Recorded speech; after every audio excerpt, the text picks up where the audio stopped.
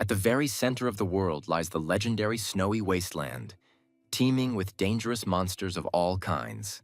It is inhabited by an ancient white serpent of colossal size, capable of swallowing huge glaciers. There is a giant snow bear there, whose enormous strength allows it to cause devastating earthquakes with a single blow of its paw. A vile, insidious rat of unnatural size pollutes the seawater with toxic filth, poisoning all living things in the ocean with its presence. The great emperor, who barely survived in this harsh land, once said something very interesting and wise to his descendants. The most dangerous thing there is not the giant monsters, but something much more terrible and unpredictable. The sound of a powerful, destructive blow echoes loudly throughout the vast, snowy wasteland. The girl jumps high into the air and delivers a powerful, crushing kick. A deafening, powerful explosion occurs, causing a giant column of dense snow and ice to fly across the area for tens of meters. With a sharp, lightning-fast movement of his hand, the man grabs the enormous claw of a giant creature that looks like an ancient scorpion. He lets out an inhuman, savage cry of rage before ripping off the monster's giant chitinous paw with a crunch. Creaking footsteps can be heard on the freshly fallen snow. Someone is slowly walking across the snowy wasteland in their direction. A creature resembling a giant scorpion notices a man approaching it and begins to tremble slightly from animal fear of a powerful opponent. The man delivers several quick blows with his sharp sword, mercilessly cutting the huge creature into bloody pieces. In a quiet voice, he asks his comrade, who tore the scorpion apart with his bare hands, whether it was necessary to act like a stupid barbarian. The guy sighs heavily from fatigue and thinks with longing about how much longer he will have to hang around with these brainless idiots. The girl curiously asks what a blockhead is and whether it is something edible, after which she takes the torn-off claw and begins to greedily eat the raw meat. They stop for a moment. The guy has already reminded them several times not to eat this nasty stuff, because you can get poisoned and die from it. The girl is genuinely impressed by the guy's knowledge of poisons and dangers, and says with admiration that he is a very smart and educated man. At this point, the man begins to feel very unwell. His powerful body begins to shake in strong convulsions, and white foam comes out of his mouth. He falls to the cold ground and begins to thrash about in a terrible fit. The girl screams loudly and asks him what is happening. She starts to hit the big guy in the face with all her might and demands that he come to his senses immediately. The guy sighs heavily in disappointment and in a quiet, tired voice bitterly utters the only word, "Idiots." He gazes at the endless snow-covered plain in front of him and thinks sadly that this is not at all what he so passionately wanted. The guy dreamed of getting into a magical world of fantasy, magic, and impossible dreams, so much so that he even quit his boring job to travel the world. He conquered the highest mountain on Earth and reached its summit, and then reached the equator in search of something unusual. After a while, he got as far south as he could. But all these travels did not change anything in his soul. Reality is as far from fantasy as heaven is from Earth. So every night he prayed frantically to the gods so that he could one day wake up in a real fantasy world with all its wonders and magic. At some point, his desperate prayers were finally heard by higher powers, and the horse-drawn carriage slowly made its way across the icy plain. A man walking next to a slowly moving cart is shivering from the cold, and a friend next to him kindly advises him to wrap up warmly so as not to freeze to death. A group of mercenaries following their leader on a dangerous mission. One of them grumbles irritably that the task is suicidal, no matter how tempting the reward may seem. The commander abruptly cuts him off mid-sentence, reminding him that they all voluntarily agreed to this work, and no one forced them. However, the mercenary continues to be outraged by what is happening, because no one warned him in advance that it would be so unbearably cold in these parts. Inside the warm carriage, there is a man in expensive clothes, who, with obvious displeasure, tells his companion that there is a terrible, inhuman cold outside. He turns to the young lady and asks if she's all right and how she's feeling on this journey. Milena from Akashi's house, smiling, replies that she is completely fine. From the street, the muffled voices of mercenaries can be heard, saying that, but they are dying of cold. The male escort looks closely at the freezing mercenaries outside and contemptuously calls them rude men without manners and upbringing. The girl asks in response not to judge them harshly, because these people are the only ones who agreed to lead them through the dangerous snowy wasteland. She asks if perhaps they should be allowed inside the carriage to warm up, as it is truly unbearably cold outside. The girl is very worried about the mercenaries and says with alarm that these people could freeze to death in this climate without warm shelter. The servant replies that this should not be done under any circumstances, since they have no idea what might be lurking outside in the wasteland. The lady asks him if he really means the monstrous monsters that are the subject of legends and rumors among people. Long ago, there was an emperor who wanted to rule the whole world, and he planned to conquer the snowy wasteland to expand his domain. So he gathered a huge army of the best soldiers of the empire and personally set out to conquer this land. Long years passed, but the army still did not return home, and the empire, left without an emperor, gradually plunged into decline and complete ruin. But one day the emperor returned unexpectedly. Having lost all his warriors, he was completely alone and barely alive after the trials. A man, greatly aged and speaking with the intonation of a madman, told that monsters live in the snowy field. But even more terrible are the merciless barbarians who live among the ice. In this hellish land, from where no one has ever returned alive, there are barbarians, the most terrible creatures of this world. The servant asks the girl not to worry unnecessarily and states that this is just an old legend that has no confirmation in reality. The girl, in turn, states that it is difficult not to believe the emperor's words, since most of the monsters he spoke about were real and known to people. The old man gives in to the girl and adds that despite all this, no one has ever truly claimed to have seen the barbarian with their own eyes. The girl sighs heavily and admits that this is indeed the truth, which is difficult to argue with. No matter how many stories there were about adventures in the snow-white wasteland, there was not a single word or mention of barbarians in them. The captain suddenly raises his hand and stops the group. He squints into the distance and says that there is something on the horizon. The man peers into the snowy desert and says that at such a great distance he cannot really see anything in the snowy darkness. After some time, the captain informs his subordinates that he has two pieces of news for them, one good and one bad.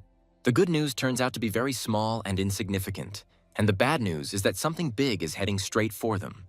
Everyone begins to feel a strong sense of anxiety and fear, because at first it seems like it's just one person, but behind him there is a clear sense of a powerful and ominous threat. The servant begins to get outraged by what is happening and asks the mercenaries why they are standing still and doing nothing to protect the caravan. The captain suddenly grabs the hilt of the sword on his belt, after which he says that a lonely man of strange appearance is moving towards them through the wasteland. He looks closely at the approaching man and realizes that he is wearing strange clothes, unlike anything he has seen before. A young man dressed in rough animal skins with a huge, massive necklace around his neck approaches them closer and closer. The mercenaries begin to whisper excitedly among themselves and come to the general conclusion that they are facing a real barbarian. Meanwhile, the young man approaches the group even closer and shocks the mercenaries with his eerie, piercing gaze that makes their blood run cold.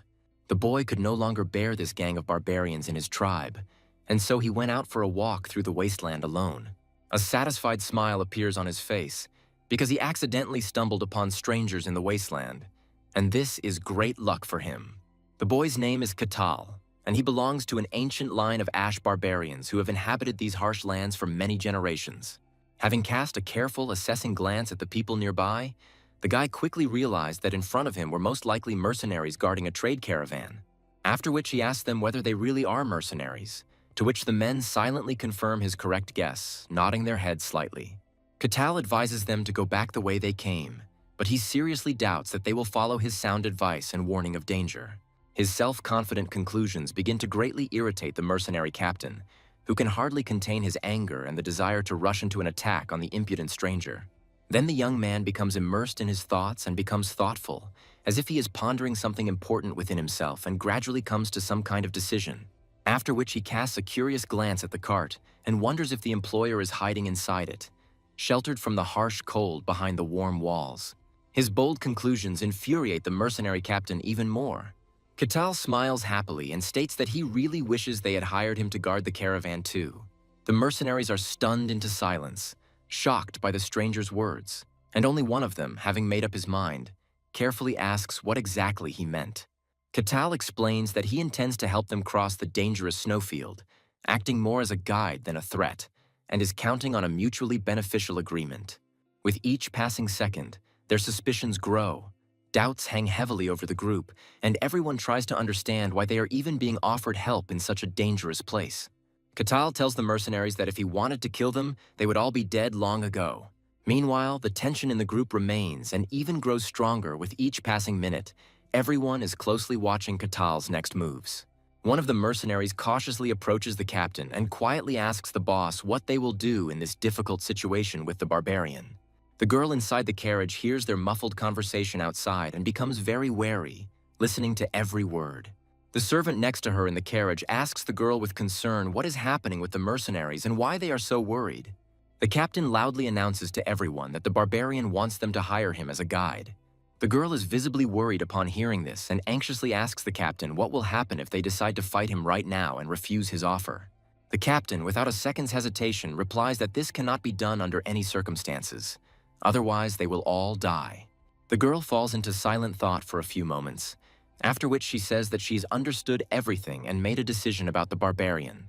After which she calmly, without hesitation, orders that the barbarian be told that they agree to his offer to become their guide. The captain bows his head respectfully in understanding of the order and goes to inform the barbarian of the lady's decision to accept him as the caravan guide. The captain approaches the barbarian and informs him that they agree to his proposal and are ready to hire him. Katal accepts the news with a satisfied grin on his face, but instead of staying where he is, he immediately heads towards the cart with the employer. Much to the mercenary captain's dismay, Katal notices his tense reaction and worried look. He just smirks in response, as if the captain's anxiety has nothing to do with him and doesn't bother him at all at the moment. Katal says there is no reason to be alarmed or concerned, as they are both just hired employees doing their jobs for money. The guy adds that he must personally speak with his employer to discuss the terms of the deal and the route through the wasteland. The captain remains on guard and sternly warns that at the slightest suspicious movement on his part, he will immediately take drastic measures to protect the caravan. Katal doesn't respond to the threat. His gaze remains calm and impenetrable, as if the captain's words don't concern him at all and don't frighten him in the least. The barbarian walks with a confident, firm step towards the cart in which his future employer is located, completely ignoring the tense glances of the mercenaries watching him. One of the mercenaries anxiously asks the captain if it is really worth allowing this barbarian to meet with the lady alone. The captain states that the boss has already agreed to a meeting, but the subordinate reminds them that they are still mercenaries, and their job is to stop the barbarian when he is threatened. After which the mercenaries look at the huge, muscular barbarian and come to the conclusion that they should not deceive themselves about their chances in a fight against such an opponent. The servant begins to visibly panic. The girl asks him to go out and talk to the barbarian and urges him to remain calm despite his fear. The girl's eyes widen in horror when the barbarian's low voice is heard from the street. The boy politely asks if he can come inside the cart for a talk. The servant begins to panic even more, and his nervous state gradually turns into real hysteria. Milena realizes that they are in a hopeless situation and allows the barbarian to enter the wagon for negotiations. The carriage door slowly opens. The girl looks intently straight into the eerie eyes of the barbarian, trying not to show her fear of this creature. Katal looks closely at the servant who is shivering from the cold, unable to cope with the piercing frost. In a quiet voice, the young man says that he would prefer for everyone to finally calm down and not give in to panic. The guy sits down opposite the lady, carefully pushing the servant aside, and says that he does not want to harm anyone. The girl is genuinely amazed, because right in front of them sits a living and real legendary barbarian. She feels a slight nervousness and cautiously greets the barbarian. The guy only nods in response. Katal notes with a slight chuckle the unusual coziness around him, noting that maintaining such a warm atmosphere in the snowy expanses must be difficult. The girl calmly explains to the barbarian that the heat inside the carriage is maintained with the help of special magic. This doesn't surprise the guy, and he states that he guessed about the presence of magic, because only it is capable of creating such warmth in this cold land. Katal gets straight to the point and says that this is a dangerous place, and with only mercenaries, their chances of getting out of here alive are slim to none. The barbarian once again reminds the girl that, in his opinion, the chances of survival are negligible, and declares that he is ready to take them under his protection, but only on one extremely important condition. The servant feels a strong hatred towards this young man, but fear does not allow him to contradict the barbarian or object to his conditions. Milena asks the guy what he wants in return for protecting them and guiding them through the dangerous snowy wasteland. The barbarian smiles broadly and declares that he needs knowledge about the outside world. He clarifies that he needs information about what is happening outside the snowy plain. The young man shows interest in the specific information that she has as a representative of civilization and a noble house. The girl insists on details of what exactly he wants to know. The guy assures that she will not lose anything if she shares this knowledge with him. Milena falls silent and plunges into thought, realizing that no matter how you look at it, in this situation they simply have no option but to refuse. She agrees to the condition. Katal's expression softens, showing slight satisfaction with the outcome of the negotiations. Katal continues the conversation and asks if he can now know the young lady's name. The girl gives her name, after which she says that she is from the noble house of Akasha. Katal smiles happily and introduces himself to the girl, after which he says that he is glad to collaborate with her on this journey. At one time, the young man always dreamed of living in a real fantasy world with magic and adventure. One day his dream came true, and he woke up in the body of a barbarian living in the harsh, snowy wastelands. He had absolutely no time to understand what had happened. He was surrounded by a deadly climate and monsters of incredible power. To survive, Katal led one of the barbarian tribes of the snowy wastes to hunt and defeat monsters. He doesn't know how much time passed, maybe months or years. All this time he continued to fight, doing everything possible to get out of these terrible snowfields. However, time after time, the system kept sending messages that the task had not been completed, and that it was only possible to leave the snowy field after completing the task. To this day, the guy doesn't understand who would think of voluntarily going to such a place, but sometimes he met people from the outside world. Then he realized that beyond these damn snowfields, there was a world of fantasy and magic that he had always dreamed of. From that moment on, Katal knew what he had to do. Simply surviving wasn't enough. He had to act to achieve his goal. He decides to take action and begins to complete tasks one after another, ignoring fatigue and pain. Each victory over monsters brings him closer to the long-awaited exit from this damned wasteland. Katal states that information from people from the outside world who occasionally come to the wasteland is incredibly valuable to him. But most of the people he met simply grabbed their weapons in panic or went mad with fear of the barbarian. Finally, he met someone he could talk to. The guy couldn't remember the last time he spoke to someone sane. After communicating with uncouth barbarians, a conversation with a civilized person is like balm for the soul.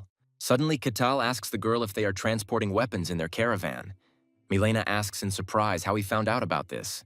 Milena's eyes widen in surprise. The guy calmly explains that he can hear the ringing of sharp blades even from here, and that speaks for itself. He then asks if they are involved in a war. Milena slowly nods her head in response to his question. She confirms that there is currently a war between the Empire and the Kingdom, and the shadows of this enmity stretch even here, into the snow and silence of the wasteland. The girl says that the mighty empire has gathered enormous power, but the kingdom is defending itself and will not give up its lands to the conquerors. This merciless war continues endlessly, giving no one a break. The kingdom holds its borders with the efforts of swordmasters and outcast heroes. These words arouse genuine interest in Katal, and he asks what power lies behind these loud titles of warriors. Milena is surprised and responds by asking if he doesn't know about mysticism and its manifestations in the world outside the wasteland. The barbarian says that he has never left these places, knowing only what he saw himself. The girl replies that she herself does not really understand. But in this world, there is a force that is called mysticism. Only a few can sense or use it, and they are divided into 5 levels of power depending on their abilities. The lowest class is the 3rd, those who can only sense mysticism but not control it. The next class is the 2nd, and starting from this class, a person already possesses mystical power and can use it. The most powerful first class are those whose mystical power manifests itself in the form of mana or aura. Further ranks lose their meaning, because above the first there are beings that cannot be understood by the human mind. This is called the transcendental level of power. Such people freely control mysticism and can cut through heaven and earth with a single blow. A swordsman belongs precisely to this rank of power. There are also heroes, creatures who not only possess mysticism, but whose power is capable of shaking the entire world to its foundations. The girl honestly admits that their power is difficult to evaluate by ranks, and there is evidence of their super abilities, but even the 3rd class makes a person a significant force. Katal confidently states that he would like to meet one of them and see their power with his own eyes. The young man can no longer remember how long he suffered here in the wasteland. He was simply desperately trying to survive at any cost.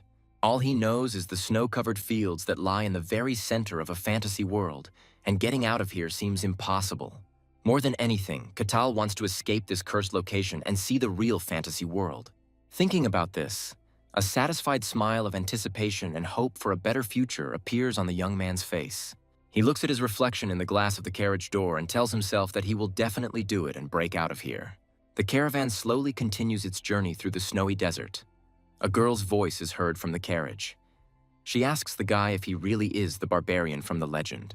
And judging by the girl's reaction, she knew who he was even before he introduced himself to her by his name. Katal notices from her look that she already suspects something about his identity. Milena confirms that there really is a legend about him among people. These words surprise him, and he asks again with bewilderment, is there really a legend about him among the inhabitants of the outside world? Milena is very surprised and wonders if the barbarian was unaware of this fact and his fame outside the wasteland. The boy chuckles quietly, realizing that the madman he once encountered in the wasteland was probably the same emperor from history. He smiles happily and says with a slight mockery that at first he thought it was just an old madman wandering alone through the snowy wasteland. He calmly says that the legend is most likely true, because that man really did come here a long time ago and returned alive. Katal then narrows his eyes and changes the subject, asking why they are transporting so many weapons along the most dangerous route in the wasteland snow. The girl, confused, replies that they desperately need money and admits that this is the only way to earn at least something to save her family. Her family had always been involved in trade. They had made a fortune, but envious competitors had set them up, and now they were deeply in debt. This trading expedition is her family's last chance to save them from the ruin and shame that awaits them in the event of bankruptcy. The guy realizes that they are going to sell weapons to a kingdom that is at war with the Empire in order to pay off the family's debts. Milena is genuinely surprised by the barbarian's intelligence and asks the young man how he guessed their true intentions and who was buying the weapons. Katal begins to reason out loud. The girl said that the Empire has numerical superiority. This means they have enough weapons and there is no need to buy them through smuggling. This means that weapons are needed by the kingdom, not the Empire, because it is there that the shortage drives up the price, where demand is high and supply is scarce and strictly limited. Katal admits he doesn't know the value of weapons outside the wasteland, but such cargo is worth a fortune, and risking his life to cross the snowfields is entirely justified. If they decided to make their way through the snowy wastes, then this was no other way than the only way to the kingdom. After which the barbarian tells the surprised girl that their kingdom borders the Empire, and therefore other routes are blocked. Milena is shocked by his conclusions. She considers it impossible because barbarians, as a rule, are uncouth and uneducated people. Once described as wild and ignorant beasts, Milena now increasingly wonders who he really is. Suddenly, the carriage is shaken violently by the impact. The servant screams in fear and grabs the walls of the carriage. The barbarian remains completely calm and serenely looks out the window, observing what is happening outside. Suddenly, the young man announces that they have uninvited guests. A huge, terrifying creature bursts out from under the snow, looming over the mercenaries with terrifying power, ready to tear apart everything in its path with its writhing tentacles. The mercenaries freeze, unable to move, as if rooted to the snow by the horror of the monster that grips them. The girl experiences terrible fear. Her eyes widen in horror at the sight of the monster from Legends. The mercenaries recognize the monster instantly. In front of them is a black slug. Katal asks the girl if he understood the name of the creature correctly. The young lady nods her head and explains that this creature is described in detail in the archives as an ancient and extremely dangerous type of monster. Over the years, strong men have braved the White Wasteland, but only a few have survived to tell of the monsters they saw here. Those who survived documented encounters with various monsters, with black slime being mentioned in their accounts more often than any other creature. Milena turns to Katal, and from the expression on her face, it is clear that she already guesses that he too is familiar with this creature from personal experience. He answers without hesitation that of course he knows them, calling these creatures a perfectly acceptable snack. Milena looks at him in horror, not believing what she heard, and asks again with disgust if he really eats them. Katal grins and offers to try this dish together, adding that he can catch one for her right now. Milena shakes her head frantically, hastily refusing the dubious treat, and her gaze turns outward again. The black slug begins to stir, its massive body trembling as if preparing to pounce, the air filling with the tension of the attack. The mercenary captain draws his sword from its sheath, his eyes filling with wild horror at the sight of the approaching monster. The young lady shouts loudly at the barbarian and asks him to do something to protect the caravan. However, the young man does not react to her screams and continues to sit motionless and watch the huge creature located near the cart. As if in passing, the guy declares that he actually signed a security contract with them and will honor it. Katal states that he promised to protect their lives, but will not intervene in the fight until the situation becomes truly dangerous. The girl fearfully asks what he means, to which the barbarian declares that these guys themselves can deal with such a monster without his help. Moreover, he himself is interested in assessing their combat level and seeing what they are capable of in a real fight. The terrifying creature opens its vile mouth, full of sharp teeth, and the ground beneath the mercenaries' feet shakes from the blows of its massive body. The mercenaries are deeply afraid of the monster and prepare for the inevitable battle, realizing that there is nowhere to retreat. In a loud voice, the captain orders his subordinates to prepare shields to defend against the monster's attacks and to hold the line at any cost. One of the fighters instantly carries out the order and rushes forward towards the huge monster. The giant black slug deals him a powerful blow with its tentacle, which throws the warrior back several meters. One of the fighters jumps high into the air with force, intending to deliver a decisive blow from above. But the monster easily repels his attack with a tentacle, and he also flies aside, falling onto the snow with a painful groan. The terrifying monster lets out a loud, piercing scream that echoes throughout the snowy wasteland.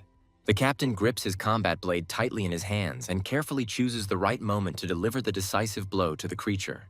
He suddenly realizes the enemy's weakness, after which he briefly orders that the creature is only capable of moving in a straight line and that they need to disperse. The fighters instantly spring into action, taking up positions around and flank the monster, whose attacks become predictable and less dangerous. They slide across the snow like the monster's mime and strike almost simultaneously, their blades cutting deep into the monster's elastic, slimy body. The creature lets out a hideous screech of pain and rage, and the captain briefly orders the mercenaries not to stop until it falls dead. The fighters do not ease the pressure on the monster and deliver several more precise blows with their spears, which drives the black slug into a terrible rage and madness. One of the warriors moves into the required throwing range and prepares to strike the monster with a spear, aiming at its massive body for the decisive blow. The guy takes aim and, putting all his strength into the throw, releases the spear at the black slug with a loud battle cry. At tremendous speed, the spear pierces the monster with great force, piercing its thick, slimy body and becoming lodged deep inside the creature. The monster is seriously injured. Its body vibrates terribly, splashing dirty, stinking liquid all around. The captain orders the mercenaries not to give up and to continue attacking the monster until it finally falls before them. He lunges forward and delivers a powerful slash with his sword across the slug's body, cutting through its flesh. After which the man says that simple blows will not help kill him, and orders to aim at the monster's core, which is hidden inside the creature. His blade begins to glow brightly, emitting mystical energy from the blade. With a loud cry of rage, the mercenary captain thrusts it into the black slug's body, breaking through the creature's defenses and directing the blow straight towards the center. The next moment, a red pulsating core appears, and with one decisive blow, the captain destroys it into small fragments. The black slug falls apart, its body melting and turning into a hissing puddle of dirty liquid on the snow. The mercenaries are breathing heavily from fatigue and looking with disbelief at the huge puddle of slime left by the monster at the site of the battle, after which they come to a state of amazement and joy, realizing that they have finally managed to defeat the dangerous monster of the snowy wasteland. Milena also feels the joy of victory. A satisfied smile appears on the girl's face. She enthusiastically declares that they did it. The barbarian remains calm and unperturbed. He does not share this joy of victory, as if he has a premonition of something bad ahead. The mercenaries' jubilation comes to an abrupt halt when a huge white wolf emerges from the blizzard. The fighters instantly take up combat positions and the battle begins anew. The wolf lets out a terrible cry, and the captain's voice is heard, ordering that the beast be hit in the neck. One of the fighters boldly jumps onto the beast's back, the shining blade piercing the body of the huge monster. When the wolf finally falls to the ground dead, one of the mercenaries skeptically notes that the snowy plain is not as dangerous as the legends say. The captain responds with stern orders not to let their guard down, as they are not even halfway to their destination. One of the warriors wonders if the barbarian is really that strong, or if all these monsters are just tales from the emperor's legends about the wasteland. The mercenary claims that the barbarian is at the very bottom of the food chain in the white snowy wasteland, and perhaps he is simply using them for his own gain. He asks the captain if it would be worthwhile to test the barbarian's abilities in combat to ensure his strength and reliability as a guide. There is a significant pause in the conversation between Katal and the young lady, both remaining silent and considering the situation with the mercenaries outside the carriage. At this time, Katal carefully watches the mercenaries through the window. The guy immediately understands their mood and doubts about him. One of the mercenaries approaches the young lady's carriage, reminding them that they are risking their lives for this mission and deserve attention to their questions. Milena thanks the warriors, admitting that without their courage, she would not have been able to even attempt this journey across the wasteland. While most other people, upon learning the details of the route, would prefer to flee, the man continues to insist on his demand. One thing worries him. The barbarian still hasn't made any effort in the battle against the monsters of the snowy wasteland. It is important for a mercenary to understand whether he really deserves the special treatment and the pay he will receive for his work. The guy continues to insist that he would like to make sure that the barbarian has real fighting skills and states that he has a bad feeling about this. The young lady understands what kind of test the mercenary is trying to tell her about. Her face becomes tense with worry about the outcome of the conversation. The lady tries to remain calm and glances at the captain standing next to her, hoping for his support in this situation. The captain mutters quietly that he tried to stop the mercenaries, but they refused to listen to his orders and arguments. Katal, who had been silently watching the argument for a long time, finally intervenes and calmly states that he has no objection. However, after this, the guy declares that now is not the time for this, because they have other guests from the depths of the wasteland. An ominous voice echoes through the icy air, telling that some pathetic mortals have wandered into its territory and disturbed its master's peace. The mercenaries watch the approaching creature closely, their souls paralyzed by a chilling fear of the ancient monster, which is the stuff of legend among the surviving travelers. The eerie voice continues to talk about how he will finally have a decent meal for a change after a long, hungry winter in the wasteland. A colossal white snake of enormous size appears next to the caravan, its body writhing like a living nightmare from the worst dreams. The creepy monster says that the little people can scream as much as they want, but it won't help them escape and will only make them even more delicious. The power emanating from the creature presses on the mind and body, causing the girl and the mercenaries to feel terrible horror and a desire to run away from here. This strange energy hinders the warriors' movements, and they struggle with all their might to resist the gigantic pressure, trying not to fall to their knees. Katal calmly steps out of the carriage, his presence and determination interrupting the hum of the wind, and he orders the snake to leave the guests alone. The snake leans towards the young man and in a hissing voice asks the guy why he is here and whether he has forgotten the rules of the wasteland territories. The snake continues to talk about Katal leaving his tribe's territory without the elder's permission, but the barbarian abruptly interrupts her and states that it is none of her business. Katal strikes the ground hard, sending clouds of snow into the air as he declares himself a barbarian known as the Wasteland Serpent. A huge monster screams terribly and asks how a man dares to give orders to him, the one who was promised eternal existence in these lands. The giant snake begins to move quickly around the barbarian, trying to surround him with the coils of its body, but the guy only grins in response to the threat. Katal tells the monster that he asked for a beating with his words and raises his hand to deliver a powerful blow to the snake.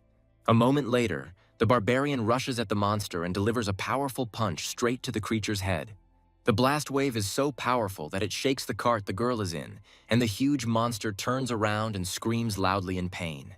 The barbarian continues his furious attacks and delivers another series of blows to the snake's body, after which a giant explosion occurs. A huge sound wave spreads in all directions from the battlefield, and the mercenaries barely stay on their feet from the force of the barbarian's blow. The barbarian continues his attacks again and again, the ground shaking from giant explosions that lift tons of snow into the air around. A powerful gust of snowy wind hits the young lady, and a loud cry from a servant is heard, who is very worried about her safety. The snow raised in the air disperses, and a barbarian stands over the fallen snake. The guy quietly remarks that some people only begin to obey after a good thrashing, after which the guy declares that he will go and deal with the rest of the monsters in the area, and it will not take much time. Katal pushes off the ground with incredible force and rushes forward at a dizzying speed. He quickly approaches another monstrous monster and, with a determined look, raises his clenched fist to deliver a crushing blow. The next moment, there is a deafening roar and a bright, blinding explosion of unprecedented destructive power. The young lady watches with undisguised amazement as the mighty barbarian bravely fights the giant, monstrous monsters. The young man calmly states that it is completely natural not to immediately trust strangers, and he understands this perfectly well. He notices that her speech and clothing make it clear that she is not a simple aristocrat, and asks with interest why she would risk herself while the caravan continues on its way. The girl's servant finds himself on the street and suffers greatly from the piercing, unbearable cold. Katal looks thoughtfully out the window, then turns to the young lady sitting opposite. The guy calmly says that since the girl mentioned this circumstance, he became truly curious to know the truth. Judging by Milena's exquisite clothing and refined manner of speaking, he strongly doubts that the girl is just an ordinary sales agent. He asks her directly why she would risk her own life and personally accompany this dangerous trade caravan, to which the girl quietly replies that she is the first daughter of a concubine. Her unfortunate mother married purely for political reasons, but was cynically used and cruelly rejected. The girl continues to tell her sad story and bitterly admits that her poor mother never had real power. Formally, Milena and her mother are considered part of a noble family, but in reality, they are absolutely nothing and are treated like despised servants.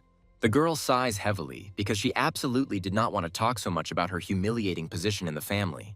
She openly talks about how she volunteered to take part in this extremely dangerous trading expedition through the wild lands. The girl is sure that even in the face of death, someone must set an example.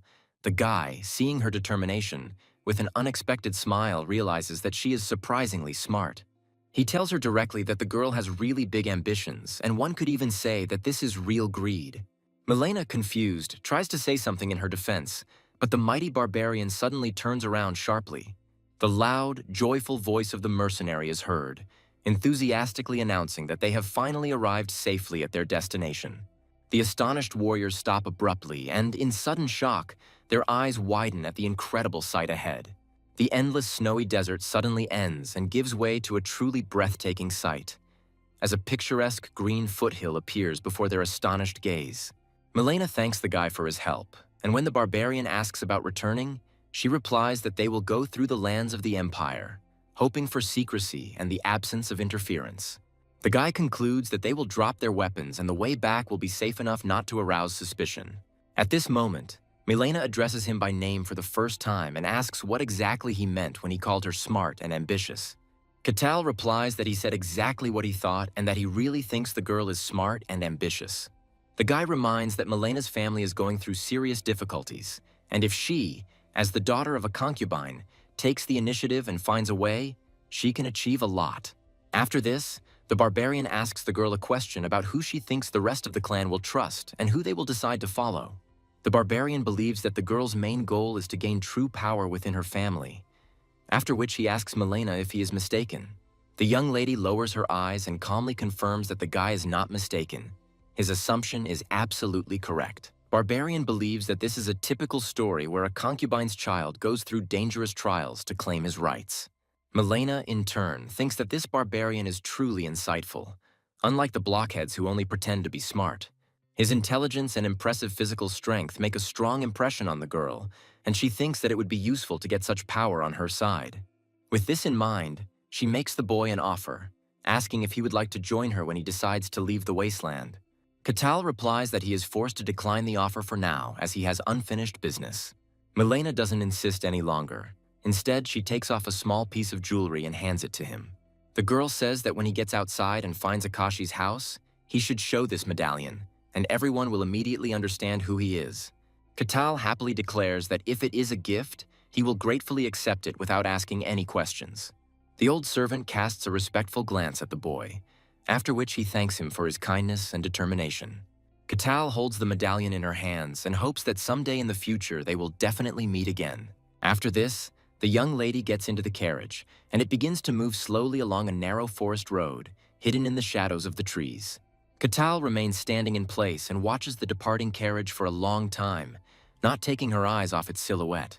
5 years pass in the white snowy plain, and a message arrives that the 784th task has been completed and the reward has been received.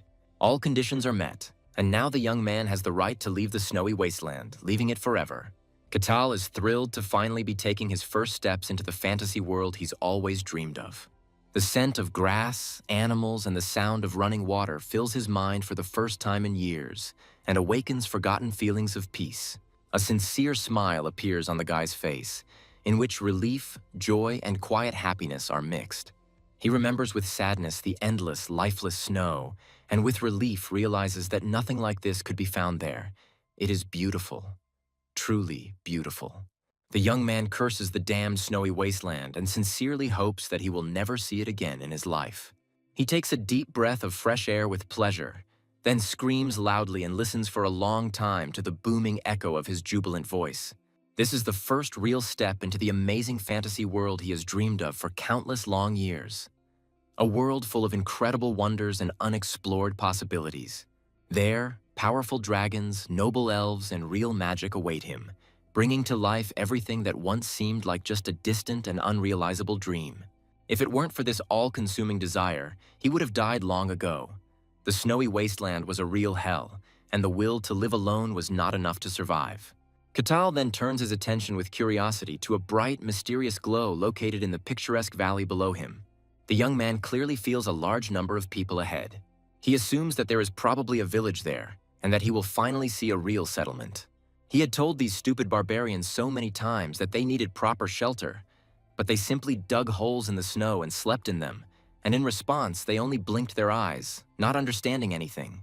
He missed the well-organized life greatly, and wondered whether he should greet the locals in a friendly manner or, following tradition, ask them what kind of world this was.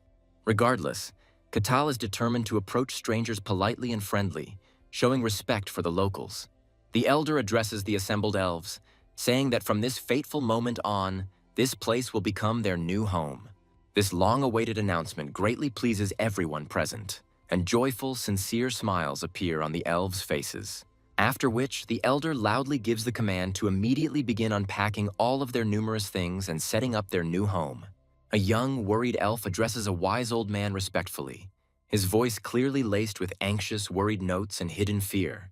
The elf cautiously asks the elder if this is really a safe place, to which the old man confidently asserts that it is completely safe. He begins to explain in detail that this is a remote, wild territory and people will never get here. Meanwhile, the elves unpack their things and diligently begin to arrange their new life. However, the young elf insistently reminds them that the snowy wasteland is very close to them. The old man asks if he is really worried that monsters might come from there. After which he calms the worried elf and calmly says that there is absolutely nothing to worry about. In 1,000 years, nothing has ever come out of there. In addition, just in case, they set up a powerful magical barrier that reliably hides their presence and makes this place look like an ordinary forest. As long as the barrier holds, no outsider can get close, and even if monsters appear, they will be fine because the queen is nearby. The elder confidently declares that the monsters will not even dare to touch her.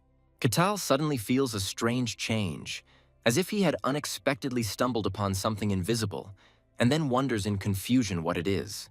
Without realizing it, he has just overcome the powerful magical barrier of the elves, and continues to move deeper into the forbidden territory. He walks through a dense, dark forest and thoughtfully ponders how far he still has to go, until he suddenly notices a small, lost elf.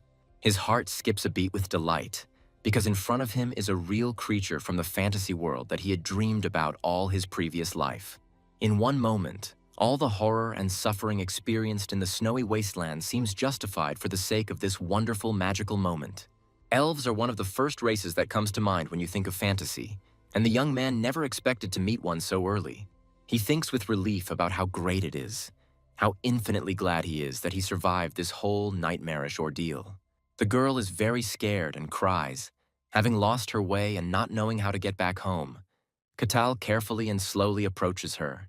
As soon as she looks up, she instantly falls into panic, frightened by the huge stranger, threateningly looming over her with his shadow.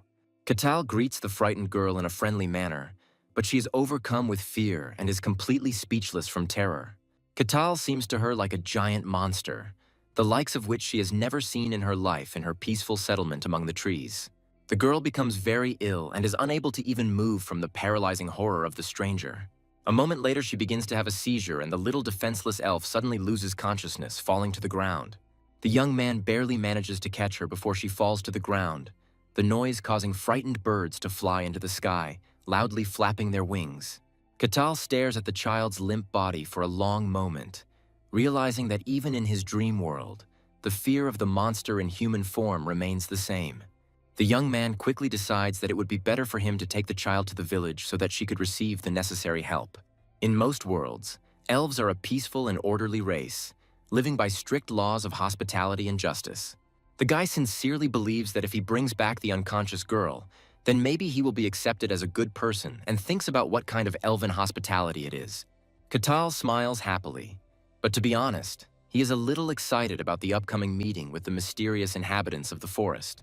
The boy confidently walks out to the edge of the clearing and begins to slowly approach the village, carrying the elf in his arms.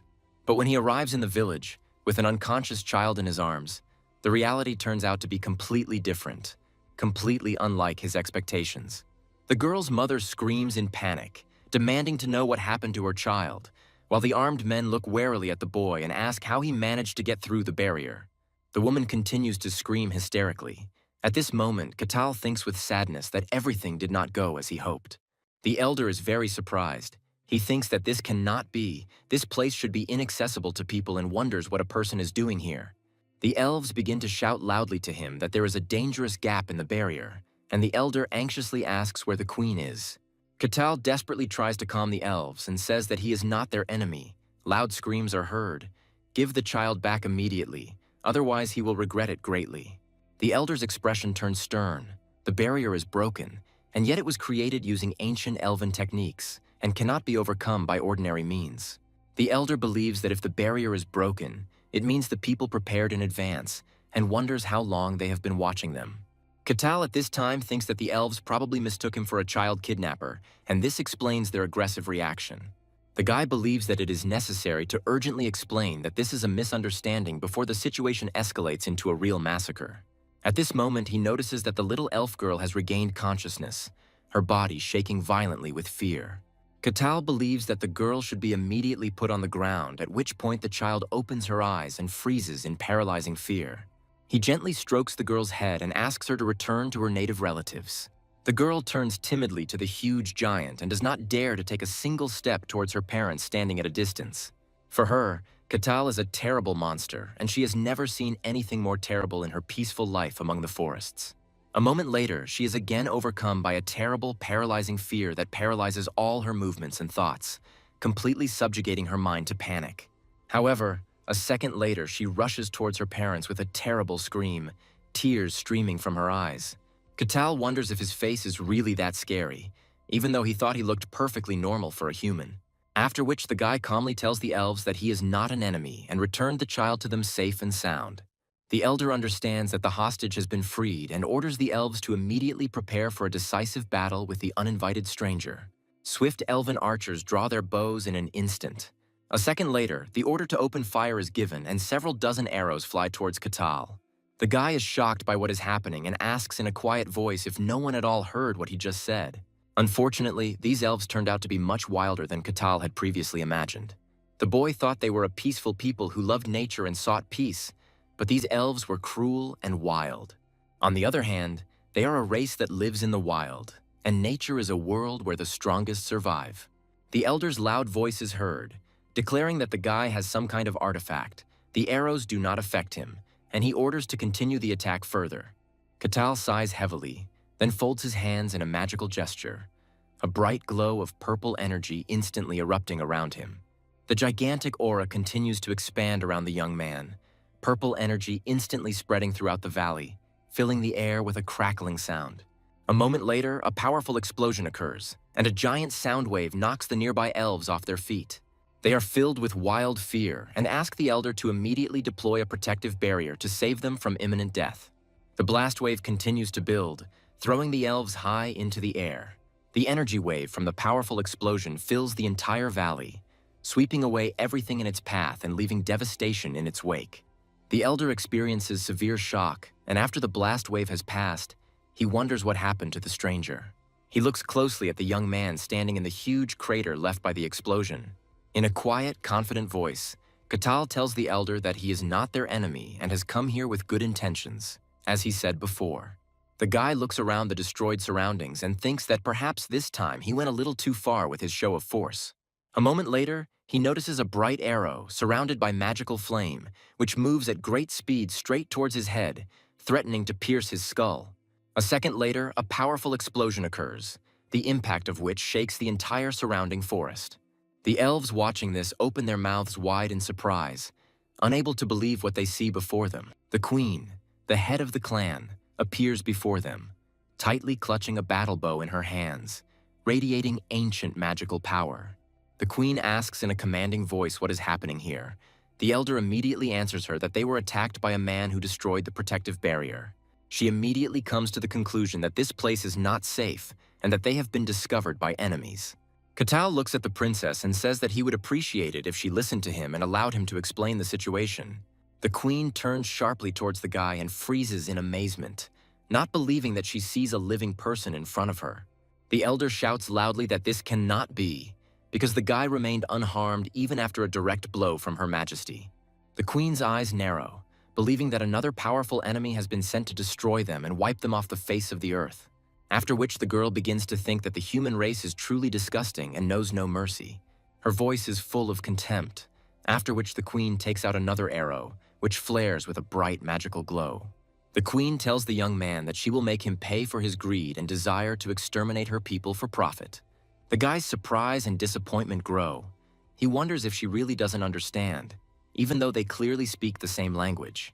Katal believes that nothing can be done about it. During his life in the snowy wasteland, he learned one very important rule of survival. People only start listening carefully when they get hit on the head, and this rule works the same everywhere, the guy thinks. Meanwhile, the queen fires another arrow, which creates a powerful energy field in the air, pulsating with ancient magical power. The arrow moves ever closer to the young man and transforms into a huge dragon, spewing streams of destructive magical energy. The sound of energy fills the space. Katal clenches his fist and resolutely rushes forward to meet the attack. With a loud cry, the boy delivers a powerful blow to the giant energy field that has taken the form of a dragon. Then a giant explosion occurs, engulfing the sky with a blinding light, which forces the elves to cover their eyes from the bright flash. A shockwave spreads across the space, causing the queen to scream in surprise. Katal continues to stand confidently in place, clenching his huge fist. The next moment, another explosion occurs, tearing the energy dragon into small pieces that disappear into thin air. The smoke from the explosion slowly clears, and the queen finds herself in a huge crater, struggling to get to her feet. Katal is a little upset. He thinks that he should have restrained himself more so as not to cause serious harm to the elf queen. The elven queen is greatly surprised and perplexed, unable to understand how a human could so easily deal with her magic. After this clash, she realized that this young man was incredibly strong and posed a huge danger to the entire clan. He is clearly at least at the level of a transcendent in strength, and the queen wonders why such a powerful warrior would end up here in the wilderness. The girl sighs heavily, after which she orders her subjects to immediately leave this place, while there is still a chance to escape death. The elves are shocked by this order, and many of them try to ask the queen something, not understanding the reasons for such a hasty retreat. However, she rudely interrupts them and orders them to run away immediately. Panic breaks out among the elves. They drop things and start running away in terror. The queen tells Katal that she acknowledges his strength, but states that the boy will never achieve his goals here. Katal has a strange feeling, because everything went completely differently than he expected. The guy just wanted to talk like a human being. Meanwhile, the queen begins magical manipulations and summons a creature, an entity that protects the primordial race from an ancient evil. She calls upon the one who brings death and destruction, and commands the being with horns of pure flame to appear. The queen raises her hand into the sky, and a bright stream of fire flows from it, forming a giant pulsating sphere in the sky. The sphere grows larger and larger, expanding in size to form a giant fireball that illuminates the entire valley with bright light. In a moment, this ball transforms into a huge, awe-inspiring bull blazing with flames. Katal is very impressed with what is happening. He thinks that this is just a cool summoning compared to those creatures in the tundra that were ugly and terrible. If all fairy tales had monsters like those from the snowy wasteland, they would be simply disgusting. Memories of the terrible creatures he encountered in the wasteland come to the boy's mind. However, this fiery creature in front of him is very graceful and beautiful, as if it came from the pages of ancient legends and traditions. The young man's eyes radiate joy. He thinks that this is the real fantasy he has dreamed about all his life. Meanwhile, the queen addresses the summoned creature and orders it to destroy the enemy in front of her. The huge bull lets out a menacing roar, and gigantic flames burst from its nostrils. The girl continues to plead with the being that embodies pure flame, begging him to fulfill the terms of the ancient contract. The stronger the spirit, the more ancient he is and the greater his pride. With all her strength, she could barely summon him into this world. At the time, she was only able to secure the contract thanks to the help of another tribe. The queen could not have imagined that she would summon him under such circumstances. The girl's face becomes serious, and she tells the creature that he must fulfill his contract, made many years ago. The bull stamps his hooves aggressively and asks if the contract is really just to kill the man standing in front of him. Such a trivial task is beneath him. After which he carefully examines the barbarian and wonders if he is even human, since his aura is unusual for a mortal. Meanwhile, Katal continues to stand motionless in place, looking at the huge creature with admiration, like a child seeing a miracle for the first time. The giant bull roars menacingly. A bright sphere of fire flares up around it, filling the air with heat and the crackle of blazing magical energy. The young man is delighted by this spectacle and cannot believe that he is seeing with his own eyes a true embodiment of ancient magic. The queen's voice is heard, telling them that this man has invaded their land, destroyed the barrier, and attacked her people. The bull angrily addresses the young man, calling him a pathetic little man, and asks how he dared to encroach on the forces of nature. The creature declares that it will turn the boy into ashes, but it seems that Katal does not hear its words at all and is mesmerized by the sight before him. The flames emanating from the enormous fireball grow larger and larger, filling the surrounding space with heat and the crackling sound of fire. He roars loudly, after which his massive body begins to approach the guy at great speed. The young man is still amazed by the grandeur of what he has seen, but finally realizes what is happening, and his gaze shows a clear understanding of the coming battle. At tremendous speed, the mythical creature crashes into Katal, causing a gigantic fiery explosion that illuminates the entire valley with a blinding light of flame. The blast wave is so strong that the elf queen can barely stay on her feet. The smoke clears, and the girl begins to carefully look around, trying to make out something in the clouds of smoke and ash at the site of the collision. What she sees shocks her. Katal stands still, his hand tightly gripping the horn of the flaming bull, not letting go of it from his steel grip. A slow smile spreads across the boy's face before he raises his huge fist to punch. The elf queen is shocked by what is happening, and the voice of a guy is heard, who tells the bull that he will beat him to death for trying to attack him. Katal then, with a swift movement, delivers a powerful blow to the forehead of the giant bull, putting all his barbaric strength into it. A bright flash fills the space, and a powerful wave of energy spreads through the surrounding forest, breaking trees and sweeping away everything in its path. A gigantic fiery explosion instantly expands, covering an ever larger area and turning the green valley into a scorched desert. The queen screams from the powerful shockwave, but her voice is drowned out by the deafening roar of the explosion. The clearing becomes completely burnt out, and in its place a huge pit gapes. Katal confidently walks forward and approaches the queen, raising clouds of dust and ash with her heavy steps. In a quiet voice, the girl says that this cannot be, after which she begins to beg for mercy, pleading for the lives of her people to be spared. She asks the young man to be merciful and spare her relatives, who were simply defending their home from an intruder. Katal gives her a determined look and tells the elf that he is not her enemy and never has been. This statement seems to greatly surprise the girl, who did not expect to hear such words from such a powerful warrior. She slowly looks up and asks in an uncertain voice what the guy just said. Katal says that after a protracted conversation, they finally figured out that they are not enemies. The queen begins to apologize and asks for forgiveness, because they rushed to conclusions and attacked him. The girl begins to explain that they mistook him for an ill-wisher. However, the guy saved a child from their clan, and this is a terrible insult. Smiling, Katal says that everything is fine, and he is just a little sad because he was not given the opportunity to explain himself from the very beginning. The queen's voice still held a note of caution as she asked if it was true that the boy was not the type of person who wanted to conquer them. To this, Katal replies that this is the first time in his life he has seen an elf. There are none at all in the snowy wasteland. Hearing about the snowy wasteland, the elven queen is greatly surprised. not understanding how a person could survive in those conditions for so long. The guy says that he is an ash barbarian from the wasteland. That's what foreigners call him.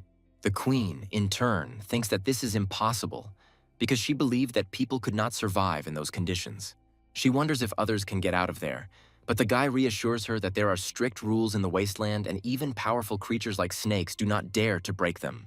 For some reason, Catal managed to circumvent these restrictions in the form of quests set by the ancient forces of the snowy wasteland. The guy believes that his case is probably a very rare exception to the rule, and he was simply incredibly lucky. The queen says with relief that this is good, at which point the guy asks if everything is okay with her summoning. Catal happily reports that he cut this bull in half with one blow. The girl asks not to worry. Spirits are creatures of nature. If the connection with the summoner is forcibly broken, they simply return to the spirit world. After which the queen says that she has insulted the boy and asks how she can make amends with the stranger who saved the child. The information about spirits greatly interested the guy. He asks if creatures other than elves can enter into contracts with spirits. The queen is slow to respond, and after a while she says that it is most likely impossible for an ordinary person to do this. However, there is still an exception. There are people who have a strong connection with nature, and sometimes contracts with spirits can be made. The girl offers to go to Alto, the sacred land of the elves, if the guy really wants to make a contract with the spirit of nature and gain his power. The queen adds that their god lives in this place, and perhaps the contract will be possible thanks to his ancient wisdom and power. Saying this, the girl begins to noticeably become sad and lowers her eyes, remembering something heavy and painful for her heart. Catal is overjoyed to learn of the elves' secret spiritual place, hidden from human eyes for centuries. She adds that a person like him will only be allowed in with her recommendation, and warns him of the need to keep the location secret. This sacred place is the dream of every elven researcher who studies their culture and ancient secrets passed down from generation to generation. For the elves, allowing a human to approach their sacred place is too dangerous, for they value it more than life and will never reveal its location. A glowing crystal appears in the queen's hands, and she tells the boy that she wants to believe him. The girl hands over the Catal crystal and explains that even in this sacred land, God will test its power. Catal gently takes the crystal from the queen's hands and states that she accepts the gift with gratitude. The girl warns once again that as soon as the guy approaches the sacred place, he will be in serious danger. A kind smile appears on her face. She believes that the young man will cope with everything and sincerely wishes him good luck. After this, the queen tells the guy her full name and says that she is the elder of the Autumn Leaf clan. Catal speaks his name with respect, introducing himself as an ash barbarian from the snowy wasteland. Then he pushes off the ground sharply and rushes forward with great speed. He moves swiftly through the forest, covering enormous distances with astonishing ease. The guy rushes through the dense forest, weaving between the trees with such speed as if he were a released arrow. The guards at the gate are startled by the distant rumble of thunder and the sudden surge of colossal power, and they anxiously wonder what exactly is approaching the fortress. The guard commander immediately orders the bell to be rung to raise the alarm. A gigantic sound wave erupts from the forest and in an instant reaches the powerful fortress gates. Clouds of dust and earth fly apart, and Catal suddenly appears in the clearing. The captain of the guard stands stunned, his gaze a mixture of bewilderment and a growing sense of danger. The young man greets the guards warmly and says that he is glad to see them. The guards immediately form a tight circle around him, approaching cautiously with drawn weapons. One of the knights asks in surprise if all this noise and destruction is really the work of this guy. They begin to carefully examine this strange young man, noticing his ash-gray hair and the confidence in his eyes. The guard notices a scar on the stranger's chest and whispers a guess, causing the guards to exchange glances, fearing that the man in front of them is an ashen barbarian. Meanwhile, the young man takes a step forward and begins to slowly approach the guards. They clutch weapons in their hands and loudly order him to stop, threatening to use force if he disobeys. Catal would prefer to avoid conflict and loudly declares that he is not an enemy. However, the guards are still alarmed, and one of the knights tensely asks what he wants. The young man silently raises his hand and points his index finger towards the guards. The knight freezes in surprise. He does not understand why the guy is pointing at them and what exactly this is supposed to mean. They turn around and realize that the young man is pointing to the gates of the fortress wall, wanting to enter the city through the main entrance. Catal tells the guards that he would like to visit this territory and get to know the life of the city, about which he has heard many interesting things. The announcement of a desire to visit their territory is perceived as a challenge, and the guards' faces change from surprise to wariness. They ask if the barbarian would like to pass through their city in transit, but the boy replies that perhaps he would like to stay for a while. The captain fills out the paperwork and thinks about the possible risks associated with the barbarian's presence in the city. The man then asks Katal if there is anyone who can confirm his identity or any document for entry into the city. The young man replies that no, after which he remembers the young lady who gave him the amulet as a farewell gift. He clearly remembers her words that if the guy suddenly gets out and visits Akasha's house, he should show this item. The boy carefully places the amulet on the table, at which point the captain begins to examine it carefully, focusing on the depicted family symbol. The coat of arms on the object illuminates the room with a metallic sheen, and the officer tries to remember where he has seen something similar. Katal explains that it is the crest of the Akashi family, bestowed upon them by one of the descendants of this ancient and influential family, which has been engaged in trade for centuries. The name of the Akashi trading house evokes memories in the man of rumors surrounding a vanished caravan heading to the snowy lands many years ago. The officer realizes that he doesn't look like a fake, but he still needs to confirm something before letting the barbarian into the city. After some thought, he tells the guy that he can pass, but there is one condition that must be met before entering the city. Katal is very surprised by this statement and asks what condition they are talking about, not understanding what the border guards want from him. The knight gives him a wary look and says that they need confirmation that the guy is not a threat to them and does not pose a danger to the residents. He says that 3 more people are trying to enter the territory right now. The condition is that the guy needs to clear the border dungeon along with those individuals. Katal is surprised by the simplicity of this task, because he expected something more serious and dangerous. The guy happily declares that everything suits him, and he agrees to fulfill this condition in order to gain access to the city. However, there is one more condition that the young man must fulfill. He must report everything that happened inside.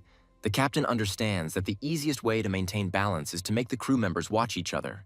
Then, trying to lighten the mood, the officer asks if the young man is really a barbarian from the snowy wasteland, as is the stuff of legend among the soldiers. To which Katal answers in the affirmative, proudly confirming his origins as a tribe of ash barbarians from the wasteland.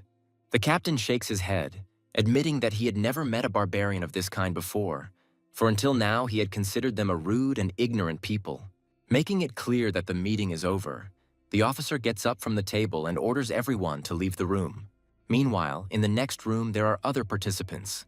One of them is outraged to go into the dungeon with robbers and rat thieves. He considers it beneath his dignity. The interlocutor asks the man why he is asking for trouble. Is he really angry because the thief deceived him and stole his money? Alexander is indignant. He calls his interlocutor a bastard and asks how a petty thief dares to speak in such a tone to a noble gentleman from a noble family. Kasan replies sarcastically, "Does a noble gentleman really have such worn-out armor?" He tells the man that he is just a wandering mercenary pretending to be someone unknown, after which he says that the man is the same scum as he is. The tension between the men reaches its limit. Alexander screams loudly and draws his sword from its sheath, preparing to attack the impudent thief. The thief, with a cheeky smile, quietly takes out a knife and mockingly asks the man if he is sure that his battered armor is even capable of protecting him from a sharp blade. Kassan deflects the man's sword with a sharp blow and points a knife at him, aiming for his neck. The air literally sparkles with tension. At this moment, a voice is heard asking the gentlemen if they could stop this senseless fight. The men freeze, their gazes fixed on the girl who slowly enters the room with an expression of serene calm on her face. In a quiet voice, the nun says that they must work together, because they still have to clear the dungeon and not destroy each other. The girl sadly thinks about whether she will survive with such partners who are already ready to cut each other's throats before entering the dungeon. The minimum number of participants to enter the dungeon is 4, which means someone else must come to fulfill the guard captain's condition. She is pulled from her thoughts by the sound of a loud door opening and the captain of the guard entering. In a loud voice, the knight announces that the last person has arrived who will complete the formation of the group to clear the dungeon of monsters. The girl begins to pray that this last person is normal. At this time, Ketal enters inside through the open door. All 3 team members look at the boy in shock, their gazes filled with a mixture of shock and disbelief at the sudden appearance of the huge barbarian in front of them. Ketal, entering the room, immediately looks at the 3 people, after which he cheerfully asks if they are his team for clearing the dungeon. Alexander looks at the barbarian with surprise and quietly says that he is just a giant. The thief feels a strong pressure from the barbarian's gaze and wonders if this is really a man or some kind of monster in human form. Catal is extremely friendly, waving to his teammates and saying he is glad to meet everyone present. The officer who brought the guy asks to talk among themselves for now. He urgently needs to leave on business. Catal invites them to meet and informs them that he is an ash barbarian from a snowy wasteland where only the strongest and most resilient warrior can survive. Everyone says their names. The last one to introduce himself is Alexander. He says that he is a paladin. The guy asks with surprise if he really possesses holy power. This question puts the man in an awkward position. He nervously makes excuses. Alexander explains that a paladin usually has holy power, but he is special and does not know how to use it. The girl's name is Hayes. She's a priestess and serves the god of deception and lies, which causes surprise among the people around her. This causes the guy genuine confusion. He asks why her identity is not confirmed, because priests usually have clear signs of their service. The girl lowers her eyes and says that she serves the patron of deception. Her god is not respected among other deities and their followers. The conversation is interrupted by the captain, who enters the room and in a businesslike tone announces that they need to speak immediately. The man says that they will get to know each other better during the course of the task, and now there is no time for conversations and empty chatter among themselves. The squad obeys his order without question and slowly makes its way towards the exit of the barracks, preparing to enter a dangerous dungeon, towards the unknown and a mortal threat. A wary silence falls over the room. The girl looks at the barbarian with obvious distrust, not understanding what to expect from this giant. The squad moves through a tangled labyrinth, and after some time, the accompanying officer reports that they have arrived at their destination. Catal looks around, trying to figure out where they are. The guard standing at the entrance points to a gaping stone passage and says that this is the entrance to a dungeon full of dangers and deadly traps. He begins to explain that the dungeon consists of 3 floors. Each floor is teeming with undead, and their task is to clear them out and return the lost crest. A satisfied smile appears on Catal's face as the young man takes a decisive step forward towards the entrance to the dungeon. Catal turns to Kassan and asks him to outline his plan for further action. He addresses him as Sir, to which the guy asks him not to do that. After all, they were teammates now, and nodding, the thief began to lay out the strategy, explaining that Catal and the warrior would take up the main line of defense in front. The sister will stay behind and support them with her magical abilities, increasing the defense and attack of the entire group. The thief himself will carefully scan his surroundings for ambushes and traps, using his dexterity to warn the party of danger before it reaches them. The barbarian happily nods his approval, calmly saying that this plan suits him, which causes slight surprise on the part of the thief, who did not expect such a reaction. Catal cheerfully suggests not to waste time and head into the dark opening of the dungeon, whose corridors stretch into darkness. Inside the dungeon, there is an oppressive silence in which not a rustle can be heard, only endless passages, which in itself seems very strange. Kassan's disgruntled voice is heard.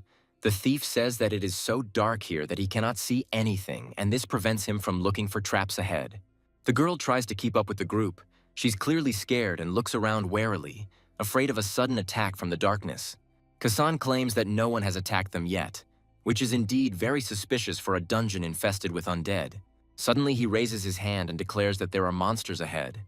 Catal replies that he doesn't see anything. The thief points out to the young man the bones scattered below and warns him that these are skeletons, ready to rise up as soon as a living creature approaches. He says that if they come closer, these skeletons will stand up and attack them. Kassan begins to loudly curse at the captain. He declares that this expedition is not a test, but just a trap set up to get rid of unwanted strangers. The barbarian stops and seems to start thinking about some kind of plan of action against the skeletons, estimating their strengths and weaknesses in his head, remembering past battles. The thief explains that skeletons are very powerful monsters. They continue to move even if their limbs are cut off. Since they are made of bones, they are much stronger than normal corpses. Such armor makes blows almost useless against their hard, bony body. Catal realizes that they are much more difficult to deal with than he thought, and he needs to use the right tactics to defeat the undead. The thief tells the nun to concentrate, then asks the warrior to raise his shield and calls on the barbarian to prepare for battle. Kassan explains that the skeleton's body continues to move even after serious damage, so it is necessary to aim for the neck, as this is where their weak point is. He adds that these creatures are quite strong and stubborn, so for a reliable result, you will have to strike them several times in a row. Katal replies that he understands everything perfectly, after which he begins to carefully move forward towards the scattered bones on the dungeon floor. Approaching the skeleton, the young man notices that energy begins to sparkle in its empty eye sockets. The skeleton comes to life and stands on its feet. Alexander feels a strong tension and tightly grips his combat blade, preparing for a fight with the undead that knows no fear or pain. The girl activates her skills, after which she casts a magic spell, calling upon the power of her god of deception to aid her comrades in battle. Katal moves even closer to the monster and raises his hand to strike. At this moment, the skeleton lets out a terrible scream and rushes at the guy, waving its bony arms. The barbarian slams his fist into the skeleton with devastating force, reducing it to a cloud of dust in one swift blow. Katal is greatly surprised as the bones crumble into tiny fragments, turning into a cloud of dust that slowly settles onto the dungeon floor. Alexander is shocked by what is happening. He is unable to believe that the barbarian just destroyed a powerful monster with one blow. The rest of the team are equally shocked and unable to utter a word. A satisfied smile appears on the barbarian's face. He tells Casson that his method really works.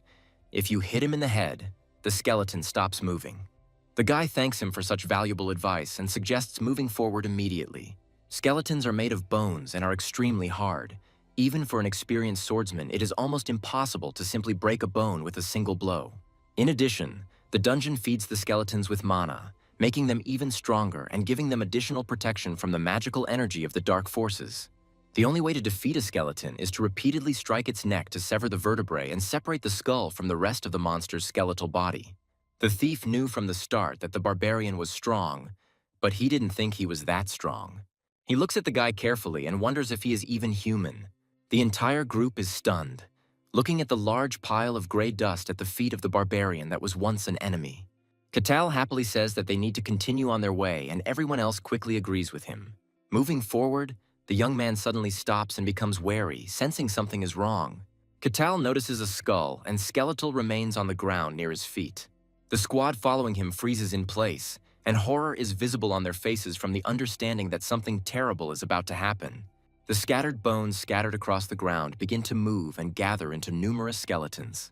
Hayes is unable to contain her fear and begins to scream in horror as she sees the dead rise before her eyes. Alexander grips his weapon tightly and prepares for battle, realizing that now they will have to fight. Suddenly, the barbarian asks the group members for a favor, causing confusion among everyone. The young man states that he wants to fight the undead alone, as he wants to test something and understand their nature. They exchange glances and agree. The barbarian thanks them and goes towards the nearest skeleton lying on the floor of the dungeon. The skeleton begins to move, slowly rising to its feet and picking up the sword from the floor, its bones coming together as if brought to life by magic. The companions watch the barbarian with interest and wonder what he is going to do. The boy peers intently at the skeleton. He finds the sight fascinating, worthy of closer examination in the gloomy darkness of the dungeon. Meanwhile, the skeleton stands up completely, swings his sword, and rushes at the guy. Katal effortlessly catches the blade flying at him with 2 fingers and snaps it in half like a fragile tree branch. The guy asks what he will do now. The skeleton clutches the broken piece of the sword and, pushing off from the wall, rushes at the guy again. He approaches at arm's length and raises his sword to strike, aiming straight for the barbarian's neck. Katal deftly dodges, and the deadly blade only touches the tips of his hair. After this, the guy grabs the skeleton by the wrist, his face glowing with excitement. He squeezes the bony hand with incredible force, and it crumbles to dust. The remaining part of the arm falls with a loud thud at the young man's feet, hitting the cold stone floor of the gloomy dungeon. Upon contact with the ground, the bone instantly crumbles into gray dust, which slowly settles on the slabs. Katal looks closely at his palm, which is still covered in dust from the crumbling skeleton bone, and watches this with amazement. The skeleton, in turn, looks down at his severed arm, as if not understanding what just happened to his limb. Then he turns to the young man, a bright, angry fire of hatred lighting up in his eye sockets. The skeleton kicks the sword lying on the floor in rage, and the sharp blow causes the weapon to fly upward.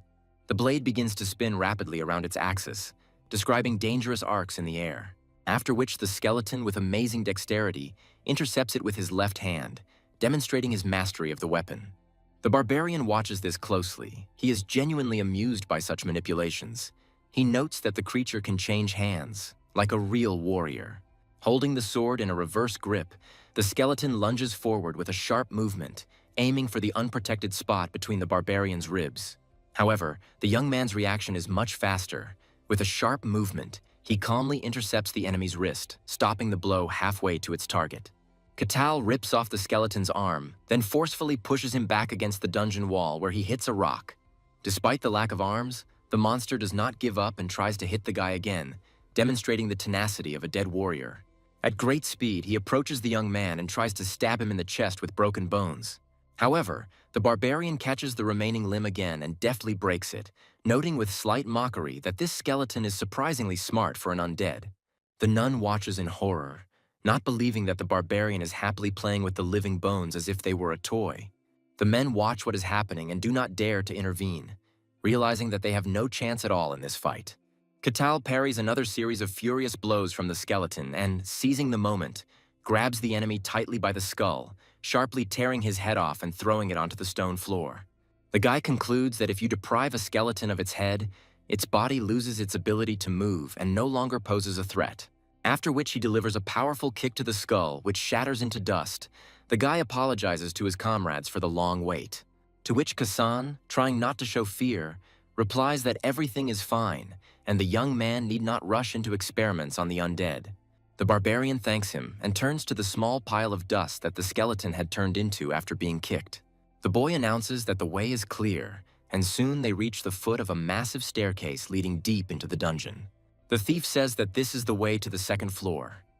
He sighs with relief and says that perhaps it will be a little easier to move on from here. The squad begins to slowly descend to the second floor. Alexander looks around warily, looking out for possible threats in the darkness of the dungeon corridors. The nun is visibly worried. She is very nervous and clutches her amulet tightly. Finding themselves in a huge room, the comrades ask the barbarian if it wouldn't be better to rest a little.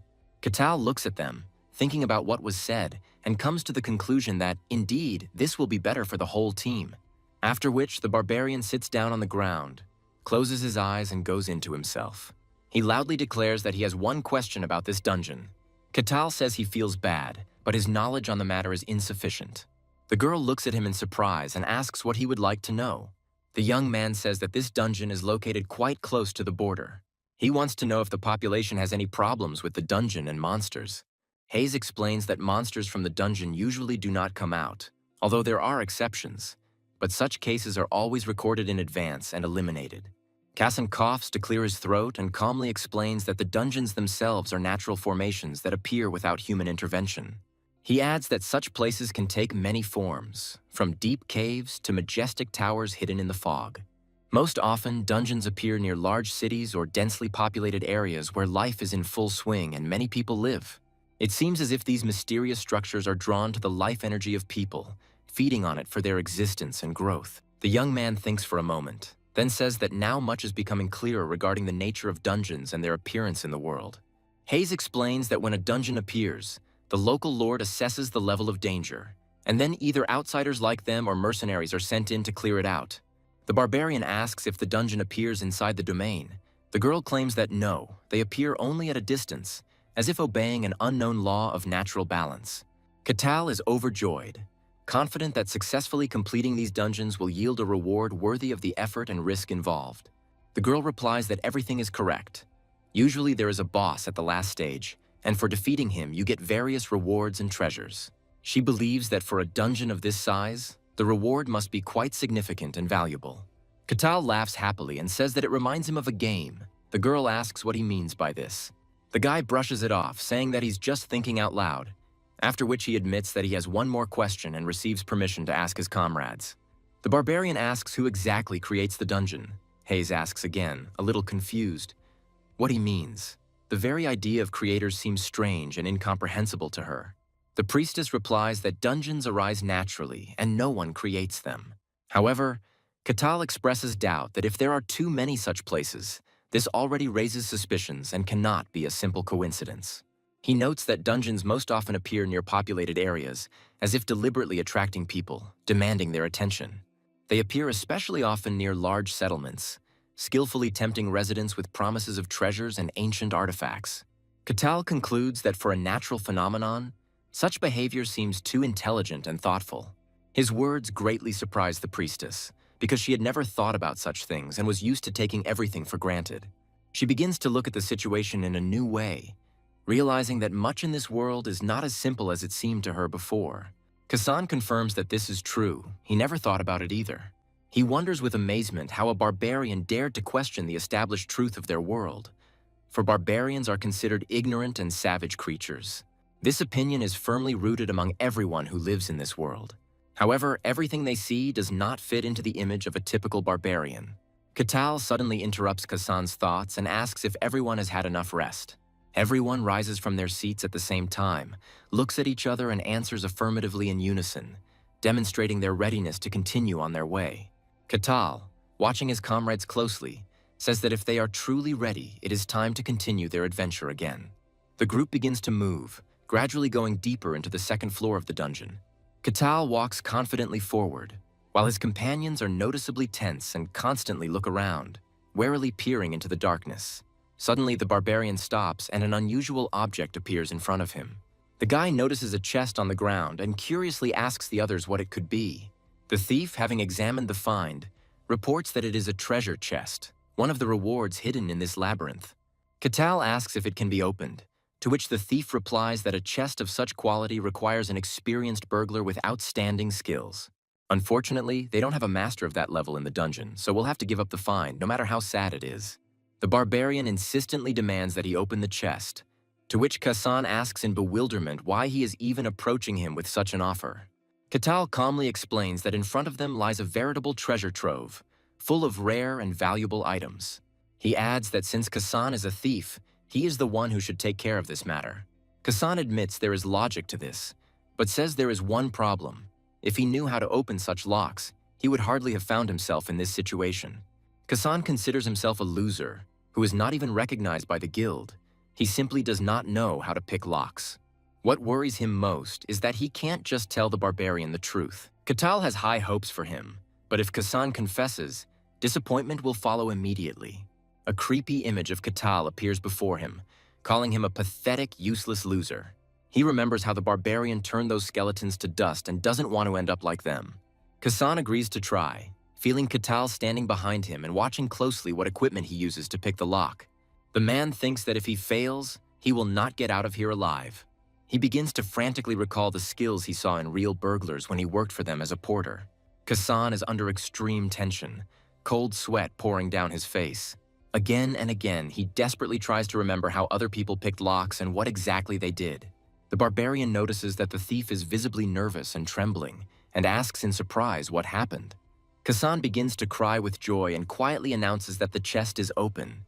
He begins to slowly open the lid of the chest, and a bright glow bursts out from it, illuminating the dark room of the dungeon. Hayes says with amazement that only experienced thieves find treasures, and now she sees it herself, calling the thief amazing. Catal happily supports her. The guy states that Kasan's skills are impressive and worthy of the respect of any adventurer. Kasan begins to wonder how this happened, because the task seemed impossible, but he managed it by assessing the situation correctly and acting quickly. He has always prided himself on trying to live the best life possible, and for the first time in his life, the boy begins to doubt himself. Catal asks curiously, wanting to know what value the contents of the chest in front of them might be worth. Hayes replies that an ordinary family could live quite luxuriously for a month. Catal smiles and says that he understands everything, after which the young man asks the thief to take care of the reward. Kasan addresses the youth with respect and says, "Sir," watching carefully to see how the barbarian will react. Then he slowly takes out an expensive golden cup from the chest, takes it with both hands and examines it carefully. He looks at her with genuine admiration, completely immersed in her refined beauty and dazzling bright shine. Suddenly, the barbarian shouts loudly at him. Kasan screams in fear, unable to contain his reaction. The young people ask what happened and if he needs help, to which Kasan loudly replies that he did nothing. After some time, they walk through the dungeon, Kasan dragging behind his back a bag full of treasures from the chest he found. Suddenly, the group stops. Kasan warns that there are many skeletons scattered on the floor in the dark corridor ahead. The barbarian carefully examines the scattered bones and assumes that there are 4 opponents here. The young man confidently declares that he will be able to deal with the 3 skeletons on his own. Everyone immediately understands the meaning of his words. The barbarian calmly remarks that he will generously leave the last enemy to his team. He takes a step forward, at which point the skeletons suddenly begin to awaken from the presence of the living, filling the dungeon with an ominous rustling. The thief admits that every time he sees skeletons being assembled from bones, he is overcome with shivers from this eerie sight. Alexander replies that he understands everything and agrees to the barbarian's proposal without hesitation. At that very moment, a bright light flashes in the empty eye sockets of the nearest skull lying next to the young people. Kassan experiences an animal terror.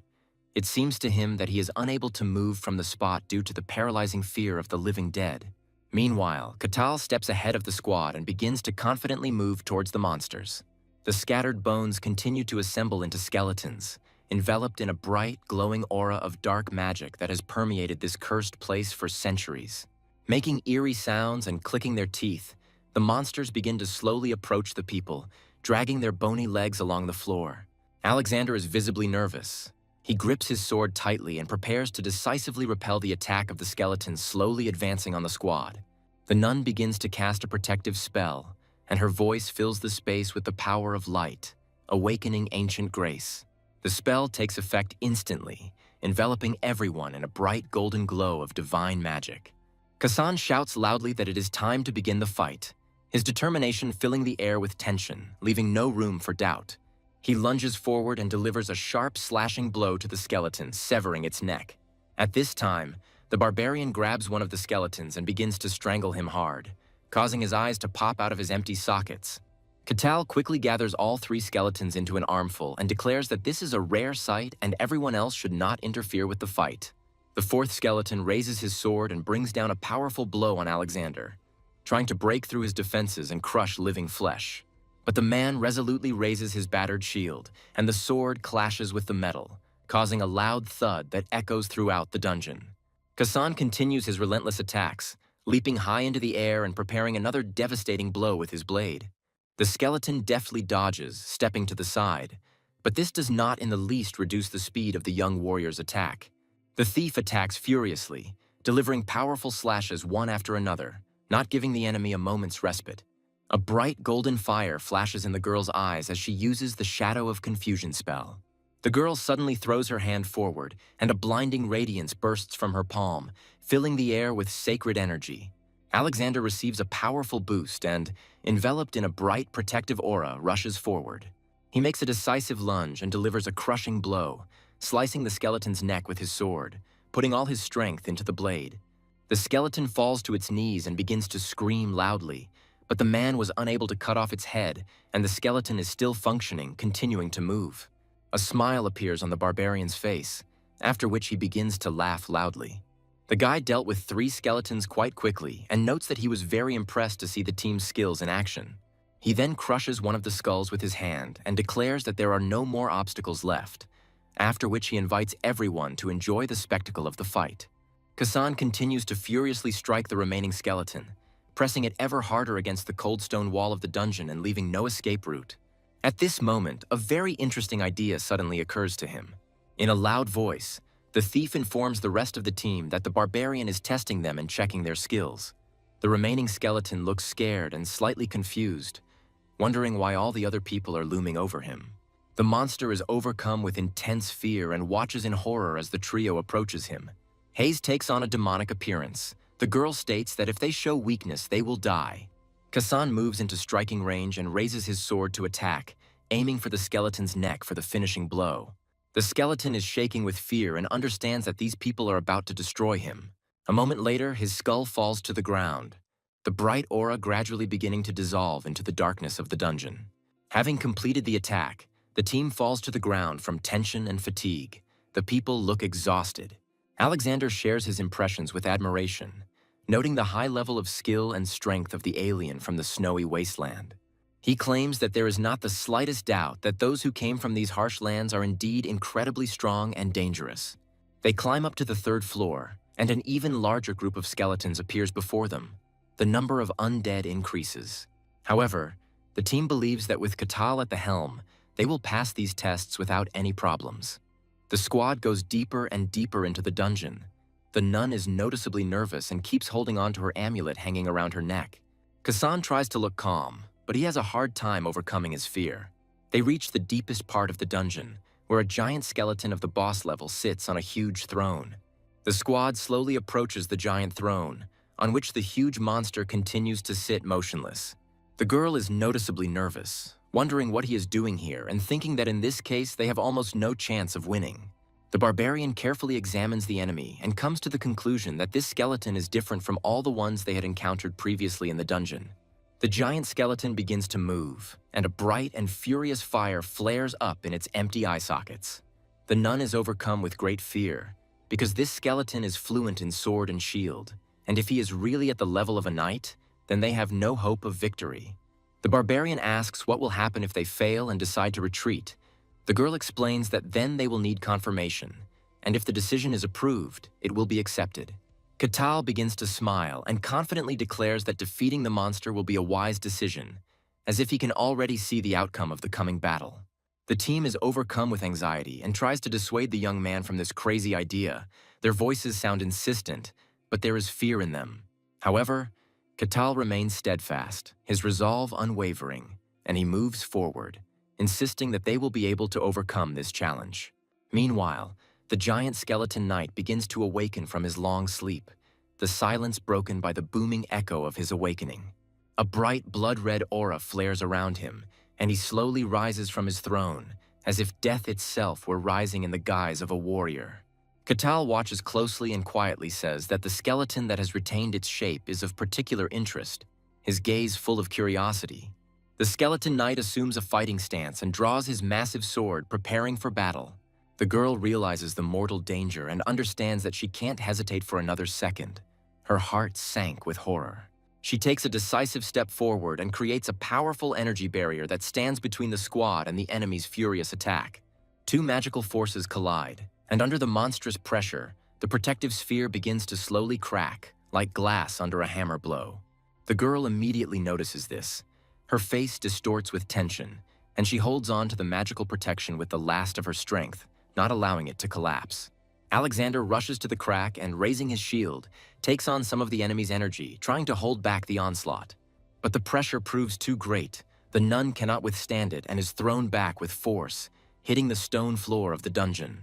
A moment later, the flow of energy ceases, and everyone except the barbarian, exhausted and powerless, falls to the ground. Katal slowly turns to face his comrades and looks at them in surprise. Alexander is shocked by what is happening and wonders if just one blow can be so powerful. They observe the huge skeleton knight and come to the conclusion that he is too strong for their squad. The giant skeleton begins to move, emitting a deadly aura as it rushes forward. The barbarian remains motionless, and it seems as if this terrible creature is not at all capable of instilling fear in him. Having waited for the right moment, the young man suddenly rushes forward and delivers a single blow, tearing the monster in two. The force of the impact is so great that the upper part of the skeleton rises high into the air. Those around open their mouths in amazement, not believing their own eyes.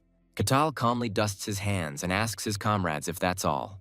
They are completely speechless from what they see and cannot even try to answer anything, remaining in complete amazement. Katal shouts at the thief, who instantly comes out of his stupor, the young man asking if everything is okay with him.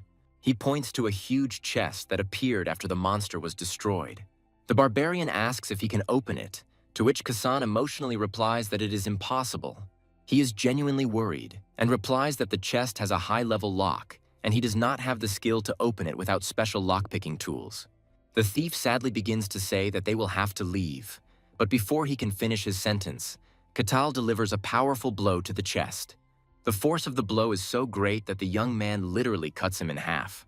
The comrades are shocked by such fantastic power, but the barbarian does not understand why they are surprised by this.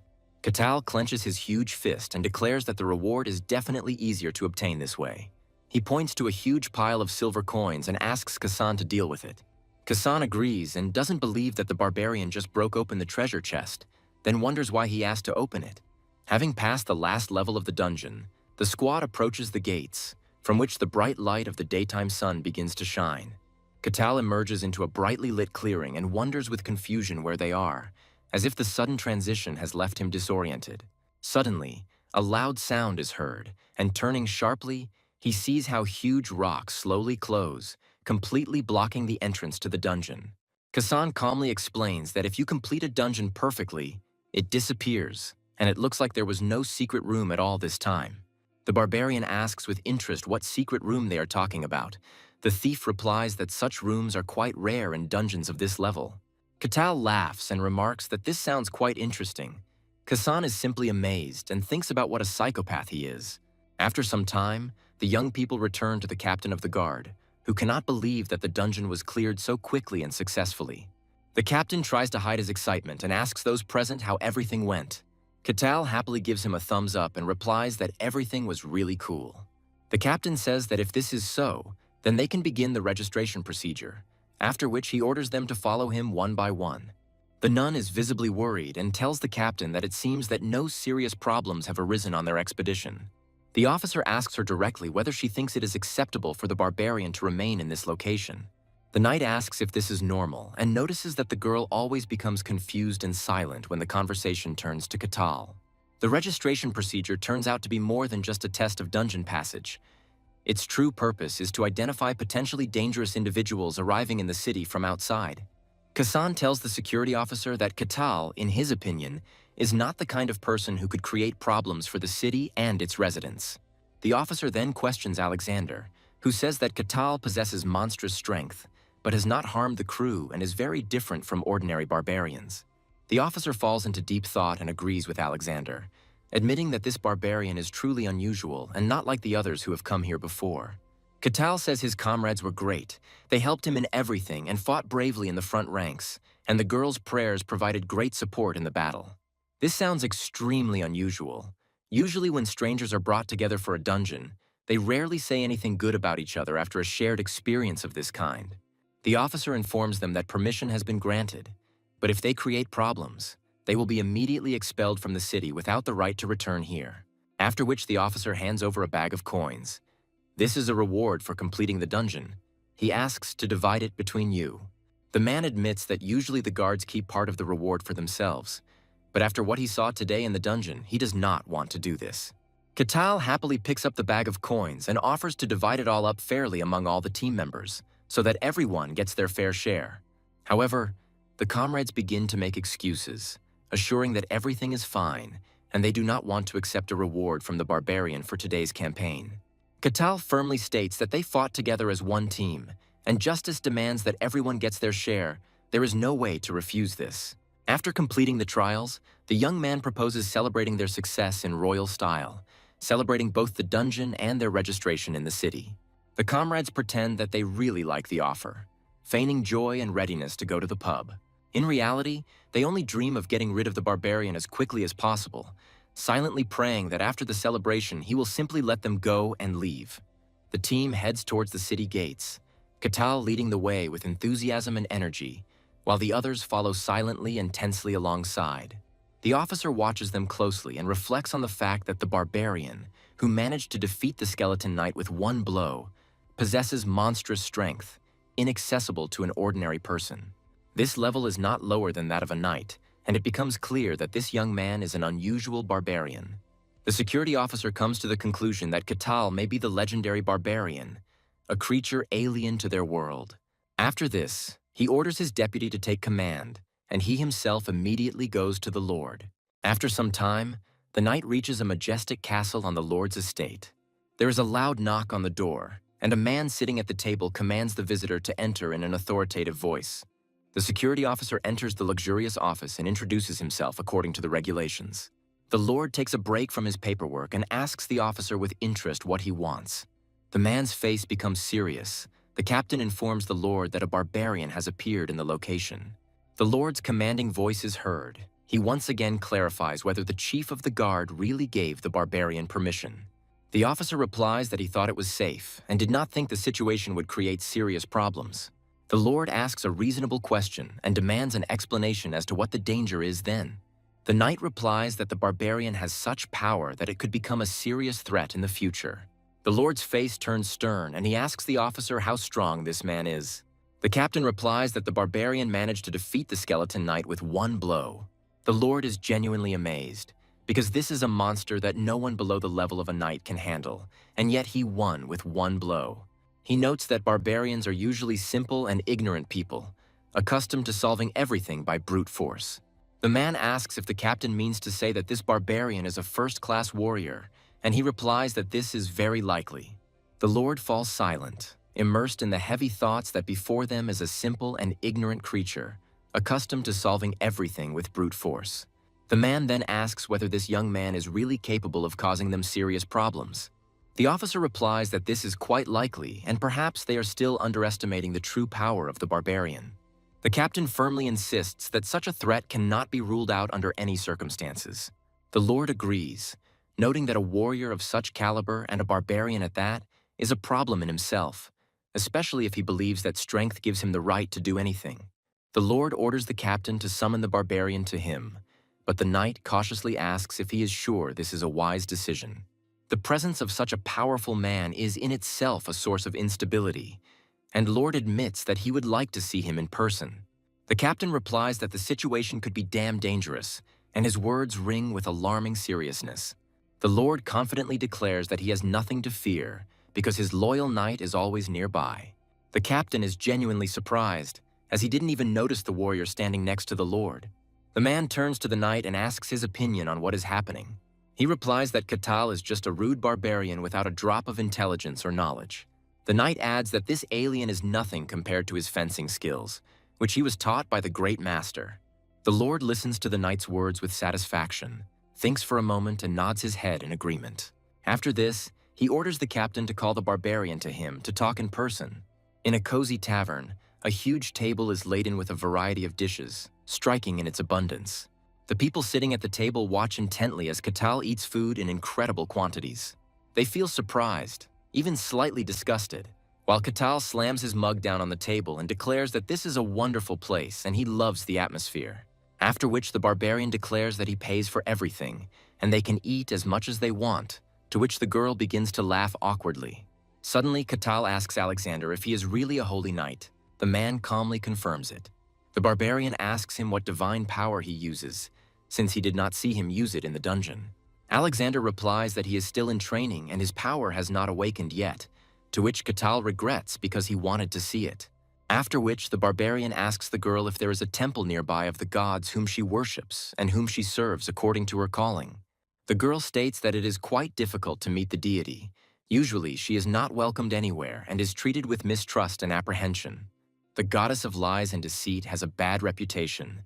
She is rejected and banished from most people's lives. The girl is a little nervous, but decides to ask the barbarian directly how strong he is and what the limits of his true power are. The men did not expect such a question from her. They were overcome with deep surprise and anxiously awaited what would happen next. Katal simply replies that if we're talking about rank, then he recently left the snowy wasteland and doesn't really know his level. The guy himself is curious about the answer to this question. He thinks about how strong the skeleton knight he fought was. They tell him that to defeat this opponent, at least the second rank of strength is required, and below that level there is no chance at all. Hayes tells the barbarian that perhaps a first-class warrior could defeat an opponent like that skeleton knight. Katal concludes that this is considered the second rank of strength. At the same moment, the waiter of the establishment approaches them. The man quickly apologizes and nervously says that it is time to close the tavern. Katal tells him that it's time for them to leave here too, because they've already eaten everything and sat here long enough. He asks those present if they have any errands or schedules for tomorrow, and they all immediately say they are damn busy. Kasan shouts louder than the others and claims that he is the busiest, because he has urgent matters that cannot be postponed. Katal innocently says that it is very sad, and it seems that it is time for them to part ways after this evening. He hopes to meet again soon, but his comrades, overcome with fear, do not wish to see him again. Katal bids farewell to his dungeon companions, their faces wearing forced smiles that hide their true feelings and anxiety. The guy is in an expensive hotel, lying on the bed and thinking that this is the first time he has relaxed like this since he arrived here. He is pleased that he can afford a room thanks to the reward for completing the dungeon, which he honestly earned with his strength. The barbarian thinks that compared to the snowy plains where he lived before, this is a real paradise on earth. Since he woke up in the snowy wasteland, it took him a very long time to reach civilization and human settlements. He is wondering what to do next, because what he wants most is to experience and feel something new and unknown in this world. He wants a real adventure. The boy falls asleep thinking that he will soon find himself in the lands of the elves, visit magical towers, the royal capital, and everything that exists in any fantasy world. It's the next morning and the bright sun is shining through the thick blinds in the hotel room. There is a loud knock on the door. Katal reluctantly and with difficulty gets up from her comfortable bed, on which she slept so well at night. A knight stands at the threshold. He smiles amiably and apologizes for disturbing the guy, as he understands that he woke the guy up very early. Katal wonders if something happened or if something important happened and asks what the guard officer wants from him.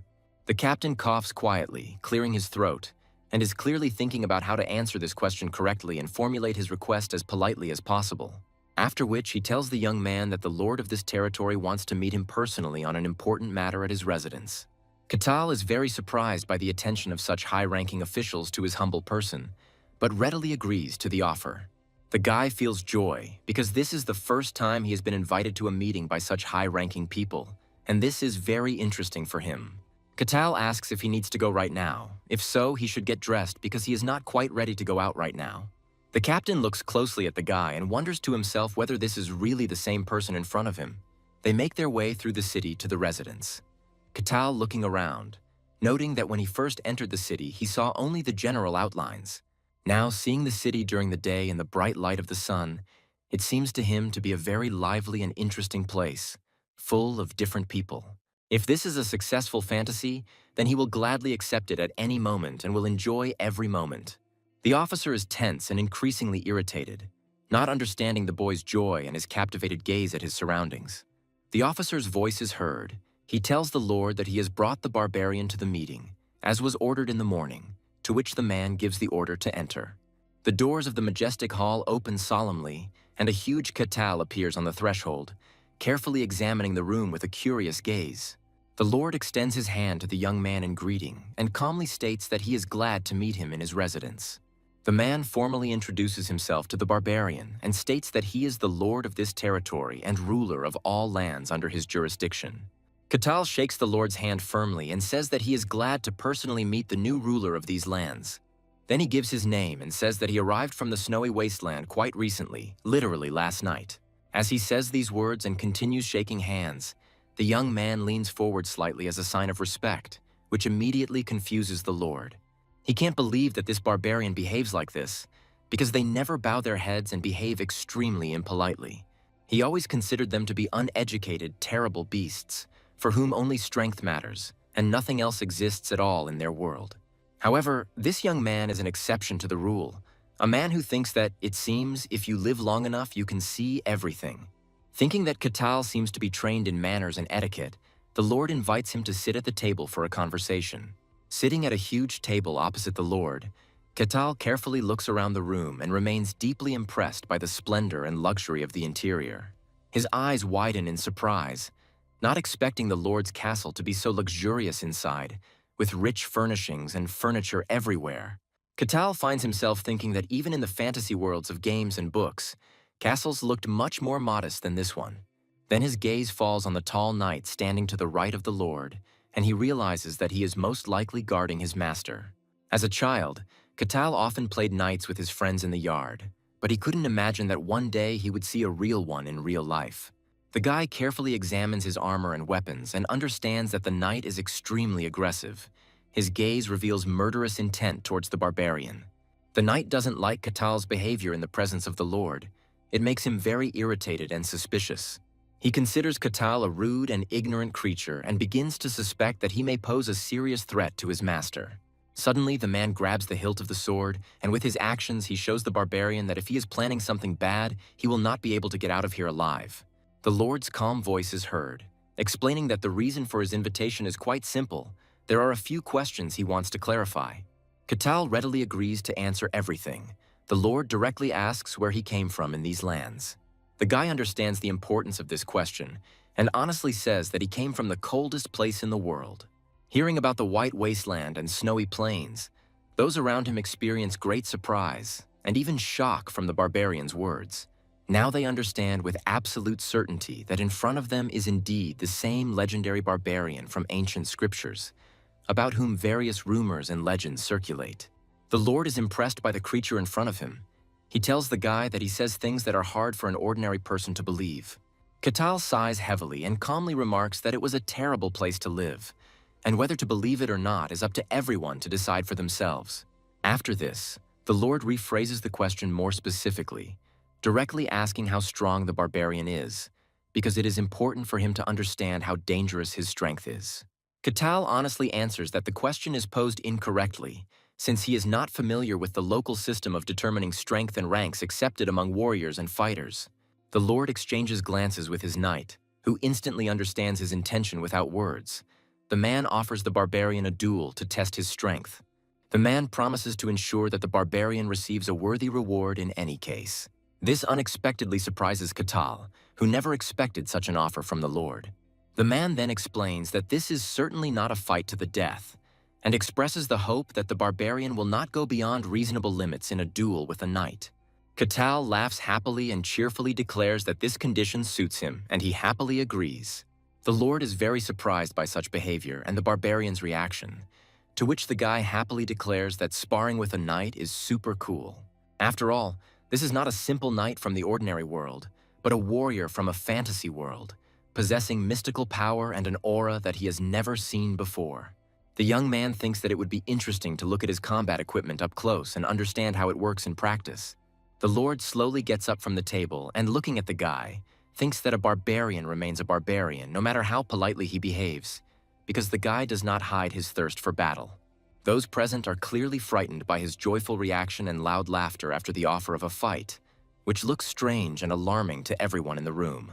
After some time, the young people find themselves in the arena for the duel. The Lord sits on a luxurious chair and watches them from above from the height of his box. The knight is extremely determined and casts a stern look at the barbarian, full of contempt and confidence in his victory over this savage from the wasteland. In contrast, the young man is extremely friendly and only smiles in response to aggression, without showing any hostility or anger. The Lord believes that everyone is ready to begin, and in a loud voice orders the duel to begin, hoping that there will be no deaths in the arena today. The bell rings, signaling the start of the fight between the knight and the barbarian, and everyone freezes in anticipation of the fighter's first move. The knight addresses the boy as a barbarian and arrogantly states that he should consider it an honor to witness his fencing prowess. In response, the barbarian calmly says that he will be glad to evaluate the warrior and see his strength in battle. The knight, irritated by his relaxation, abruptly declares that he will show the difference in their strength right now. A bright green aura envelops him and he quickly rushes towards the boy, wondering to himself what the barbarian will do to protect himself. Katal remains motionless, not taking a fighting stance, and only watches the approaching enemy carefully. The knight comes very close and raises his sword, preparing to cut him down with one powerful blow. Katal is shocked when the enemy raises the blade above his head, suddenly having 3 blades instead of 1, which seems incredibly strange. Dodging the blows, he at first thinks it is an illusion or a trick of the eye, but soon realizes that the swords are real and wonders what kind of art this is. Meanwhile, the knight continues his furious attacks, and Katal happily realizes that before him is precisely the great swordsmanship he had heard about before. Again and again, he delivers powerful slashes at the barbarian, but the barbarian manages to dodge them as if it were just a game to him. The knight arrogantly thinks that Katal is only capable of barely dodging his blows and nothing more, considering this impressive for a barbarian, but not enough for victory. At this moment, the barbarian slowly raises his fist, as if he is about to concentrate all his strength in one movement. The young man doesn't strike, but merely snaps his finger, a movement that seems harmless and strange to everyone. The knight freezes in horror and begins to chaotically think about what is happening and what this damned barbarian is planning. With a snap of the giant barbarian's fingers, the knight's battle sword splits in half, the blade falling to the ground with a clang of metal, shocking everyone present. After which he makes a sharp lunge forward and with a light blow of his palm throws the knight aside. Despite the fact that the blow was half-powered, the knight flies back several dozen meters and falls onto the hard surface of the arena. He receives such a powerful blow that his strong armor shatters into pieces. The knight's entire body shakes, and he coughs up blood. The Lord jumps up from his seat in the box, amazed that the barbarian was able to defeat his warrior with just one blow. He wonders what kind of force he is dealing with. He looks in horror at his knight, who flew off to the side, destroying the arena wall and leaving a deep mark on the ground from his fall.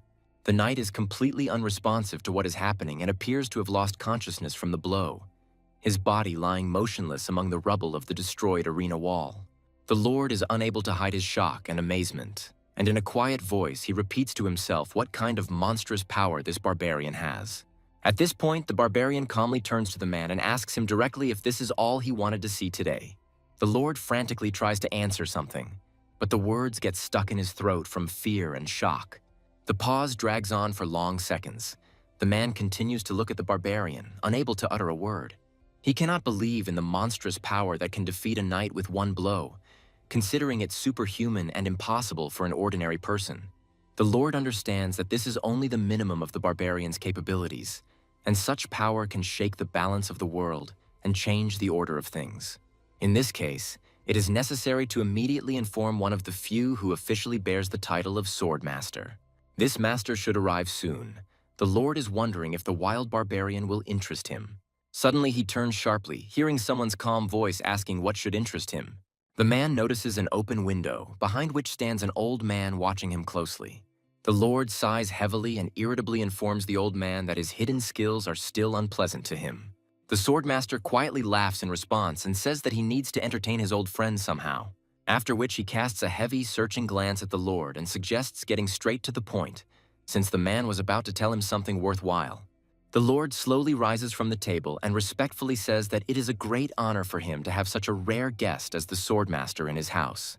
The master behaves with an exaggerated arrogance, but continues to listen very attentively to every word of the man. His heavy and assessing gaze literally drills into the Lord, causing him to fidget nervously. The man only bows low in response, unable to raise his eyes and look directly at the powerful master. Meanwhile, the young knight lies in the infirmary, his shirt torn to shreds, and his whole body aches terribly from the blows he received. The door to the chamber suddenly opens and the Lord appears, calmly asking the knight how he feels after the battle. The young man does not react to these words at first, continuing to quietly moan in his sleep. However, a moment later, the knight realizes that the Lord himself is standing in front of him, jumps up sharply on the bed and assures him that everything is completely fine with him and in a few days he will be back in shape. The master standing nearby tells the Lord with a grin that it is not his student who should apologize here. He angrily declares that his stupid student was defeated by some nameless and uneducated barbarian from the street. The master carefully examines the young man from head to toe and is surprised to note that there is not a single scratch on him. He saw the knight's armor after the competition. It was smashed to pieces, and judging by its condition, he would not be surprised if the guy was already dead. The master comes to the conclusion that the barbarian clearly spared his student, and he himself should apologize, because his stupid student turned out to be completely unprepared for battle. Kay concludes that the barbarian is so superior in strength to the knight that he can afford to show mercy to his opponent. He declares to the astonished student that Ketal is, at the very least, a true superhuman with incredible abilities. The Lord anxiously asks what they should do now, as this strange creature poses a potentially huge threat to their entire world. Kay confirms that the barbarian is strong, but reminds him that he is a master of the sword, and even superhuman strength does not make him a worthy opponent. After which the master deeply reflects on the fact that the barbarian did not use combat aura at all during the fight, and this is surprising because it is unclear what he is capable of. Kay tells the man with a serious expression that such an achievement is almost impossible to achieve with conventional means and training. He openly admits that at first he did not believe the rumors that such incredible power could be available to some barbarian from the distant White Wasteland. After which the Swordmaster asks the Lord again whether he is really telling the truth that this mysterious barbarian really came from there. Kay instantly becomes stern and focused when the Lord firmly confirms that Ketal has indeed come straight from the White Waste. The master reflects on a legendary wasteland dweller who is more likely to be a monster hiding in human form. Kay admits that he previously thought this was impossible, but now he is sure that this guy is something different, inexplicable, beyond the human. He once again firmly declares that in the body of this young barbarian lies a truly enormous and completely unknown power. The Swordmaster whispers again and again that this cannot be. The Lord carefully tries to tear him away from these obsessive thoughts. The Swordmaster explains that if the barbarian really were that monster, he would not have spared the man, meaning his initial suspicions were probably wrong. He also wonders why now, after so many years, someone from the White Wasteland has appeared in their location, which causes him surprise and hidden concern. His thoughts are completely consumed by anxiety about what forces could have brought this barbarian to their lands at such a difficult and dangerous moment. The Lord is noticeably nervous from the long silence and asks the Swordmaster directly what exactly is wrong. The Master calmly replies that everything is fine now, and this topic is intended for another, more private conversation. After which he says that their Emperor sometimes makes very strange and inexplicable requests. He turns sharply to the Lord and confidently declares that they definitely have nothing to worry about now. The man is clearly satisfied with this laconic answer, and he silently nods in response. After which, the Master asks whether the mysterious barbarian remains within their location or has already left its borders. The Lord confidently replies that he believes this to be true, and the Swordmaster decides to verify this personally and without delay. Suddenly, the loud voice of the captain of the guard is heard, asking Barbarian what he's going to do next and what his plans are. Catal replies that he doesn't have any clear plans for the future yet, and he's not sure how long he'll stay in this city. The Lord politely hands him a small bag of money and says that it is a well-deserved reward for his recent duel with the knight. However, the Lord adds that this is not all, and from now on he will not interfere with what the barbarian does on his territory. The barbarian notes that there is no clear plan, but official status would be useful, since constantly fighting through dungeons when moving to new lands is a dubious prospect. The captain suggests that one of the local dignitaries could become his patron and vouch for him before the authorities. However, the captain mentions that there is another option: to become a freelance mercenary, earn a combat reputation, and receive official recognition from the mercenary guild. In this case, the guy's official status will be finally confirmed by all authorities. But the captain honestly warns that if a mercenary does not reach a certain level of skill and fame, then he will essentially be just an errand boy. With a guy's strength, it's best to have a patron among the nobility, but he's interested in mercenaries and their missions, considering it the embodiment of his fantasy dream. The barbarian smiles broadly and asks the officer where to go to become a mercenary and register with the guild. The officer is surprised by this decision and explains that there is a guild building in the city where one can obtain official status. Catal continues to smile and happily says that he would be grateful if he showed him the way right now. The officer remains shocked and perplexed, but hesitantly replies that, of course, he will lead the barbarian to the guild. Mercenaries are wanderers who take on various tasks for money, traveling from city to city in search of work and adventure. Some people think their lives are romantic and attractive, but in reality, mercenaries have no special status and are at the bottom of society. Even capable professionals often die trying to defend or clear unknown dungeons, becoming cannon fodder for dirty work. Therefore, the lower class of mercenaries is dirt, shame, constant fights, and violence. Loud screams are heard. A man hits his opponent in the face with his fist. Another noisy fight breaks out near the guild building. One of the men furiously calls his opponent a bastard, threatening him with cruel reprisals. The man remains on his feet despite a strong blow to the jaw, aggressively asking if his opponent has decided to fight him. In response, he immediately hears rude curses and new open threats flying from the crowd of onlookers. The men standing nearby are cheerfully discussing the fight. One of them loudly declares that he has bet on the guy on the right and asks him to try to win no matter what. Meanwhile, the fight continues with the same intensity. The girl at the reception desk only sighs heavily, because everything that is happening has already become an ordinary thing for her. At this moment, a colleague calls out to her and asks how things are going with the new recruits who arrived this morning. The girl's name is Rose. She's been working as the guild's registrar for over a year now and wearily notes that the newcomers today are unusually strange and suspicious. One of them turned out to be a real madman who assured the girl that he was a holy knight, although this scoundrel was clearly pretending to be a paladin. The second newcomer turned out to be an ordinary street thief, and all the other applicants were nothing but suspicious dodgers and swindlers. Rose irritably tells a colleague about a nun who seems normal, but because she serves a special goddess, she's also not particularly trusted. Rose looks depressed and says sadly that she is very sorry, but there is not a single normal person around, and all these stupid mercenaries do is fight for money all day long.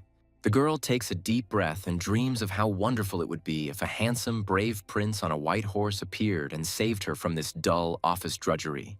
The guild door suddenly bursts open with a bang. The girl instantly comes to life, and a naive hope for salvation flashes in her eyes. But instead of a fairy tale prince, she sees Katal, a huge barbarian in tattered clothes. The guy happily looks around and loudly asks if that mercenary guild is located here. At that very moment, the fight in the street stops, and everyone present in the room turns to face him, and the silence is pierced by a surprised cry.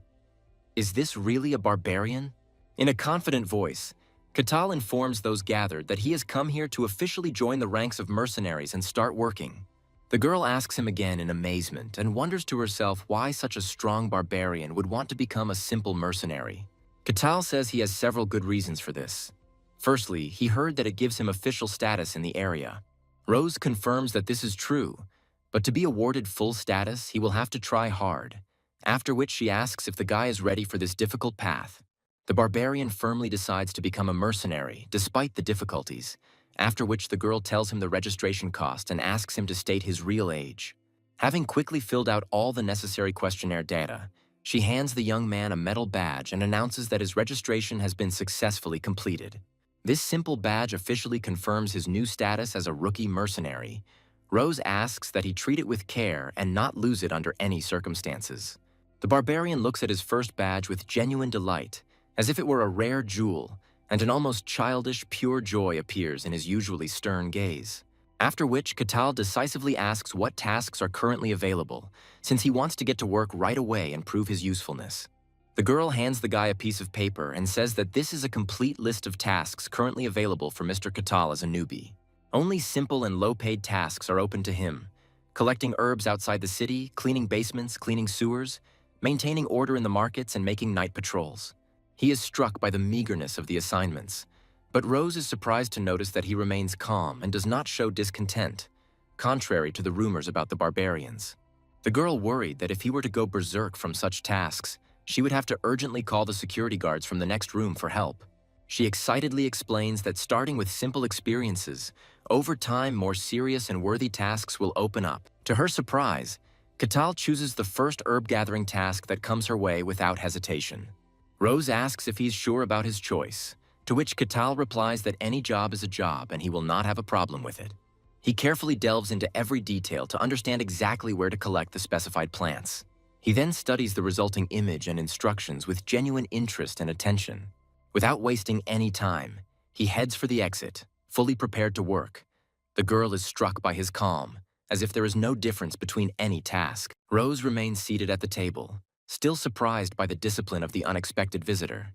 Her colleague is thrown into a panic, but she just watches the door close in confusion, unable to understand how the barbarian turned out to be more polite than most of the local mercenaries. The young man heads into the nearby forest and very quickly finds a large sunny clearing, completely covered with the necessary medicinal plants. These herbs exactly match the drawing given to them. The guy is sure that they are good for healing wounds, although they look a little unusual to the untrained eye. After stripping off his tattered clothes and donning special lightweight gear to protect himself from the scorching sun, he immediately sets out to carry out his first task. About an hour later, he returns to the guild with a full bag of carefully collected herbs and demonstratively passes it across the counter, showing off the result of his labor. Rose notices an unusually large number of plants and worries that there might be a cunning swindler in front of her who is capable of destroying the entire field. Upon closer inspection, she notices that all the herbs are collected extremely carefully and in excellent condition. This is rare, as most beginners tear up plants by the roots, which greatly reduces their medicinal value. The girl politely thanks the young man for his diligence and the work he has done, noting his neatness and effort.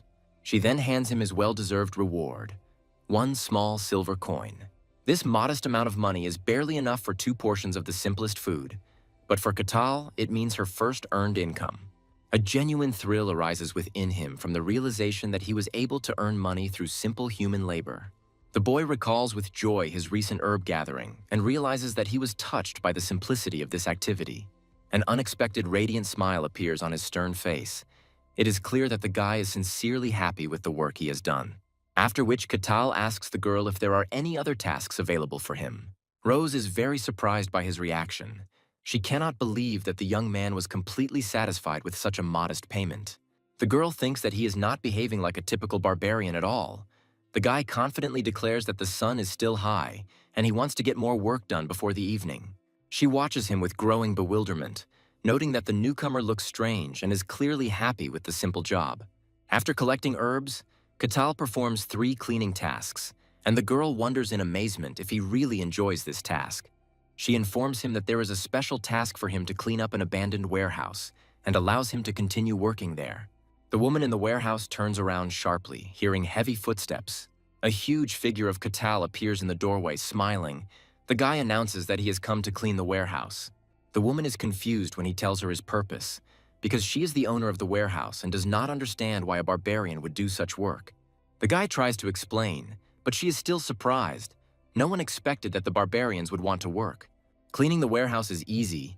The guy moves heavy things without any trouble. The next task, sweeping the street, is difficult at first, as he raises a lot of dust. But gradually he learns to control the broom precisely and carefully.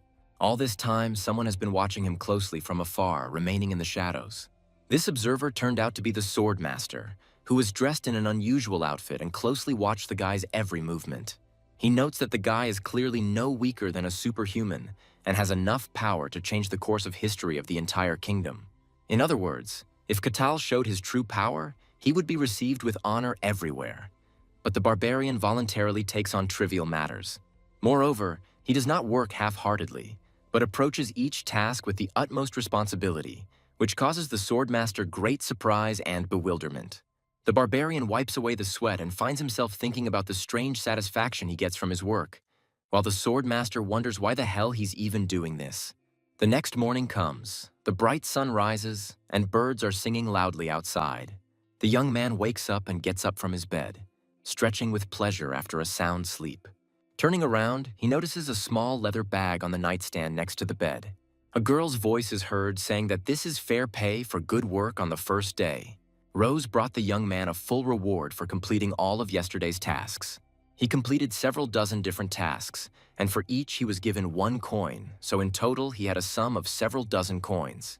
Rose smiles at the young man and no longer feels the fear she felt when they first met.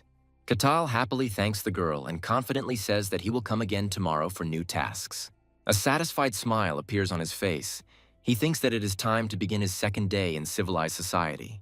The little girl clings to her mother and sobs loudly in sudden fear. Residents passing by experience intense anxiety and appear visibly worried when a stranger appears. A huge barbarian walks slowly down the street, carefully looking around and studying his surroundings. Suddenly he stops as some building catches his attention and the guy wonders what it is. In the middle of a green alley there is a neat 2-story building, which turns out to be the city library. The girl begins to greet the visitor, but freezes mid-sentence when she sees a giant figure in the doorway.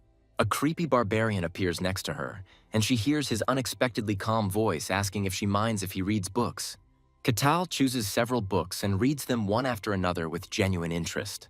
The girl can't believe what's happening, watching as the huge barbarian carefully studies the books. The swordmaster is no less surprised to see the ignorant savage absorbed in his reading, and although he cannot see his gaze, he clearly feels his concentration. The man wonders if the barbarians of the snowy wasteland could really be more cultured, and comes to the conclusion that this barbarian might be an exception to the rule. After finishing reading the history tome, the barbarian realizes that the Empire has won a complete victory in the recent war. Several years have passed since she expanded her influence in the snowy wasteland. He remembers how the girl went to the kingdom at war with the Empire to sell weapons. The current Empire seems incredibly powerful, so much so that the kingdom of Barkan has now become its vassal. The giant empire has already subjugated half of the human world and continues to steadily expand its borders. It seems as if it is trying to swallow up all the surrounding lands. Katal ponders human conquests, but quickly loses interest and decides to turn to something more exciting for himself. He wants to study ancient records about non-humans, expecting to find in the book a lot of fantastic information about all the inhabitants of this world. The tomes contain fantastical writings detailing unusual creatures and confirming their existence in this world. Each creature is accompanied by a description of its habitat and characteristic features.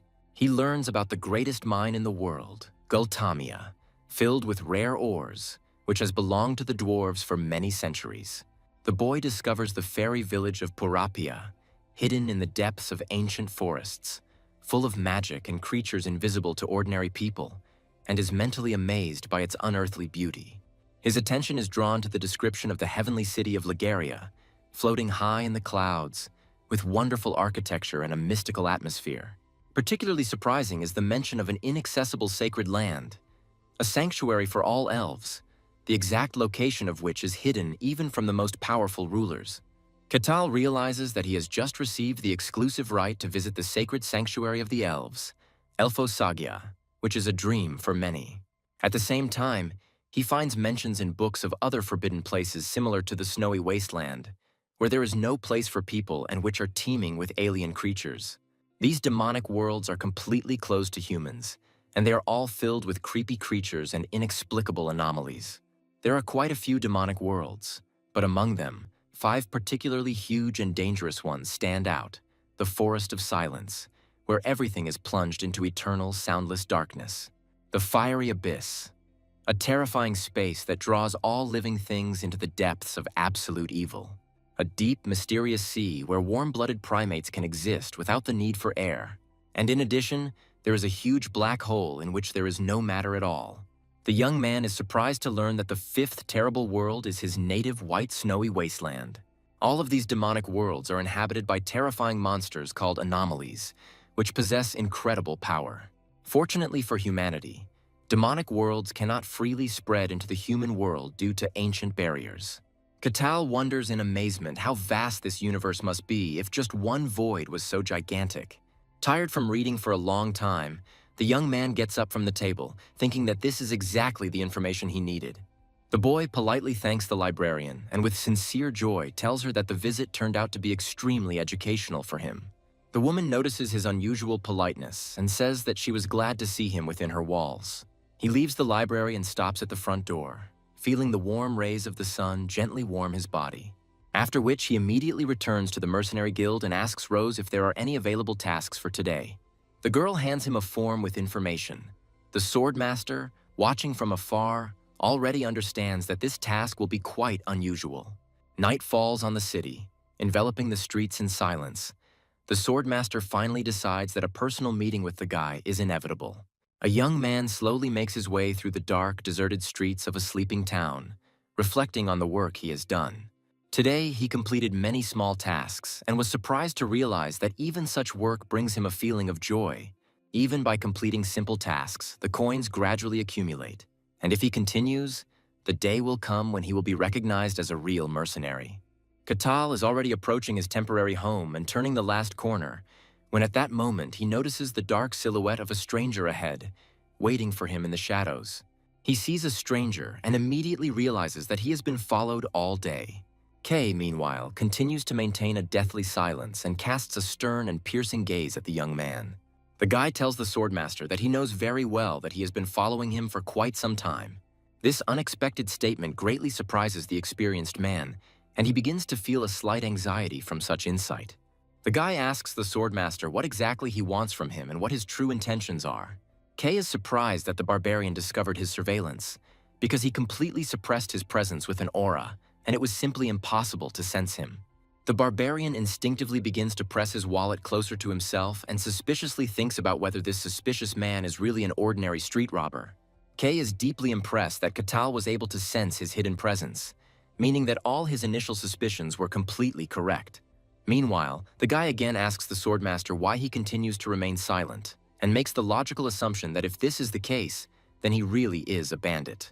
Kay begins to explain that everything is completely different, and he himself wonders whether the young man would believe him if he admitted right now that he is a swordmaster. Katal, in turn, is very surprised that elderly people have to engage in robbery, and sadly thinks about the fact that the economy of this city is apparently in complete decline. A moment later, an unexpected and very interesting thought occurs to the young man. The guy thinks that if he catches this robber, it will be considered a good achievement for his reputation. Kay makes the logical assumption that perhaps it was even for the best that the young man mistook him for an ordinary bandit. He decides that a possible duel is the best way to fight him and find out his true strength and capabilities. At this decisive moment, the young barbarian decisively begins to move towards the master. Kay visibly tenses and looks extremely concerned about the sudden turn of events. Katal's enormous figure moves ever closer to the man, and the difference in their height and build becomes especially noticeable. When the master was only a couple of steps away, the The barbarian suddenly disappeared right before his eyes. Kay is genuinely surprised by this maneuver and anxiously wonders where the guy went. A second later, the young man suddenly appears on the right next to the swordmaster. He suddenly extends his powerful hand towards the man. The swordmaster instantly understands that if he just stands still, this giant barbarian will simply grab him by the throat. Katal tries to grab the man with his huge hand, but he deftly evades the grab and quickly moves to the side to a safe distance. A satisfied smile appears on the guy's face, and he notes with approval that this is not bad. The old man turned out to be quite fast for his age. Meanwhile, Kay manages to move to a safer distance and immediately takes up a fighting position, preparing to continue the fight. He can't believe what's happening. Could someone really have managed to almost catch him on the first try? If the master had reacted a split second later, he would definitely have been caught. But that is not the most astonishing thing about this situation. He didn't feel any aura emanating from this young man at all. Kay can't believe that someone can move at such incredible speeds using only the capabilities of the human body. This is no longer just a test of ability, and the swordmaster decides that he is going to give it his all in this confrontation. Katal stands motionless in place and calmly watches as the angry master approaches him at great speed. The next second, the barbarian disappears from the spot again and instantly appears in another unexpected place, decisively grabbing Kay by the hand. The guy's grip is so strong, as if his hand was squeezed by a steel vise. He cries out in unbearable pain, realizing that the barbarian's power goes beyond all imaginable limits. Kay experiences intense internal irritation along with physical pain, as he had just heightened his perception, but still had no time to react to the attack. It's not just the feeling of being grabbed by the arm. He feels as if a giant beast has grabbed him and is dragging his entire body along with it. The swordmaster continues to writhe in increasing pain, wondering what kind of inhuman strength is hidden within the young barbarian. To his horror, he finally realizes the fact that even at full strength, he cannot compete with this mysterious young barbarian. Kay realizes that he has no choice but to give it his all, and the next moment a bright green aura flares up around him. Katal watches with genuine surprise as his opponent begins to emit colossal, almost tangible energy, filling the entire space around him. He is particularly struck by the fact that the master's hand suddenly flashes with a bright green light that pulses with increasing intensity. The concentration of energy continues to rapidly increase, and the bright green glow around Kay's hand becomes stronger and denser with each passing second. A moment later, a powerful explosion of aura occurs, which illuminates the entire surrounding space with a bright, blinding radiance. Kay breaks free of the grip with lightning speed and, holding the concentrated energy in his palm, prepares for the next, more serious attack. The barbarian looks closely at his own hand, in which small particles of the master's energy remain. The young man watches the irritated man with curiosity and still considers him a simple street thug, albeit an unusually strong one. After which he happily says that criminals today have a huge number of unexpected techniques in their arsenal. Only those who stand at the very top of the warrior class can materialize mana, and not all fighters are capable of such an achievement. Kay asks the guy why he still considers him a bandit, and that with his unique skills he would not engage in such a petty thing as street robbery. Kai materialized mana almost automatically, and this energy is capable of tearing even the most hardened steel to pieces. An ordinary human body should have been torn apart instantly upon contact with such force. But this mysterious guy didn't have a single scratch after the explosion. Kay wonders with growing amazement what is wrong with this barbarian's body, as he can withstand materialized mana with his bare hands. Katal tells the master that he is using an interesting fighting technique, but it is time for this fight to end. Kay takes a sharp step back and instinctively touches the hilt of his blade. The master tries to draw the sword from its sheath with lightning speed, but the next second he freezes in complete amazement, unable to believe his eyes. He was just about to reach for his weapon, and this mysterious barbarian had already stopped his blade simply by touching the hilt with a single finger. This seemingly simple movement creates incredible resistance and does not allow the swordmaster to draw the weapon from its sheath even a centimeter. The man strains his muscles with all his might, the veins on his face bulging from the inhuman effort, but the enormous pressure prevents him from moving the blade.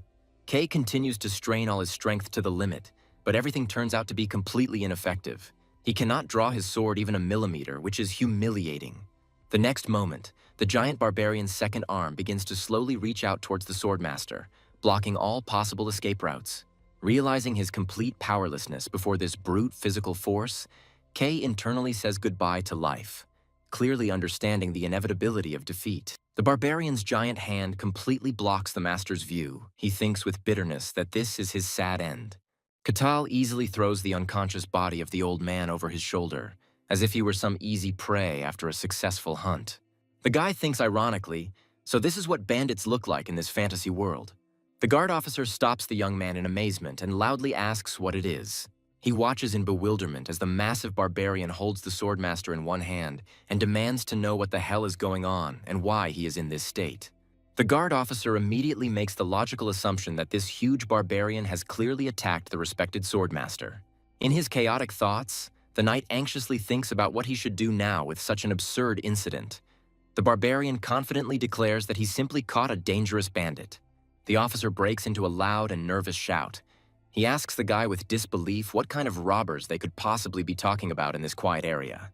The boy turns to the knight with joyful animation and asks whether it would be considered full-time work for a mercenary if he turns over a captured criminal to the guards.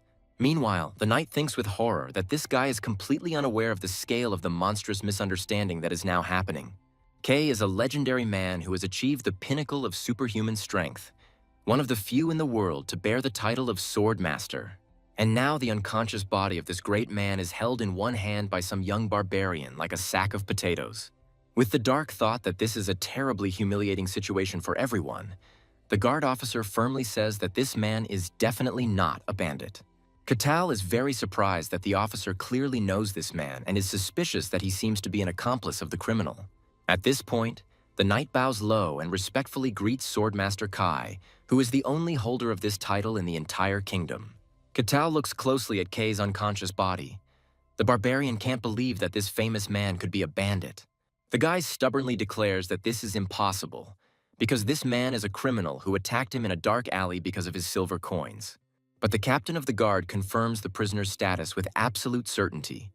He truly is a legendary swordsman, and it is simply impossible to mistake his identity.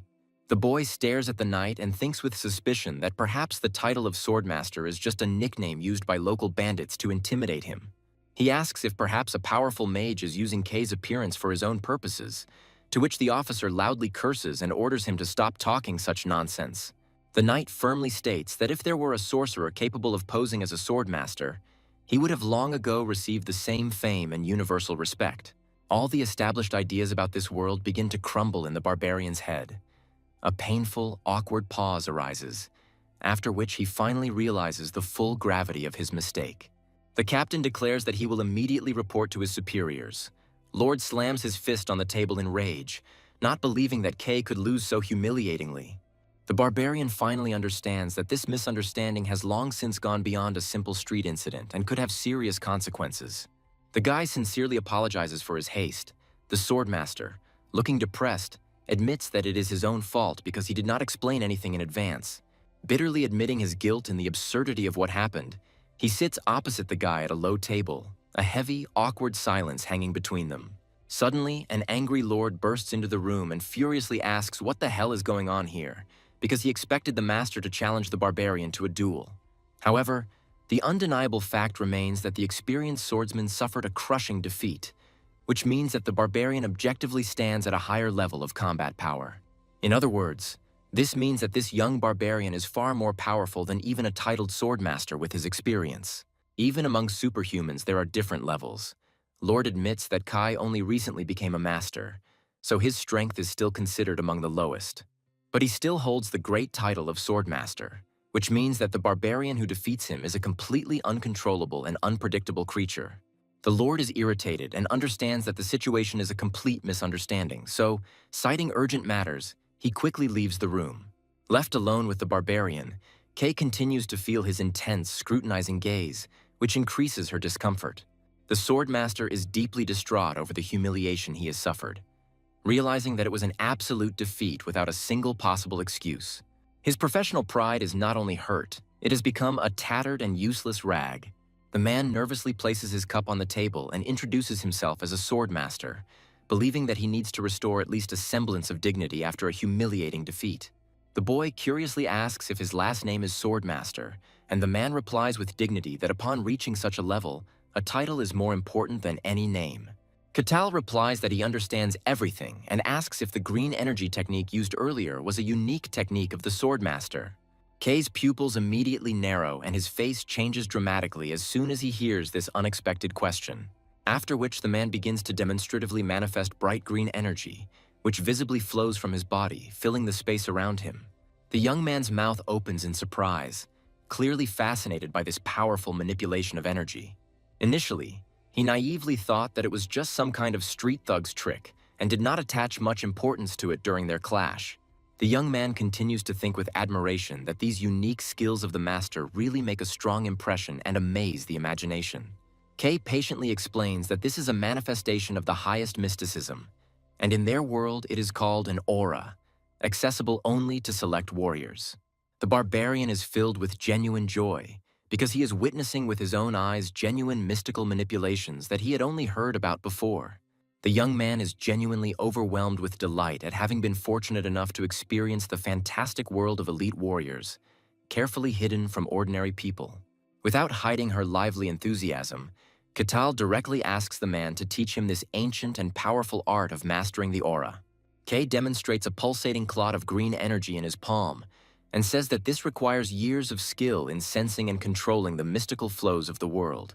After this, Katal tries to understand what he heard, comparing the flows with the magical energy he is accustomed to, similar to mana. The Swordmaster patiently explains that mysticism is the very fundamental energy of their world. When this energy manifests as aura, it is used by high-level swordsmen, and when used as mana, it serves mages and sorcerers for spells. Katal is amazed that both magical powers have the same basis, and with sincere shame asks to be taught, admitting his own ignorance. He persistently repeats the request, realizing that his knowledge of mysticism is still too limited. The young man looms over the man with his massive body and, almost pleading, continues to ask for training, showing unexpected persistence. The master eventually agrees, but asks with surprise whether he really needs his mentoring hand if Katal already objectively surpasses him in brute strength. The barbarian honestly replies that he understands nothing at all about mysticism or fencing, but simply swings a sword without any systematic knowledge. Kay reflects on how he is still a master swordsman despite being defeated before he could even draw his sword during their clash. He solemnly declares to the young man that he agrees to training and intends to teach Barbarian the way of the sword in order to show him the true greatness of fencing art. So the man tries to restore his damaged pride by claiming that he is a master of the sword, and without a weapon he is only half a man. The Barbarian thinks that now everything is clear to him, and it is not surprising that the master seemed so weak because he did not use his main tool, the sword. After which Katal states that still being called a sword master with such a level of basic strength seems rather strange and illogical to him. Kay becomes visibly nervous when the barbarian elaborates on his thought and states that if the man had put in more strength, he might have been able to win their recent fight. The boy's face is shining with genuine joy and animation. He is clearly looking forward to the moment when he will begin his training in the art of fencing. At the same time, the swordmaster internally thinks about his damaged self-esteem and secretly hopes to restore it through this unexpected mentorship. Before his regression, Katal had already learned the basics of swordsmanship. But this fantasy fencing system seems like a very strange and unfamiliar form to him, as it actively uses the power of aura instead of normal technique. The master patiently explains that the most distinctive feature of his personal style is the materialization of illusions through the concentration of the aura. He asks the barbarian what exactly he saw when he fought his student in that memorable duel. The barbarian honestly admits that he didn't even think that the knight was his student, and recalls how the enemy's sword split into 3 parts, with all of them delivering real blows. He seems to be slowly beginning to understand what the term materialization actually means in the context of this fighting style.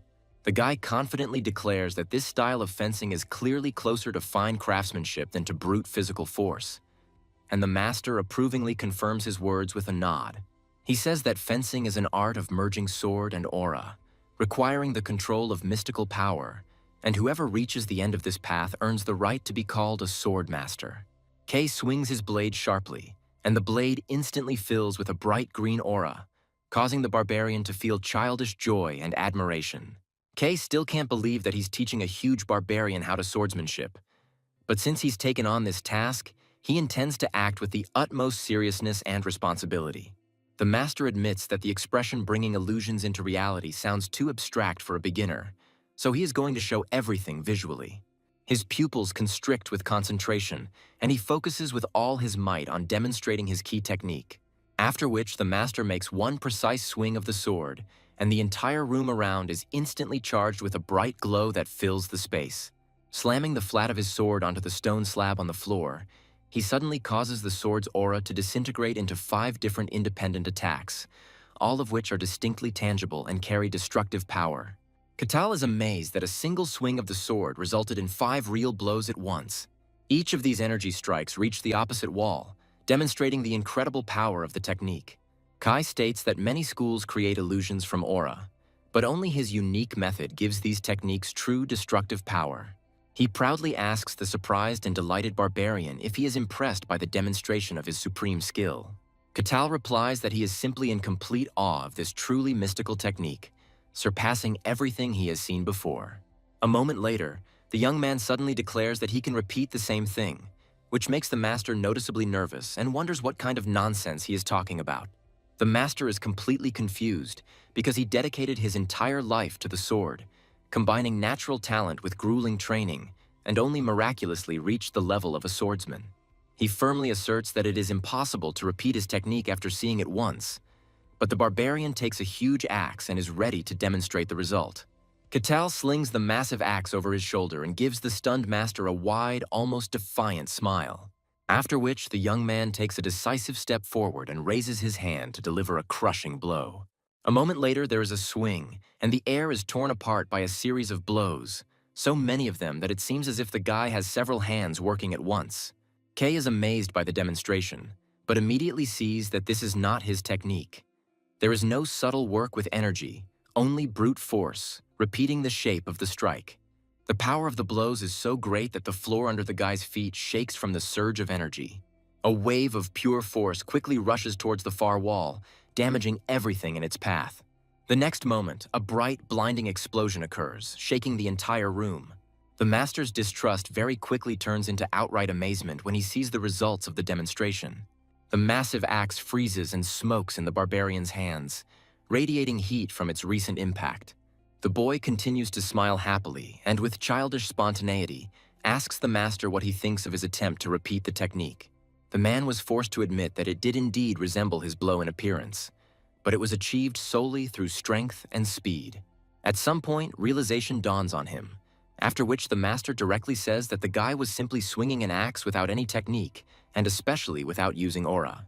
Katal counters by saying that the end result was similar, and fencing is designed for real combat, so if there is no difference, then it doesn't matter how the result was achieved.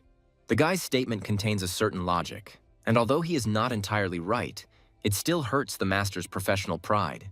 Kei decides to up the ante, gripping the hilt of his sword tightly and throwing down the gauntlet, asking how about this? With each strike of the sword, energy doubles are released from the master's body, each filled with a pulsating aura, creating the illusion of multiple attackers. Katal is in great surprise and cannot believe his own eyes, watching as the master's body seems to split into several entities. The master's energy projections merge and, with one movement, release a gigantic wave that explodes with a deafening roar. As the smoke and dust from the explosion gradually clears, the barbarian stands silently in the middle of the huge crater that has formed, staring at the master. The master solemnly declares that this division of the body is achieved only through absolute control over the aura and years of training. The man asks the boy challengingly if he can repeat this most difficult skill, to which the barbarian silently turns and begins to slowly move away.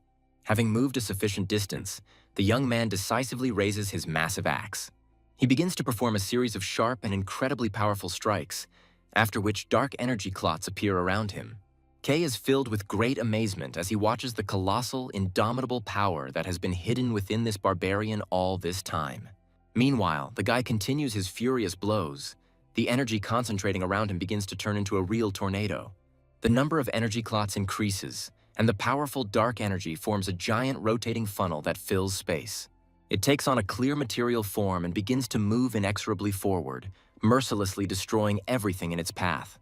Gradually, powerful dark energy fills the entire surrounding space, absorbing light and sound.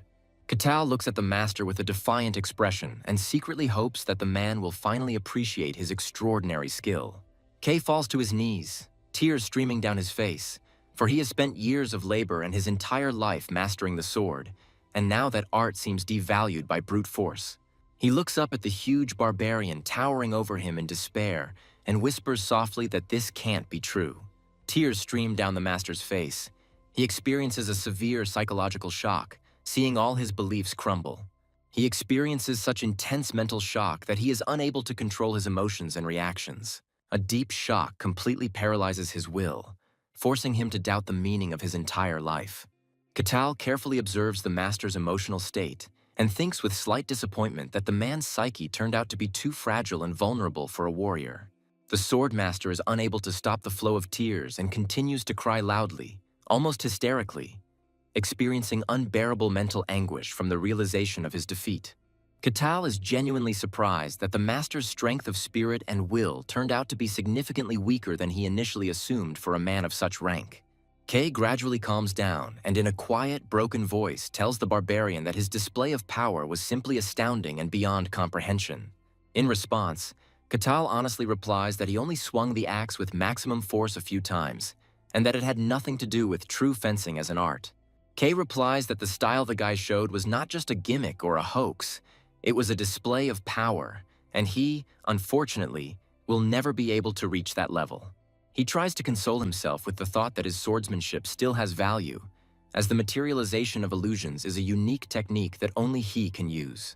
He becomes convinced that before him stands not just a warrior, but an anomaly capable of breaking all the usual laws of force and common sense. Everything that is happening clearly goes beyond the limits of normal human capabilities, which forces us to reconsider all known laws of the universe. Katal abruptly cuts off his tirade and demands training in real fencing. Kay, apologizing for a moment of weakness, admits that he was overcome by doubt and despair. The man gradually comes to his senses after the emotional outburst and plunges into deep, concentrated reflection on the essence of what happened. Kay firmly states that in order to master true fencing techniques, a barbarian must first learn to sense and control the aura as a fundamental basis.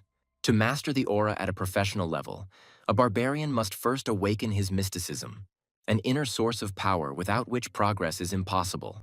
No magician or warrior achieves supreme mastery without awakening a mystical essence, and only a sincere faith in the gods serves as a catalyst for this process.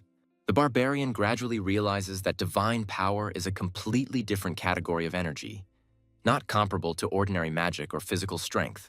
Miracles depend on the will of the gods, and the impressed Katal is left with many questions about their nature. The arcanum is a mysterious fundamental force hidden within the person himself, and how he directs it determines his entire future destiny. To master the aura, gain mana, and command spirits, one must take the first decisive step towards all these powers, to achieve the awakening of mysticism.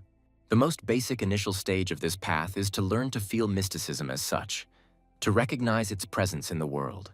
The state when a person first becomes aware of this energy is called awakening. The barbarian asks the master if not every person is able to feel it. Kay directly answers the guy that without an innate talent or gift, a person will not even be able to sense it, and those who are able to sense it automatically receive the third rank.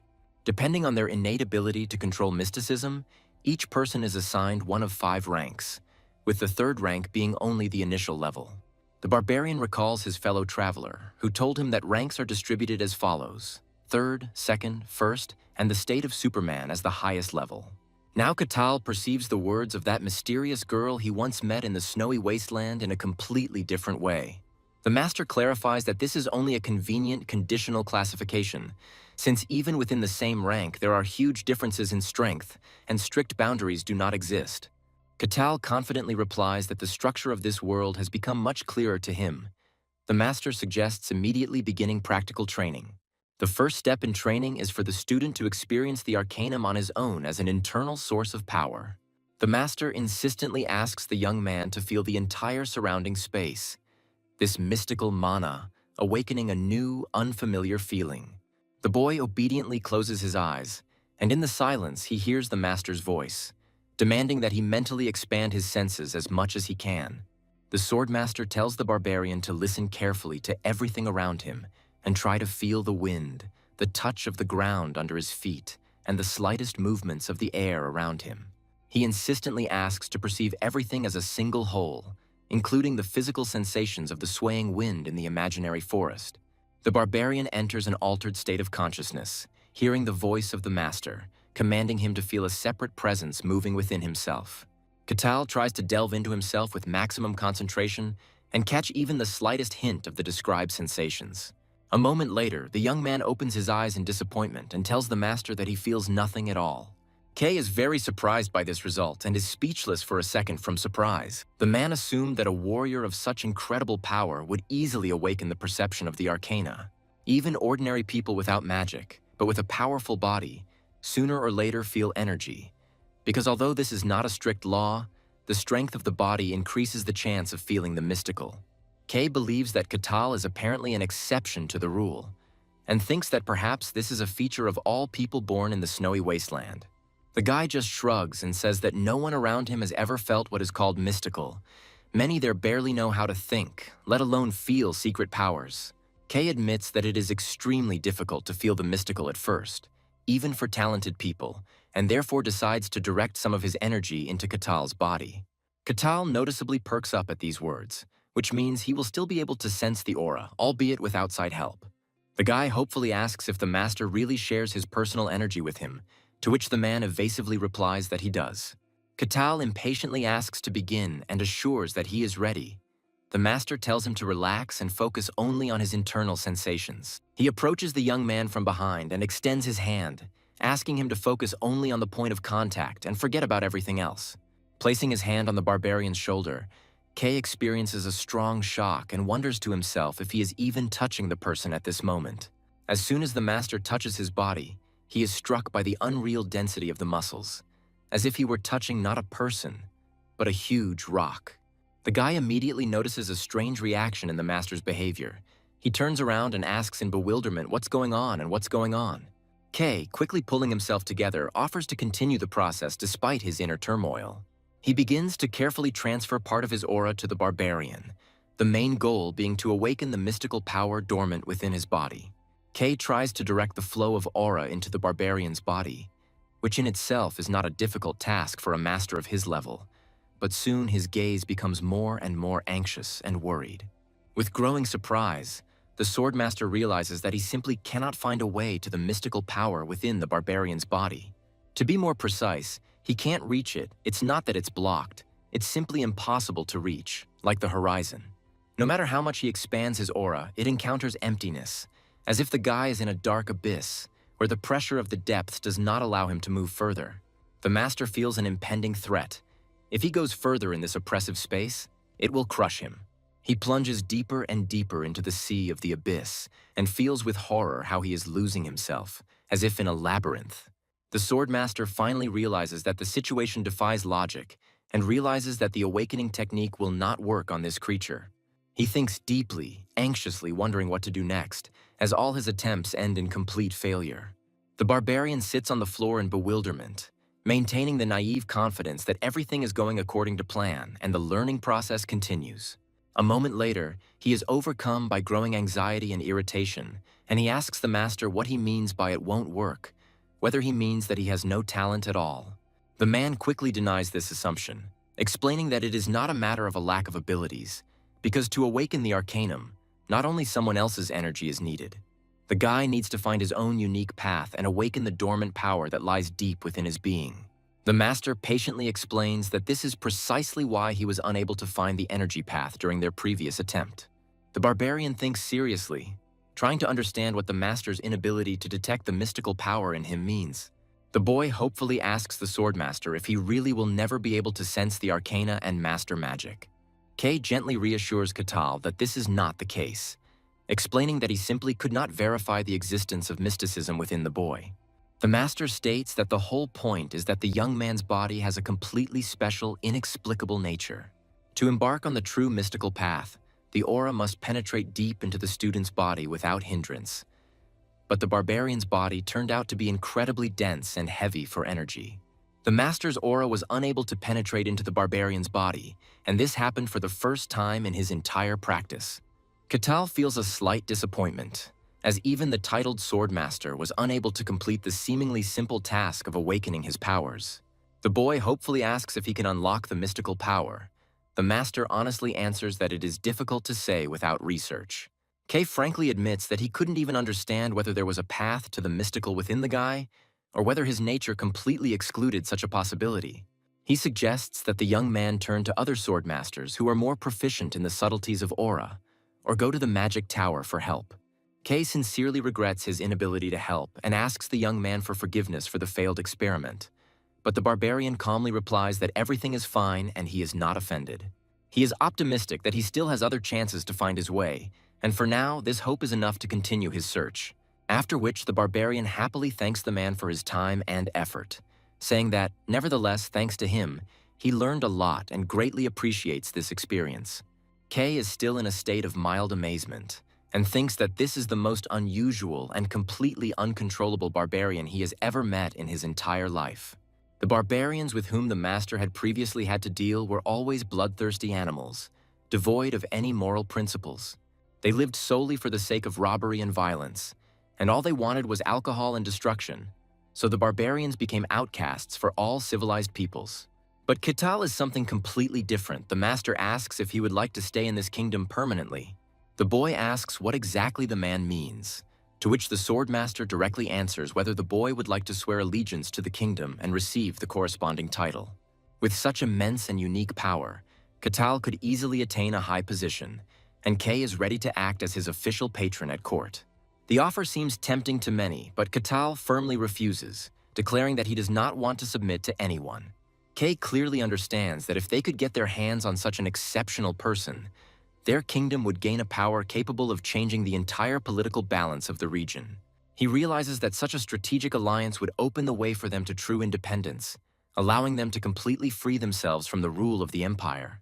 After which the man again tries to persuade the guy, saying that in this case he will receive a noble title and all the privileges, and asks if this does not sound quite tempting. Kital briefly considers this generous offer, but ultimately declares that he simply wants to enjoy life and prefers personal freedom to all other benefits. The swordmaster is greatly surprised and is finally convinced that he will never be able to establish control over this wayward guy. The barbarian shakes his hand and thanks him for his help, promising not to forget the service rendered. As Kital leaves, Kay quietly admits to himself how naive his expectations were. He thought that through pressure or advantage he could gradually bring the boy under his influence. Now he clearly understands how absurd this idea was in the face of the barbarian's character.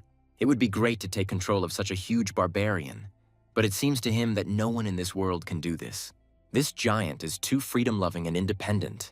He is ready to cooperate only as long as it coincides with his own goals. Only his own will drives him forward, and the swordmaster cannot fully comprehend such complete freedom from other people's influence. It is this unpredictability that makes Kital potentially more dangerous than any other barbarians or creatures from the demonic world. The man sighs heavily, remembering that just a few hours ago he considered his plan brilliant and a surefire win-win. The idea of conquering the demonic world now seems like sheer madness to him, and the swordmaster anxiously wonders what motivated his majesty in the first place. Later, he reports to the Lord that the Emperor plans to conquer the demon lands at any cost. The Lord listens to him grimly, while the Master warns that many innocent people will die during the reconnaissance alone. Kay suggests that the ruler dreams of repeating the path of the ancient legendary Emperor and becoming his second coming. He anxiously reminds the Lord that they have not even completed the conquest of all the kingdoms of the human race, let alone other worlds. From this disturbing conversation, the Lord understands with growing concern that sooner or later this time of large-scale expansion will certainly come. Kay confirms his dark suspicions and states that since these lands are also considered imperial territory, orders to invade could come at any moment. Lost in disturbing thoughts, the Master considers the world to be completely mad, because even the Emperor seems half insane. The Lord asks if all this is just rumors, but the Master confidently asserts that the demons have already begun to move. He notes that the increasing frequency of dungeon appearances looks completely unnatural. And although there is no direct evidence, experts are certain that the filth of the demonic world is seeping into their reality, foreshadowing the greatest danger. Furthermore, the purity and intensity of the new dungeon's appearance also seems unusual and alarming. More and more creepy creatures are seeping into the human world. Something fundamental is happening to the universe, and it clearly does not bode well for the future of the human race. The terrible creatures that appear on the territory of the Empire each time become more terrible and more powerful in terms of magical power. The Swordmaster sighs heavily and says with confidence that it seems that very difficult times of trials await them all. The Lord finally realizes the seriousness of the impending situation and completely agrees with the Master's gloomy forecast. Kay gives him a stern, assessing look and asks the man point-blank what exactly he plans to do about this alarming situation. The Lord lowers his eyes to the floor, clearly lost in his thoughts, after which he confusedly admits that he does not yet know the correct answer to this question. After which the man resolutely rises from his seat and reports that the barbarian, at least, does not show open hostility towards them and their kingdom. However, regarding Katal's other intentions and long-term plans, he lacks confidence and is unable to predict them. Meanwhile, the young man strolls leisurely through the busy streets of the city, openly enjoying the bright sunlight and new surroundings. His attention is suddenly drawn to the loud, heart-rending sound of a child's cry coming from a nearby alley. Katal notices that the small child is clinging to his frightened mother and continues to cry loudly, after which he begins to notice other passers-by on the street, who are clearly afraid of his huge figure and try to quickly hide from him in nearby houses. The young man is deeply puzzled by this general reaction of fear, and he tries to logically understand what the real reason is for people to behave this way. The guy makes the reasonable assumption that people are panicking and afraid of him solely because of his unusual and wild clothes, which stand out on the city streets. His animal skin vest is comfortable on the road, but it looks wild and not at all urban. Katal understands that people consider him dangerous because of his clothes and avoid him. A young man decides to update his wardrobe, understanding the power of external impressions, and sets out in search of a workshop to buy decent clothes and look better. Soon, the sound of a bell is heard as he cautiously enters the studio. The master, busy with work, greets the visitor automatically without even raising his eyes. At first, he smiles welcomingly, raising his head, but then he becomes clearly frightened and freezes at the sight of a giant figure in the doorway. The man freezes in a daze, looking at the huge barbarian filling the doorway. The guy calmly declares that he would like to buy new clothes. The seller immediately starts apologizing, nervously claiming that they don't have anything suitable in his size, since such giants rarely come into the studio. Katal sighs in disappointment and asks if there is another way to resolve this issue, and the tailor hesitantly suggests placing a custom order. Katal asks if this is really possible and, with a wide, satisfied smile, replies that she would be happy to agree to such a proposal. The seller confirms that he will contact him when everything is ready, trying to speak as politely as possible. But in his mind, he only prays that the formidable client will like the finished product, and that he himself will survive the fitting. Bitter tears begin to stream down the frightened man's face as he realizes with horror that he has no right to make a mistake in this order. After which, the young barbarian, having finished his business in the studio, goes to the office of the Mercenary Guild to receive new assignments. On the way, he notices a small, shiny ball on the ground, which immediately attracts his attention with its unusual glow. He bends down and picks up the stone, amazed that such a precious thing was lying right on the street. The guy curiously wonders what it is and decides that when he comes to the guild, he will ask Rose about it. The young man decides to tell the truth about the origin of the find, admitting that he doesn't know its value and simply picked it up on the road. He carefully opens his travel bag and carefully places the bright, sparkling ball inside, being careful not to damage its surface. Entering the guild building, he immediately goes up to the counter and asks the secretary if she knows what this strange object is. The guy hands Rose a brightly glowing ball and begins to tell her in detail that he found it on the road, and it doesn't look like ordinary jewelry at all. The girl carefully examines the mysterious object and immediately agrees that it really does look unusual and is clearly not a simple trinket. This object is unlike any known gemstone, and judging by its perfectly smooth surface, it is probably the work of some skilled craftsman. She continues to carefully examine the glowing ball from different angles and notes that there are no markings or names on it that indicate its origin. It looks extremely beautiful and literally enchants with its soft glow, attracting the eye. Rose clearly feels a strong attraction to the object. She mentally considers it quite valuable due to its unusual properties. The girl's eyes begin to cloud over and lose focus, plunging into contemplation, but Katal sharply snaps his fingers in front of her face, forcing her to return to reality. The girl's eyes widen in surprise and she blinks, while the guy asks her with concern if everything is okay. Rose tears herself away from her contemplation of the ball and asks the guy with confusion what he meant by his sudden action. Katal tells the girl that it seemed to him that this stone somehow attracts her consciousness and influences her perception. Rose agrees that something strange happened to her, and she finds it difficult to explain the feeling that came over her when she saw the mysterious object. A moment later, the girl notices that this ball is extremely difficult to identify because it does not resemble any object she has encountered before. A second later, Rose adds that there seems to be some strange energy emanating from this object, which she feels with her whole being. She continues to examine the ball with a careful, intent gaze, and says that it would be good to have it appraised by knowledgeable people or specialists. After this, Rose offers to help uncover the secret of the artifact, but he refuses, believing that it is much more interesting to figure it out himself. Katal asks about tasks. The receptionist hands over a list of tasks including cleaning streets, cleaning drains, and pulling weeds. Later, returning to his room, he proudly places the bag containing his reward for the day's work on his nightstand. The face of Rose, who almost lost her mind just by looking at this mysterious artifact, appears before my eyes.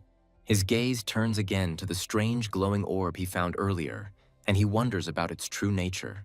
Katal is sure that the sphere has some hidden meaning that he is not yet able to decipher. Suddenly, a powerful, mysterious voice sounds in his head, and the barbarian wonders in surprise if the ball is communicating with him directly. The voice calls him insistently and demands that he follow the indicated direction, showing a map right in his mind. He assumes that it might be domination magic, but for some reason he doesn't feel any outgoing threat or mental pressure.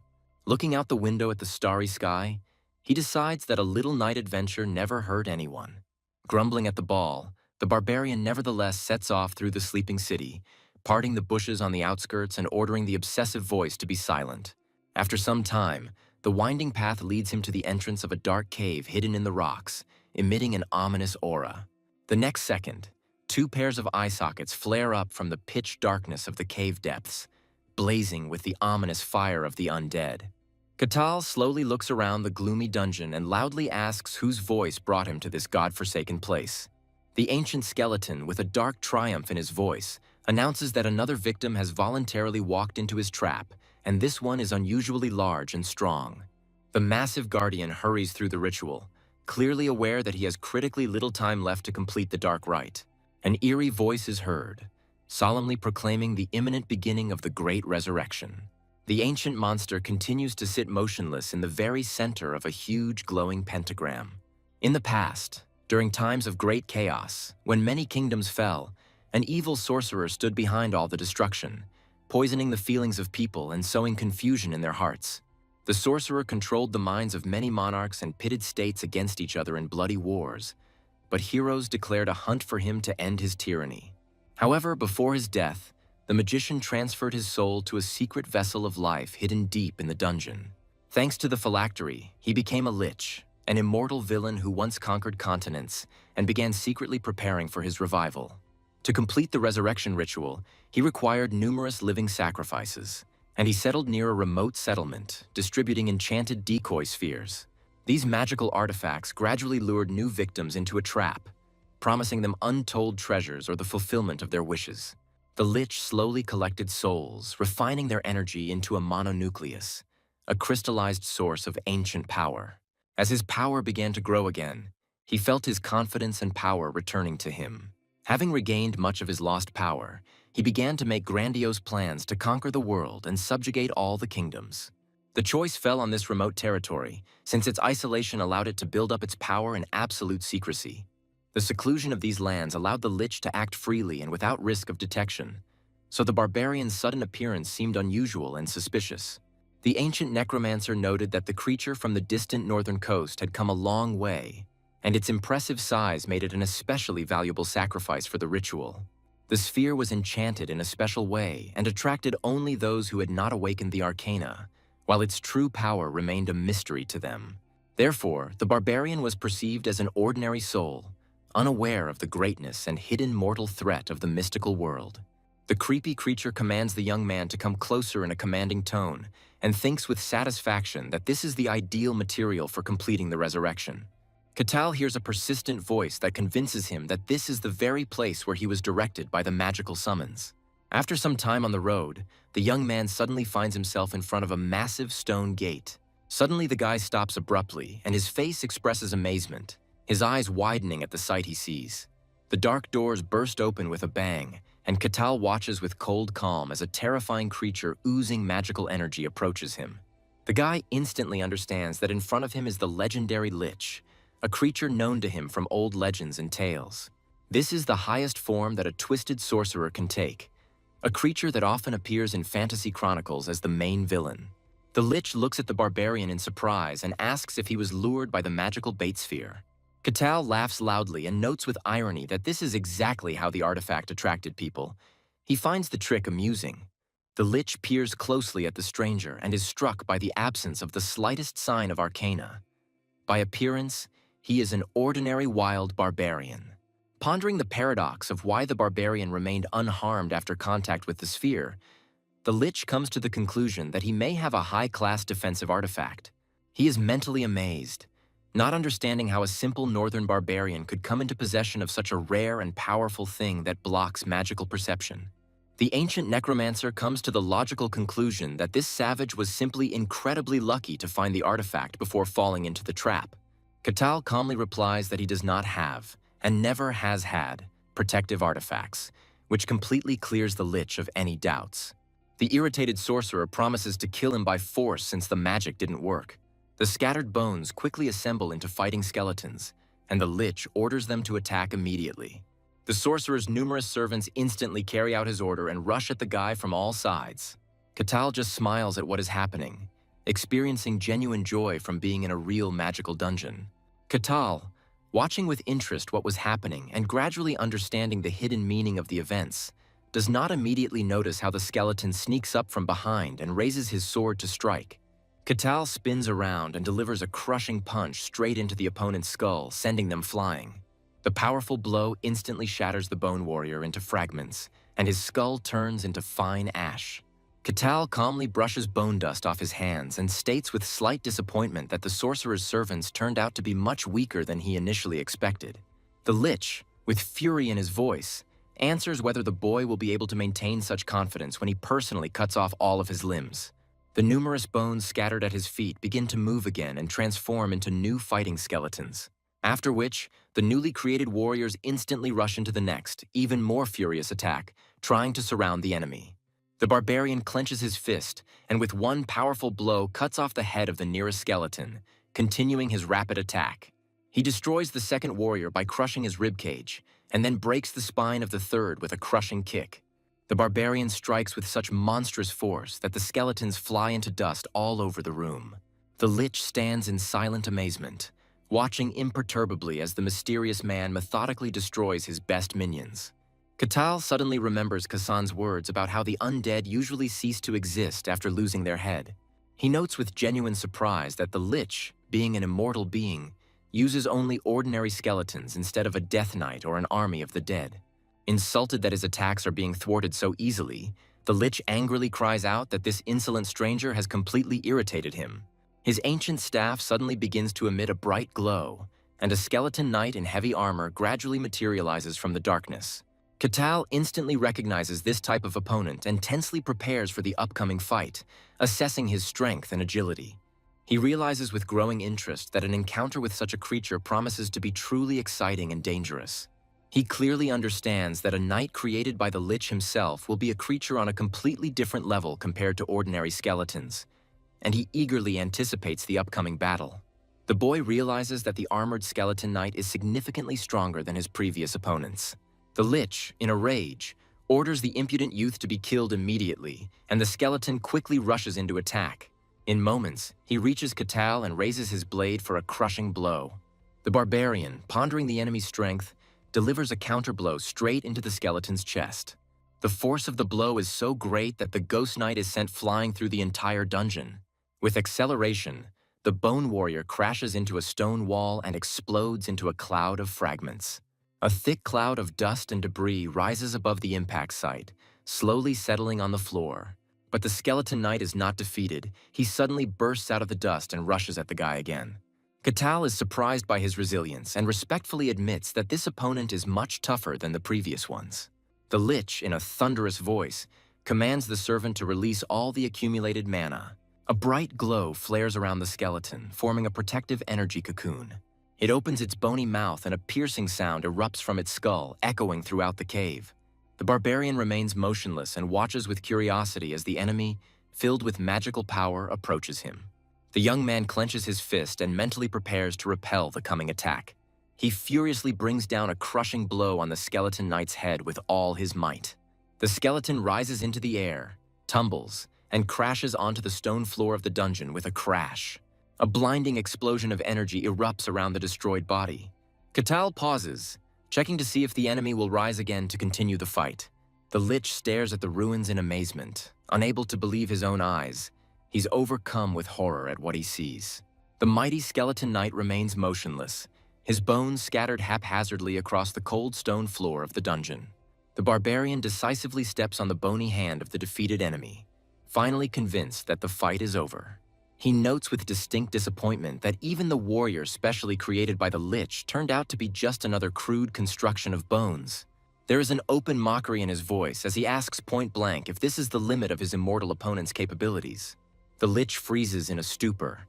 The ancient necromancer senses neither the magical aura nor any traces of hidden artifacts that could empower an ordinary mortal to such extremes. Before him stands a mysterious creature possessing pure physical strength, which in his understanding is completely impossible to acquire naturally. The Lich's gaze becomes intense and focused as he slowly says that Katal is truly special, and this unknown is beginning to seriously worry him.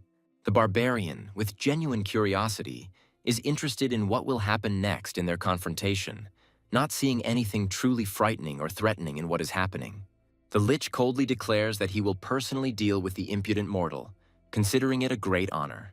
The darkness thickens around, as if the primordial darkness bows to the will of an ancient necromancer. Katal watches the proceedings closely, studying every move of the enemy. He smiles and confidently turns to face his main opponent. In the darkness of the night, only his eyes flash, full of evil bursting out. The Lich asks if mortal fear is known and warns of a high price for intrusion. But Katal calmly replies that he came here only because of the mysterious glowing sphere. With a touch of irony, he reminds us that it was the necromancer who set up these baits, and the Lich openly confirms his words. He commanded them to be silent and proudly declared that he was a great sorcerer who had brought down 5 kingdoms, and solemnly stated his name, Cardos Bernelius Kessus. The barbarian asks with genuine bewilderment why all the inhabitants of this world have such incredibly long names. The Lich's ancient staff begins to emit a strange pulsating glow, commanding it to become the magical foundation for his coming resurrection. The young man watches intently as concentrated dark energy erupts from the staff, heading straight towards him in a swift stream. The energy instantly turns into a huge rotating funnel. The guy does not yet understand what exactly is about to happen, although his gaze begins to change. Ancient magic, specializing in the management of human emotions, comes into play. It causes a growing negative destruction in the mind, gradually imprisoning the victim's will until their mind completely breaks under this pressure. This unique magic, created by the Lich himself, possesses incredible power with minimal expenditure of precious mana. The monster scornfully declares that a mere barbarian, unable to master even basic mana, has no chance against his great magic.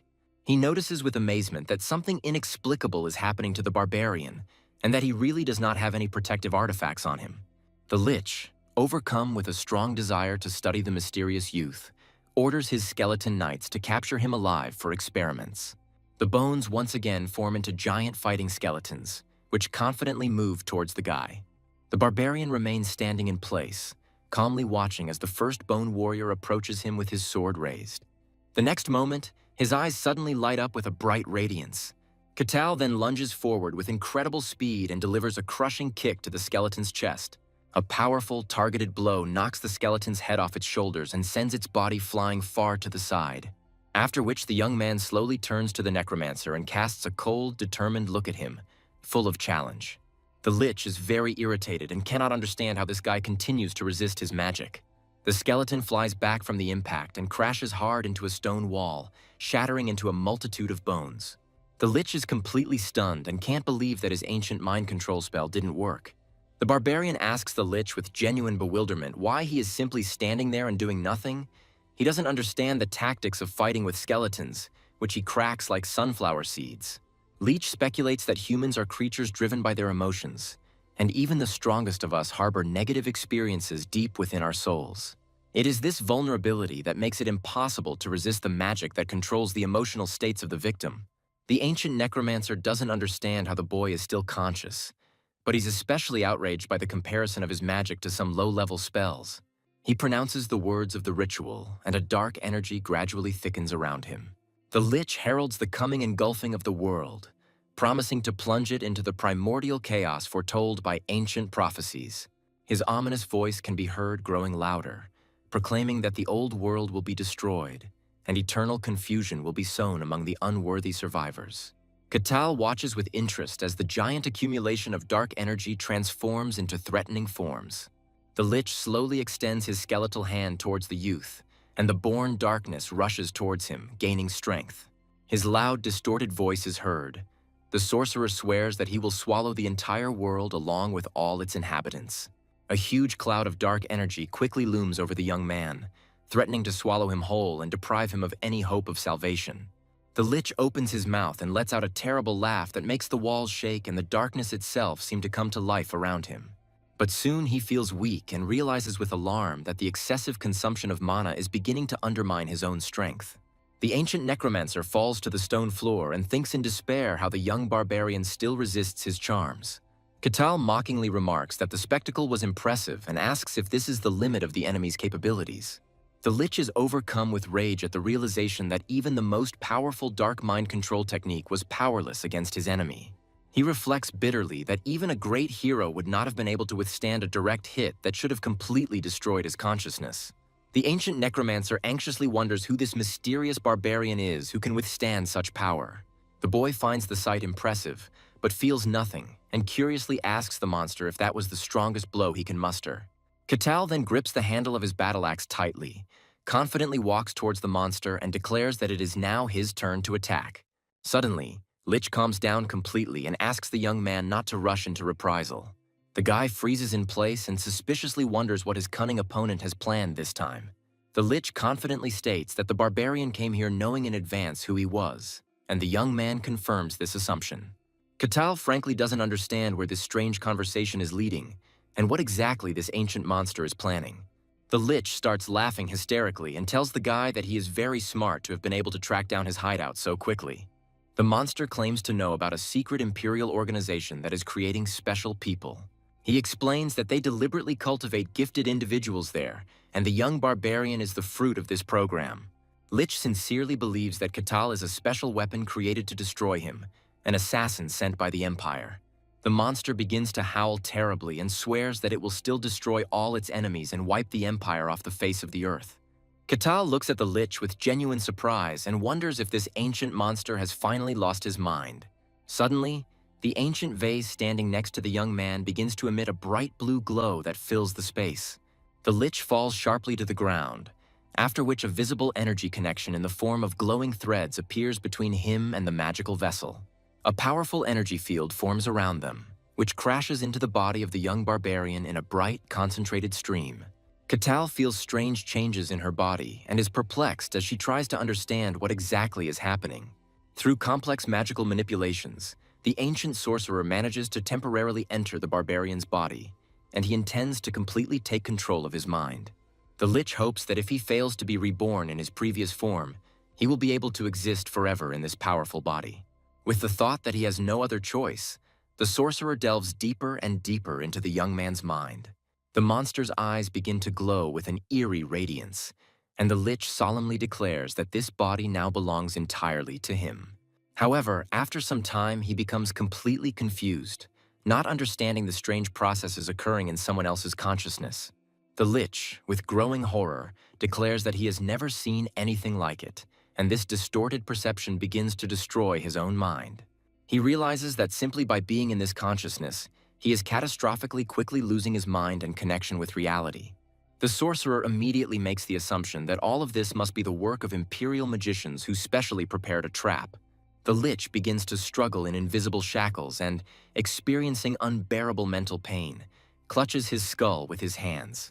The young barbarian's terrifying mind looms over him, and the sorcerer realizes that even the Empire could not have created something so monstrous. More and more, he feels how his ancient consciousness begins to irreversibly collapse under this pressure. The Lich's energy body rapidly disintegrates into separate fragments, and he lets out his last terrible scream, full of impotent rage. The young barbarian, waking up, scratches the back of his head in bewilderment and wonders what exactly just happened. The powerful sorcerer suddenly jerked and collapsed dead, leaving behind only silence and cold. The boy remembers the eerie black wave that enveloped his mind and finds it quite impressive. He begins to think that the final form of the magician's evolution has manifested itself before him. The guy was just trying to understand what kind of magic he uses. To be honest, the young man is a little disappointed and slowly walks towards a nearby vase. He thinks that the local lychees are not as impressive as he previously imagined.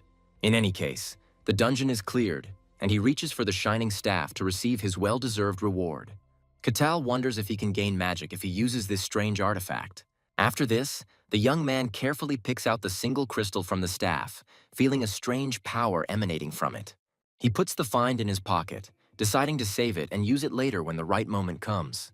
He turns his thoughtful gaze to the mysterious vase, remembering that this artifact clearly belonged to a powerful sorcerer and could be his vessel of life. The guy rightly believes that the smartest thing to do would be to show this find to Rose for a professional assessment of its magical properties. Deftly bending down, the barbarian lifts the vessel by its graceful handle with a sharp movement, feeling the slight vibration emanating from it. Looking around the empty dungeon, Katal thinks with satisfaction that the adventure has ended successfully, and he has collected enough valuable trophies. However, his attention is drawn to something suspicious in the far corner. A strange symbol on the stone wall that clearly conceals a secret passage.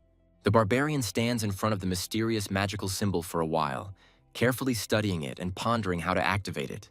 He carefully considers possible pitfalls, trying to predict the consequences of every wrong step. Carefully touching the cold stone, he watches in surprise as the wall begins to slowly move apart, confirming his guess. The young man slowly enters the newly opened room and freezes at the sight of several people lined up along the wall in unnatural positions. The group of people remains completely motionless, all of them in a state reminiscent of a magical dream or trance state. A wide smile lights up the barbarian's face. He has not only found the secret room, but also confirmed his intuition as an experienced adventurer. Looking closely at the strangers, he wonders who they are and what they are doing in this secret room. The guy tries to talk to them, actively gesturing and passing his hand in front of their faces, but there is no reaction or response. Katal turns to the nearest girl, asking if she is alive and can hear his questions. There was no answer, and he, seeing no other way out, decided to leave this place for a while. Katal speculates that once he reports the situation to the guild, specialists will certainly be dispatched to investigate. Carrying an armful of magical trophies, the young man confidently walks into the familiar office of the mercenary guild. The secretary girl greets him happily and notices with slight surprise that today he arrived much earlier than usual. The guy briefly explains that he urgently needs to resolve an important matter, to which the secretary immediately asks about the essence of the problem. Rose is very confused and cannot yet understand what exactly his confused story is about. The barbarian begins to describe in detail the small glowing ball that he showed her earlier, and all the strange events that followed this discovery. After hearing the incredible story, the girl with a tense smile asks the young man to stop joking like that. She refuses to believe that the barbarian is telling the truth, because the Lich is one of the 5 legendary creatures in the world and could hardly have ended up in their province. In response to these doubts, the young man decisively places the magic vessel on the table, which immediately puts the girl into a state of shock. With a joyful and proud voice, Katal declares that he has brought a mysterious urn, which, apparently, is the vessel of life of a great sorcerer. After this, he asks the shocked girl with a businesslike air if she can professionally estimate the value of this unique find. Rose experiences strange mixed feelings between disbelief and amazement, but is forced to admit that the young man is clearly not lying. While she's still trying to comprehend the scale of the situation, Katal patiently explains that there were also several people in a strange state inside the lair. He explains that he thought he could save them himself, but their minds were completely destroyed, and he thinks it's only right that the guild send specialists to check. The girl notices with growing alarm that several unexplained disappearances have indeed occurred in these lands, and no one has ever been found. If this really is the work of a Lich, then everything finally falls into place. In a loud, excited voice, she asks him to wait while she urgently calls the responsible persons. Her loud scream causes the captain of the guard to run into the room, excitedly asking if it is true that there is evidence of the Lich's existence here. The young man calmly greets the officer and tries to tactfully calm him down, seeing his excessive excitement. He calmly tries to explain that the situation has already been resolved, and there is absolutely nothing to worry about.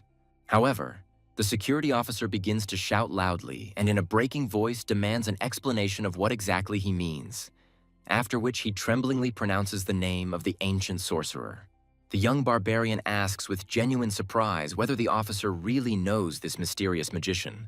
The knight, still under the impression, replies that of course it is, and describes him as a magician who turned the world upside down over 100 years ago. He tells with reverent horror that this is the creator of forbidden magic that controls emotions and causes endless chaos in the minds of people. The officer adds that the sorcerer also managed to drive many kings mad and completely destroyed 5 powerful states during the course of his activities. With a tremor in his voice, he concludes that this legendary creature is now here, in their relatively peaceful lands.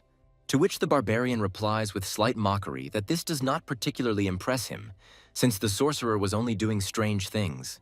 With disdain in his voice, he adds that in the end the magician destroyed himself, unable to cope with his own powers.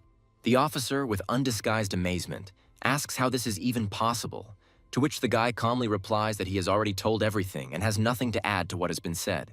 After which the man turns around abruptly and declares that he needs to immediately report this situation to senior management. The Lord is extremely outraged. He cannot believe that such a powerful magician could be on their territory. He asks the officer if he is really sure that it was a lich and not some other dangerous monster. The officer patiently explains that, judging by all the testimony and descriptions received, this was indeed a legendary powerful sorcerer. The man adds that they now have material evidence in the form of a magical vessel of life. The Lord sighs heavily and notes with concern that this is creating truly serious problems for the region. He notes with concern that if a mage of such a level was hiding on their territory, the Empire could send its investigators at any moment. The Lord states that now, unfortunately, even the Swordmaster is absent and cannot help. The man is immersed in deep thoughts, mentally going over the possible consequences. He slowly approaches the large window opening and, after a short pause, gives the command in a firm voice to immediately prepare an urgent message to the capital. The Lord believes that this time they were incredibly lucky, because if the barbarian had not discovered the Lich in time, they all could have become the first victims. He speculates that a powerful mage was in the process of being reborn, taking the form of a Lich to preserve his consciousness. The officer confirms his suspicions and clarifies that this is indeed the case, and that the sorcerer's magical state at that time was extremely unstable. The Lord, despite his anxiety, believes that even under such circumstances, defeating the Lich is truly a remarkable achievement. He gazes thoughtfully at the night sky through the window glass and says that the barbarian deserves a worthy reward for his feat. The next morning dawns, and suddenly loud, alarmed cries from servants are heard in the corridors of the Lord's palace. The man had already woken up and asked through the door in amazement who dared to disturb him at such an early hour.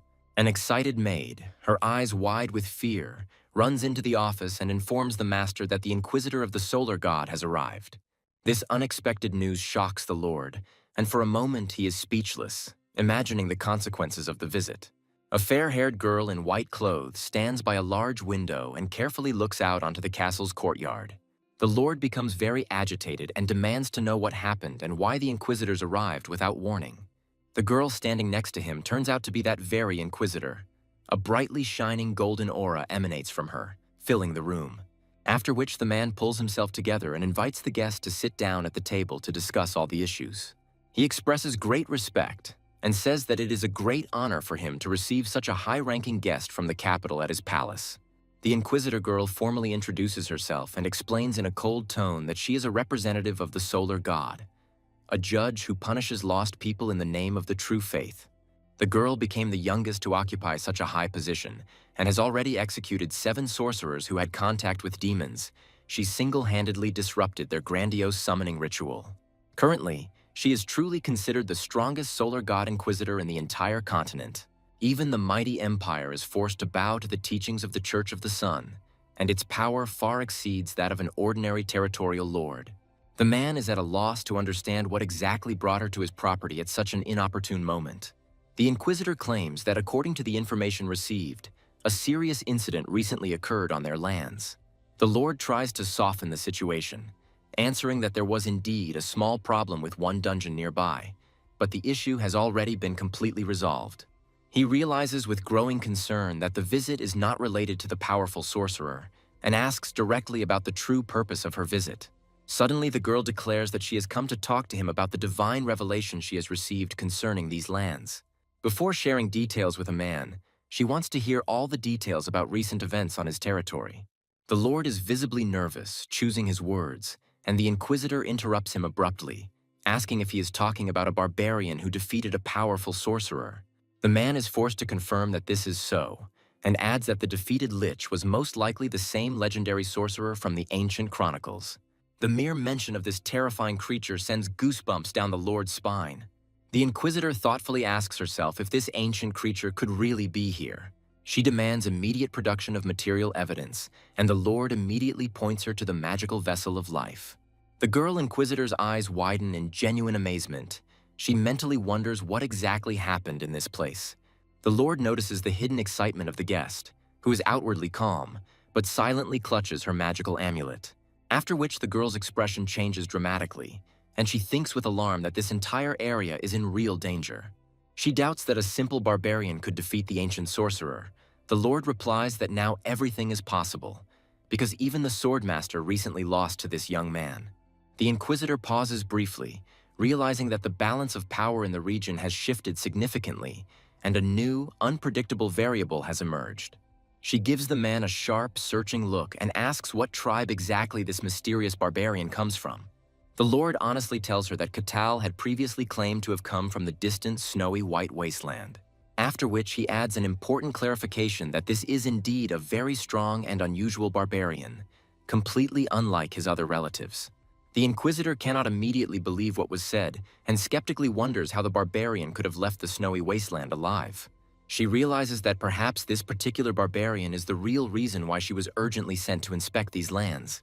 The Lord tries to maintain an outward calm and relaxed appearance, but he is unable to completely hide his inner turmoil. Meanwhile, their conversation continues. The Inquisitor asks if she can meet this mysterious barbarian in person. At this moment, Catal is in his room, carefully examining a huge magic crystal. The young man curiously wonders how exactly this artifact, which looks like an amplifier of magical energy, works. A sudden insistent knock on the door interrupts his thoughts. Catal, turning to the window, is surprised to realize that the night has flown by unnoticed. A guard officer appears at the threshold and informs the boy in an official tone that the Inquisitor wishes to meet with him in person. He then adds a stern warning about the need to show the utmost respect when meeting a high-ranking guest. The barbarian smiles happily in response and assures the officer that he has absolutely no reason to worry about his behavior. The officer looks at the guy with obvious distrust, internally worried about possible unpredictable actions on his part. After a short pause, the guard officer asks if the young barbarian is ready for an immediate visit to the palace. Catal confidently replies that they can move out right now, and the officer silently nods in agreement. A satisfied smile appears on Catal's face, because in this unusual world, the gods really do exist as physical entities. Beings of divine origin are able to directly bestow their power upon chosen people, radically changing their destiny and opportunities. Sometimes the most powerful deities are able to personally descend to Earth and intervene in the affairs of mortals at their own discretion. The place where their devoted followers gather to perform rituals is traditionally called a church or temple. Catal is interested in exploring how fantasy temples differ from the familiar churches of reality. After some time, they approach a majestic temple. The young man stops, amazed by its grandeur. The massive structure amazes the young barbarian with its architectural grandeur and the complexity of the carved decorations on its facade. The officer reminds him once again that this is a religious building of the highest order, where a barbarian must behave with the utmost dignity. Catal nods, showing that he understands, and slowly walks through the heavy doors, as if afraid to break the silence.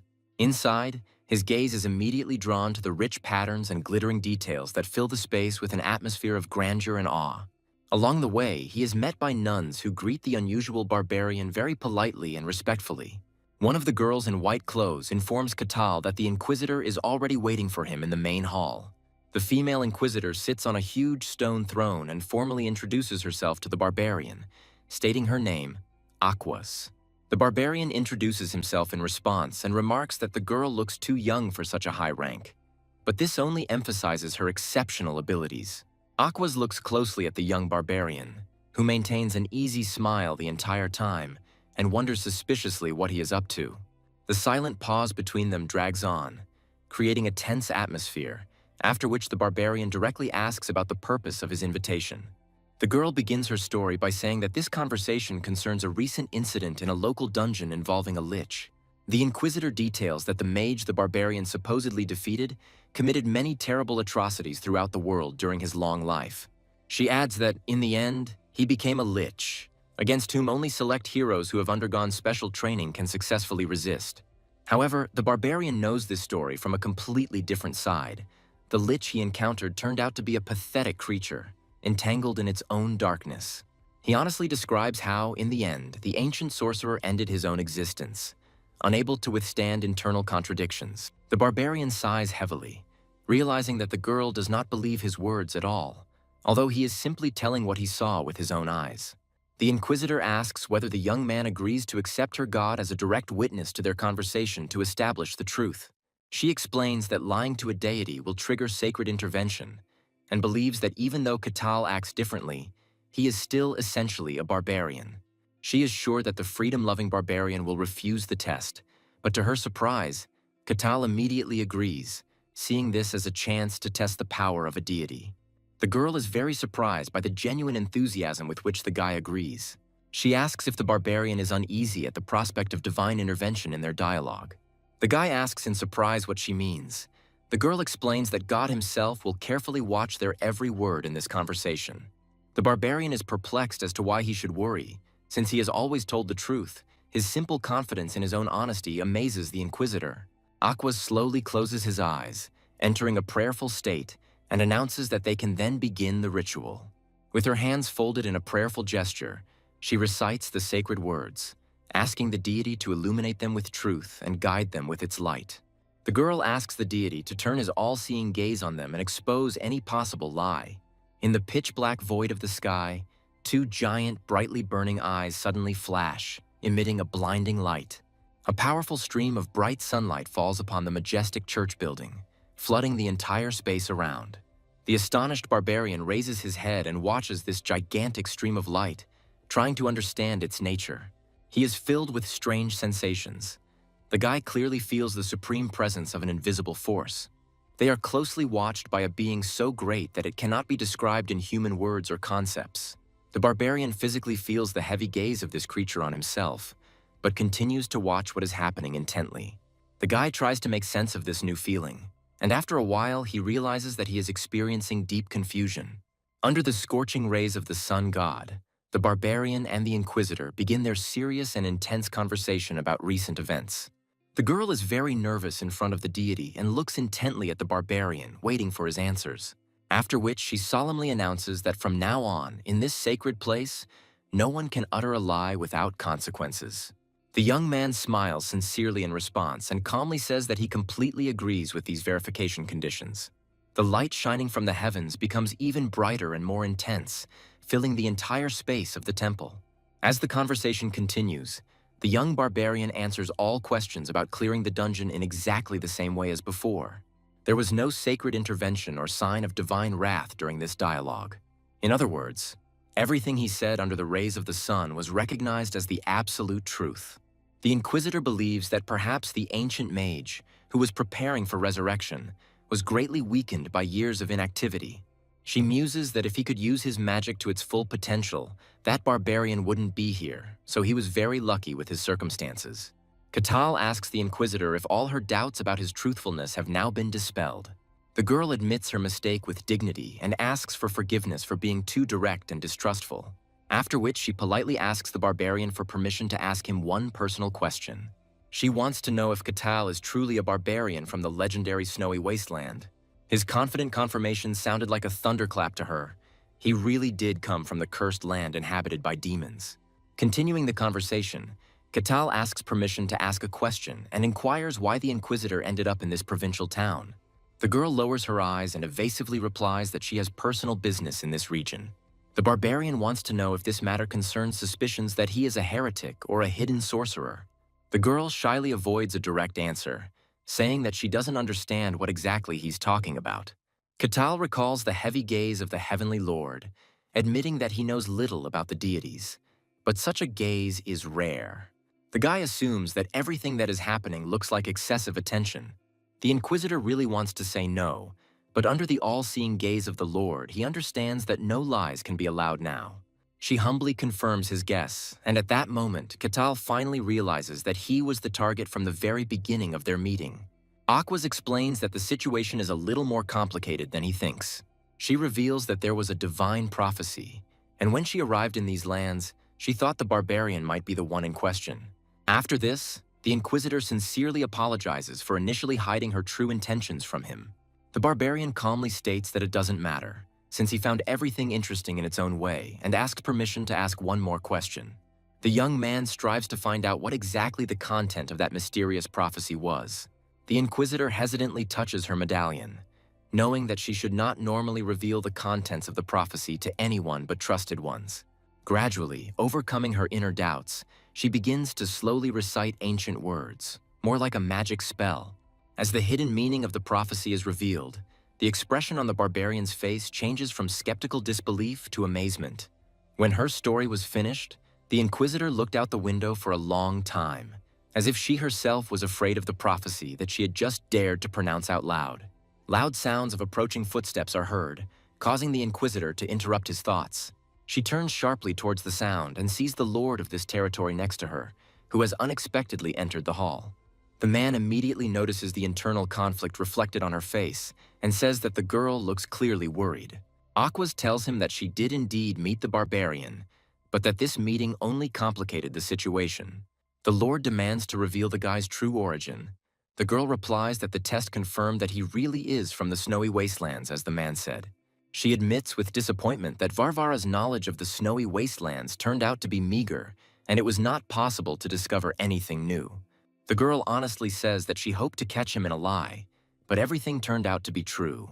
The Lord anxiously notes that such information, if it becomes known to the world, will cause unrest among the powers that be. He is especially afraid of the Emperor, who has long dreamed of reaching the snowy wastes, which makes the situation extremely dangerous. The man suggests that if the Emperor were to personally intervene in this situation, no one would be able to predict the scale of the chaos. The Inquisitor confidently declares that the Lord has nothing to worry about, as the Order itself will deal with the Dark Mage and hide the barbarian's existence from the eyes of society.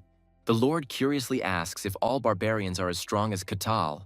The girl categorically answers that no, otherwise they would have left the snowy wastelands long ago. She notes that in that case, the barbarians would have long ago conquered the entire known world, because even without Katal, their strength and military might are impressive. However, she reminds us that traditionally barbarians are unimaginably stupid, and this has always been their distinctive limitation. The Lord is worried about the consequences, because if this race, already stronger than others, gains a developed mind, the world could change forever. The Inquisitor confirms that she had indeed heard rumors about the current barbarian king being different from previous rulers. She adds with concern that, according to the information received, he possesses not only strength, but also an extraordinary mind. The Lord is surprised by her generalizations. The Inquisitor firmly replies that although she met the king of the barbarians only once, he was clearly different from the others. The man notes with interest that a meeting with the barbarian ruler would be educational, but the Inquisitor denies this curiosity due to the current circumstances. She reminds us that barbarians and the servants of the gods have never been friends, and the growth of their power only causes alarm in the cult, not admiration. After which the man directly asks about the content of the prophecy, which required a personal meeting with the barbarian. With a tired voice, the girl replies that she only needed confirmation of one detail. The Lord continues to insistently demand that the full content of that mysterious prophecy be revealed. The girl seemed not to notice his questions, completely immersed in thoughts about the nature of the creature with whom she was talking. She analyzes to herself whether he was a human or something that only has a human appearance. Following an inner impulse, she begins to read the ancient message, repeating phrases in an unknown magical language over and over again, filling the room with vibrations.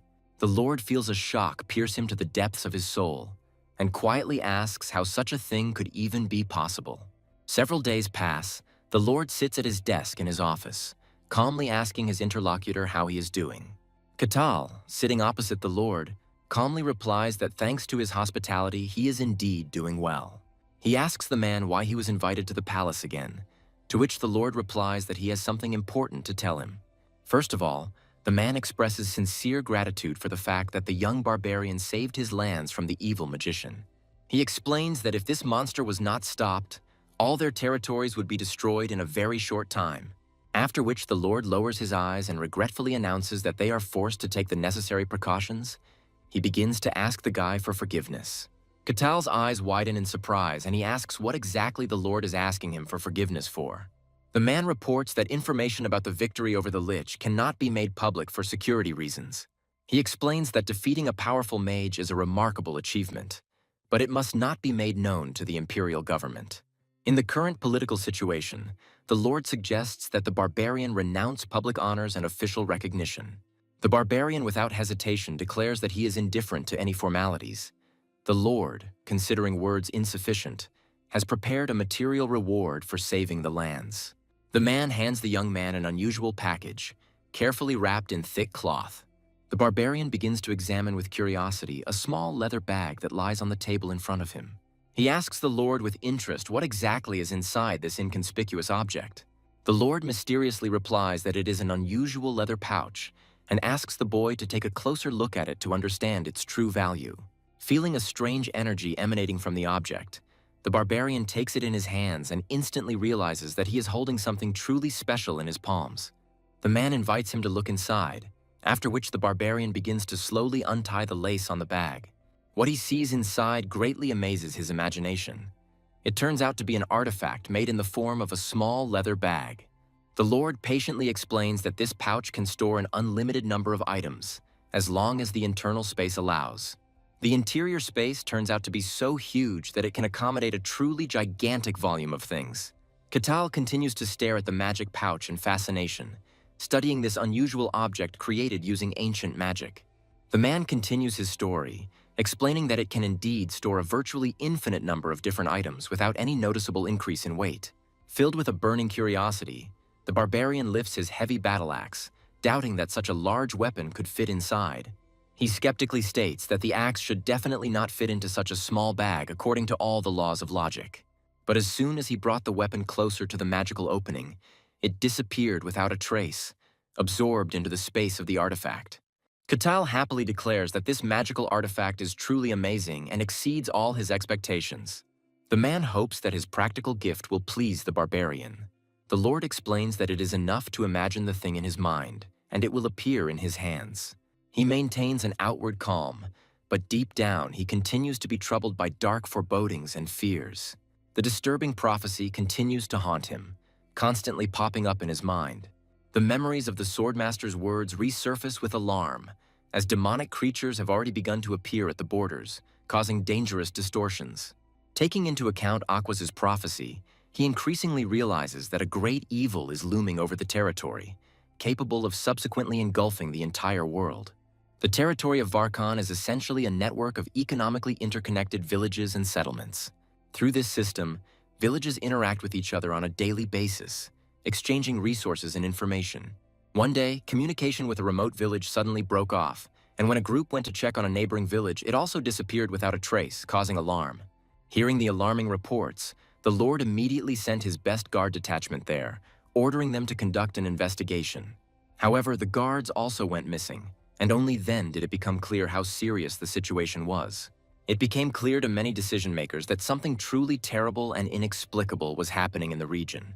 At this time, Katal is in the guild building and, as usual, asks the girl about available tasks. Rose reports that the Lord has sent an urgent request to immediately check the village, with which contact has recently been completely lost. The guy just needs to get to the village and scout out the situation, but this seemingly simple mission comes with an unusually generous reward. Katal smiles happily and loudly declares that he definitely likes this kind of task and is going to start doing it immediately. Rose smiles softly in response and thinks to herself that she could not have expected any other answer from this energetic barbarian. Near the main entrance to the guild building, A small group of mercenaries stands bored, awaiting suitable assignments. Hayes stands alone near an old tree, deep in her sad thoughts. Suddenly, the girl turns around sharply, hearing someone loudly and confidently calling her name. Hayes' eyes widened in surprise. Catal was dressed in custom-tailored clothing, a stark contrast to his usual rough, snowy wasteland gear. The barbarian explains that his old things were completely worn out, and he ordered this practical new set for himself. His style turned out to be so unusual and impressive that it attracted everyone's attention around. She begins to tell about the details of the task. The barbarian, with a slight smile, confirms his interest in the mission. The nun, already familiar with Catal, calmly replies that she thought so when she heard about his consent. The barbarian wonders with slight bewilderment why the girl is here alone without her team. He asks Hayes directly if Kassan and Alexander are not going to join them on this mission, since according to his calculations, they should have already received the information. Hayes sadly speculates that the remaining mercenaries may have abandoned the dangerous mission. Looking around, the barbarian noted to himself that only a small group of mercenaries had gathered, barely 10 people. Although the generous payment should have attracted many more applicants, Hayes quietly explained to him that the generous reward was not at all random or excessive, since persistent rumors claimed that all the guards previously sent on reconnaissance had disappeared without a trace. It became clear that the mission was much more dangerous than might have been assumed at first glance. However, Catal believes that even such alarming rumors could not fully justify such a low number of mercenaries for such an important mission. Hayes reluctantly admits that there is another compelling reason that discourages mercenaries. Few dare to work with Lady Aquas. She explains that even she herself feels a slight fear before the upcoming mission, but understands that without her participation, the matter will not move forward. Catal mentally recalls how pure and feminine this girl looked when they first met.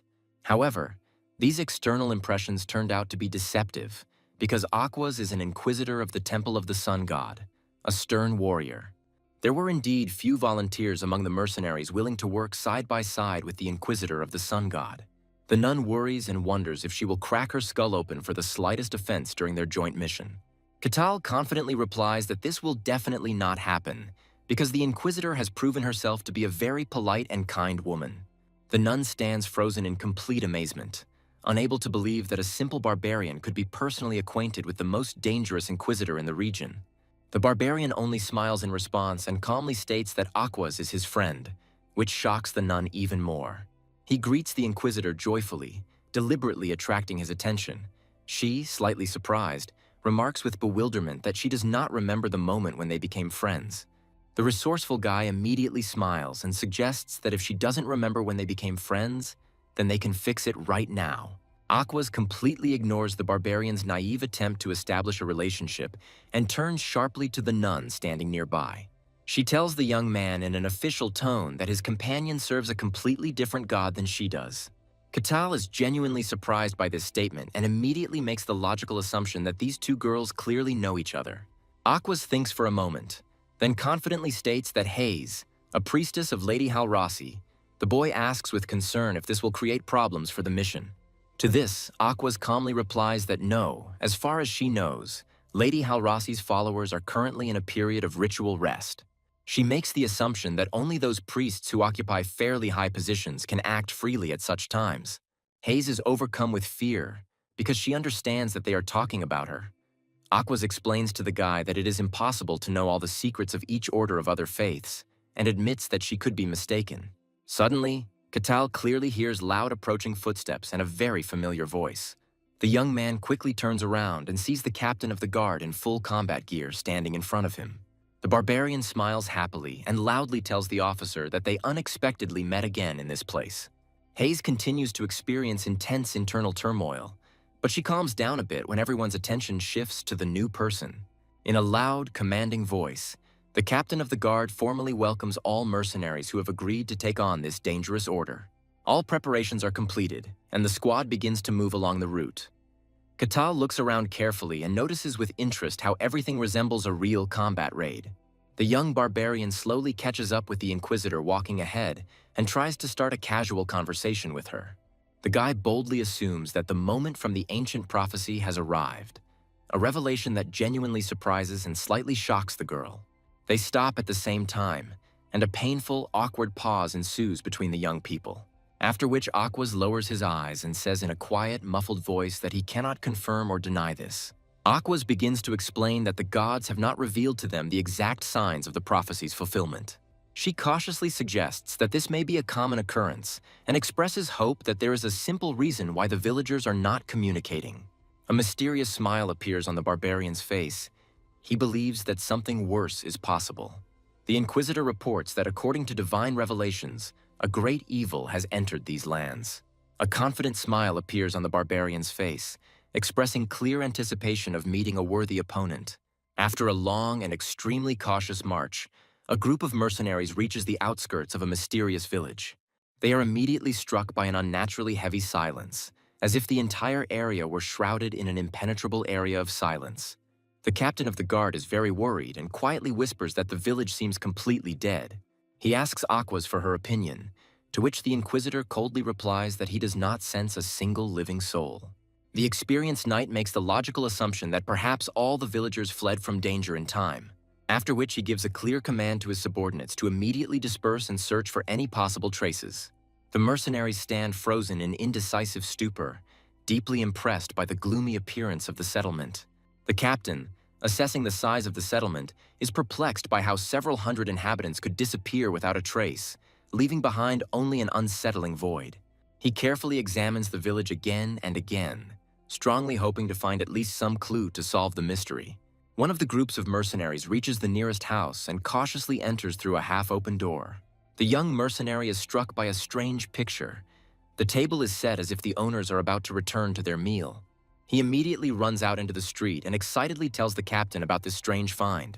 The captain initially assumes that the inhabitants were fleeing and therefore abandoned their food in their haste.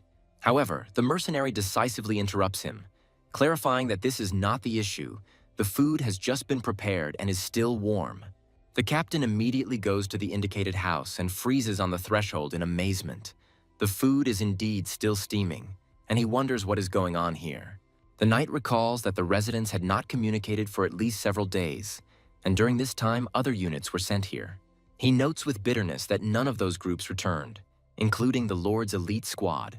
The captain asks the mercenary if there is any other evidence, but the guy replies that so far there are no signs of escape or signs of anyone hiding. He sinks into an oppressive silence, trying unsuccessfully to understand what is happening in this damned village. After a short thought, he gives the mercenaries the order to continue a thorough search in all directions. The man notes with bewilderment that there are all the signs that life is going on as usual, but at the same time there is not a single living soul. Meanwhile, the captain carefully approaches one of the mercenaries from behind. The young man notices the captain's approach at the last moment and turns sharply towards him. The officer orders him in an authoritative tone to immediately report the general situation. The young mercenary notices that everything around him remains unchanged, as if time has stood still. With growing surprise, he adds, "The tracks clearly show that people were here only moments ago." With concern in his voice, the captain turns to the Inquisitor and asks for her thoughts. Aquas looks down and with obvious disappointment says that she doesn't understand anything about this situation either, after which the captain casts an anxious, questioning glance at the barbarian, expecting at least some information. The guy calmly states that he too has not found the slightest clue to solving the mystery. The young man adds that he does not feel even the remote presence of anyone around him. The captain's irritation gradually grows into real anger, and he loudly asks how this is even possible. Suddenly, the young man hears a strange sound and feels an invisible alien presence nearby. The barbarian turns sharply towards the sound and confidently assumes that there is someone here after all. The officer looks closely behind the backs of his mercenaries. What he sees clearly shocks him to the depths of his soul. He watches in amazement as an unfamiliar girl stands behind the group of mercenaries, and the man anxiously wonders who she is and how long she has been with them. Meanwhile, the mysterious girl approaches the barbarian, finding it amusing, and curiously asks how he managed to notice her such a skillful disguise. The guy replies that it was hard not to notice her in such a situation, to which the stranger clarifies that this is not what she meant. She disdainfully notes that humans are usually unable to see her or sense her presence, and arrogantly claims that even the sun god's inquisitor did not notice her approach. The stranger carefully examines Catal and comes to the logical conclusion that he does not look like someone who has experienced mysticism. Her voice sounds genuinely surprised. She asks who he really is, after which the girl says that this is an unexpectedly good catch. The captain suddenly raises the alarm and loudly orders his subordinates to retreat from this place immediately. The Inquisitor girl does not react to his urgent order, remaining motionless and focused. The captain becomes very worried about her safety and calls her name loudly again. Aqua states that she feels absolutely nothing. Hayes is no less surprised than he is, because even the Inquisitor of the highest religious order could not immediately sense the presence. This means only one of two things. Either the stranger is not evil or a demon in nature, or she is such a powerful being that she cannot be recognized by normal methods. Meanwhile, the stranger sarcastically says what a pity it was that she was discovered so quickly. She regretfully admits that she wanted to follow them quietly and explore their lands, after which her face melts, losing its human form. She gradually turns into a creepy monster and tells the guy that he is a very cute, funny little barbarian. The stranger's transformation continues, and she completely turns into a demonic creature with huge horns. The creepy creature begins to laugh evilly and loudly declares to the barbarian that it will take him into slavery and drag him to hell. The demon snaps her fingers loudly, and a rotating vortex of dark energy instantly materializes above her. It begins to grow rapidly, turning into a huge, pulsating dark energy ball. The sphere grows larger and larger, enveloping the entire surrounding space in a dense veil of dark energy, after which the creepy creature flies into the air, illuminating everyone present with a mystical purple light. The mercenaries watch the monster's demonic manipulations with growing horror, feeling the enormous power emanating from it. The captain gives a loud order to all mercenaries to run away as quickly as possible. However, the mercenaries soon run into an invisible barrier, and under the pressure of demonic energy, the entire village instantly finds itself enclosed in a transparent magical dome. The demonic creature continues to levitate in the air and laughs loudly, declaring that this village is now its domain. The mercenaries are stunned by the energy emanating from the demon, so intense that it terrifies even the most steadfast warriors. A general despair sets in among the mercenaries when they realize that they are facing a being of a higher order. Hayes trembles with fear and begins to turn to higher powers, praying for divine salvation. Suddenly, the girl stops abruptly, feeling a huge hand on her head. The young barbarian asks the nun to calm down and says in a quiet, confident voice that he is with her. Hayes instantly comes to his senses from the touch and looks at the young barbarian with great gratitude. Catal calmly asks the girl if she can tell him in more detail why exactly this particular demon is dangerous. The nun, still trembling, begins to explain that not all demons in this world have such power. She explains that very often these creatures are called demons only for the sake of ease of classification. In fact, most of them are just fragments of evil and magic, not possessing full consciousness. However, there are those who can truly be called true demons, born not of a mother, but of the very cradle of darkness. These unique creatures are called named demons because they are able to give themselves names. The boy learns that even the weakest named demon is capable of crushing a kingdom. Based on its strength and description, he assumes that it is an ancient ashatir that appeared hundreds of years ago. The barbarian carefully touches the magical barrier and wonders what such a creature could be doing in such a wilderness. The nun anxiously replies that this place has become the demon's domain, and they will not be able to remove the barrier until they defeat it. Catal continues to methodically knock on the magical barrier, clearly immersed in some thoughts. The young barbarian is clearly impressed and even pleased by the existence of such a magical wall. The nun does not share this joy with him. She is very frightened and understands that all this is just a cruel game of the demon. Meanwhile, the monster continues to fly over the group of mercenaries and mockingly states that this is actually fun. The Inquisitor finally understands why there are traces of recent human presence in the deserted village. It was all a trick of the demon. A deep rage overwhelms her. The girl realizes that the demon arranged all this solely to mock those who came here to look for survivors. In response to this realization, the demonic creature begins to laugh loudly and joyfully, enjoying the effect produced. The mercenaries are terrified, but the nun is surprised to notice that the young barbarian remains completely calm and watches what is happening with keen interest. She explains that summoning such a monstrous creature usually requires a colossal sacrifice, and even an entire village is sometimes not enough. She adds that it is technically impossible to secretly alter such a vast territory with magic, as the scale makes it impossible to remain unnoticed. The nun anxiously wonders how this demonic creature got into their world in the first place. Aquas clenches her fists in rage, realizing the scale of the desecration of the lands she swore to protect. The demon continues his eerie laughter, reveling in the despair of his opponents and openly despising their faith in a higher power. After which he turns to the Inquisitor and mockingly asks if she really thinks that her god will really save her. The tension in the air increases, and it becomes clear to everyone that the trap has slammed shut.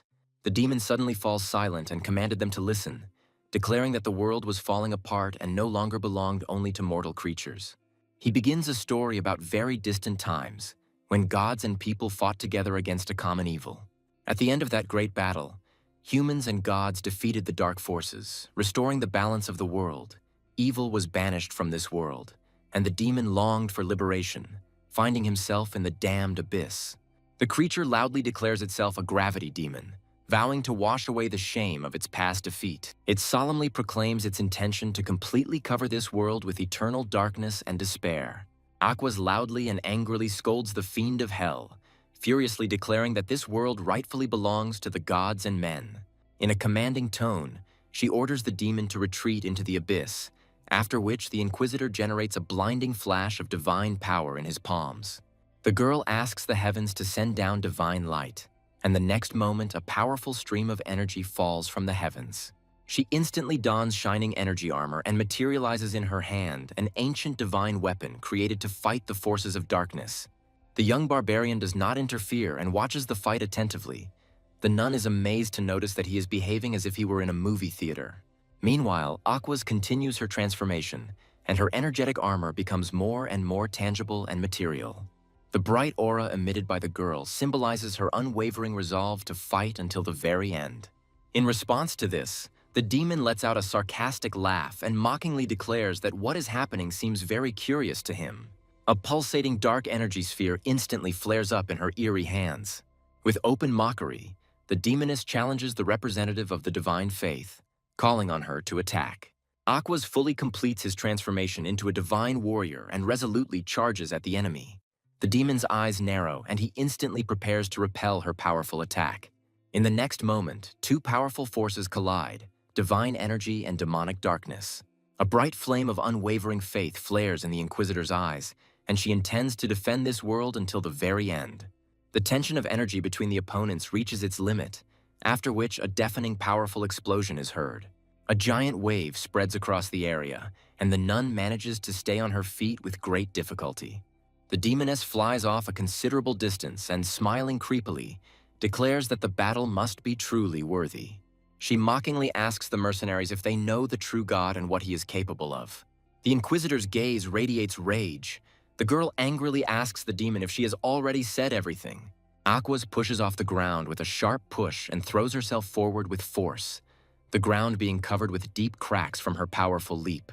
Her eyes burn with the sacred fire of righteous anger, and every step leaves behind a powerful trail of energy. The demoness instantly disappears from her place and begins to appear in various unexpected points in space. Such unpredictable movements greatly alarm and discourage the Inquisitor. Suddenly, the demon strikes the Inquisitor with a series of lightning-fast blows with its sharp claws, trying to break through her defense. Aquas attempts to land a precise blow with her weapon, but the demon instantly disappears from her line of attack and appears behind her. Appearing in a blind spot, the demon deals a powerful blow to Aquas's back, but she manages to defend herself with her shield, blocking most of the destructive force. The ground around him shakes from the force of the impact, creating deep cracks, and the demon furiously screams at Aquas that he will destroy her and anyone who stands in his way. Blow after blow, he sends out giant waves of dark energy, trying to break through the divine defense. The Inquisitor uses his last strength to contain the furious onslaught, gradually losing energy as the demon disappears in one place and instantly appears in another. Aquas raises his eyes to the heavens and reads aloud the first verse of the Holy Scripture. Suddenly, a blinding stream of the brightest light falls from the sky, aimed straight at the demon. The demoness, weakened by this heavenly power, is forced to retreat a few steps back. Her predatory gaze betrays amazement and caustic mockery. She clearly did not expect the young warrior of heaven to use the Holy Scripture in battle. The creepy demon asks how the girl achieved such heights of skill at such a young age. The dark being respectfully admits that Aqua's fighting skills are truly impressive. Meanwhile, the Inquisitor begins to read the second verse of the fifth scripture, calling upon even more divine light. A bright explosion of cleansing energy flares up in space, blinding everyone present. The Inquisitor's loud voice is heard, commanding the force to incinerate all filth. The battle takes a dangerous turn and the tension mounts. Aquas swings his divine weapon wide and delivers another crushing blow. After this, the girl does not ease up on the pressure and again delivers a series of blows, successively throwing the demon back. However, the dark creature is incredibly powerful, parrying the devastating attacks and instantly unleashing a crushing blow on the Inquisitor, knocking her aside. A satisfied smile appears on the face of the creepy creature, expressing confidence in its victory. With incredible speed, breaking the sound barrier, the demon falls upon Aquas again. The forces of good and evil collide in a powerful clinch, and magical energy once again flares with a blinding light. The energy pressure rapidly increases, and destructive waves spread throughout the surrounding space. Within a moment, the accumulated energy reaches a critical point, causing a powerful explosion. A nearby nun screams loudly and struggles to stay on her feet. Several mercenaries are thrown in different directions by powerful blast waves. The battle between the Inquisitor and the demon only grows in intensity, creating a raging magical storm. Flashes of light and shadow fly across the sky, each threatening to tear the earth apart with its power. Catal continues to calmly watch the fight, his eyes sparkling with excitement and a smile playing on his lips, as if he were watching a thrilling performance. Hayes asks the young barbarian with concern if he can't help the Inquisitor in this dangerous situation.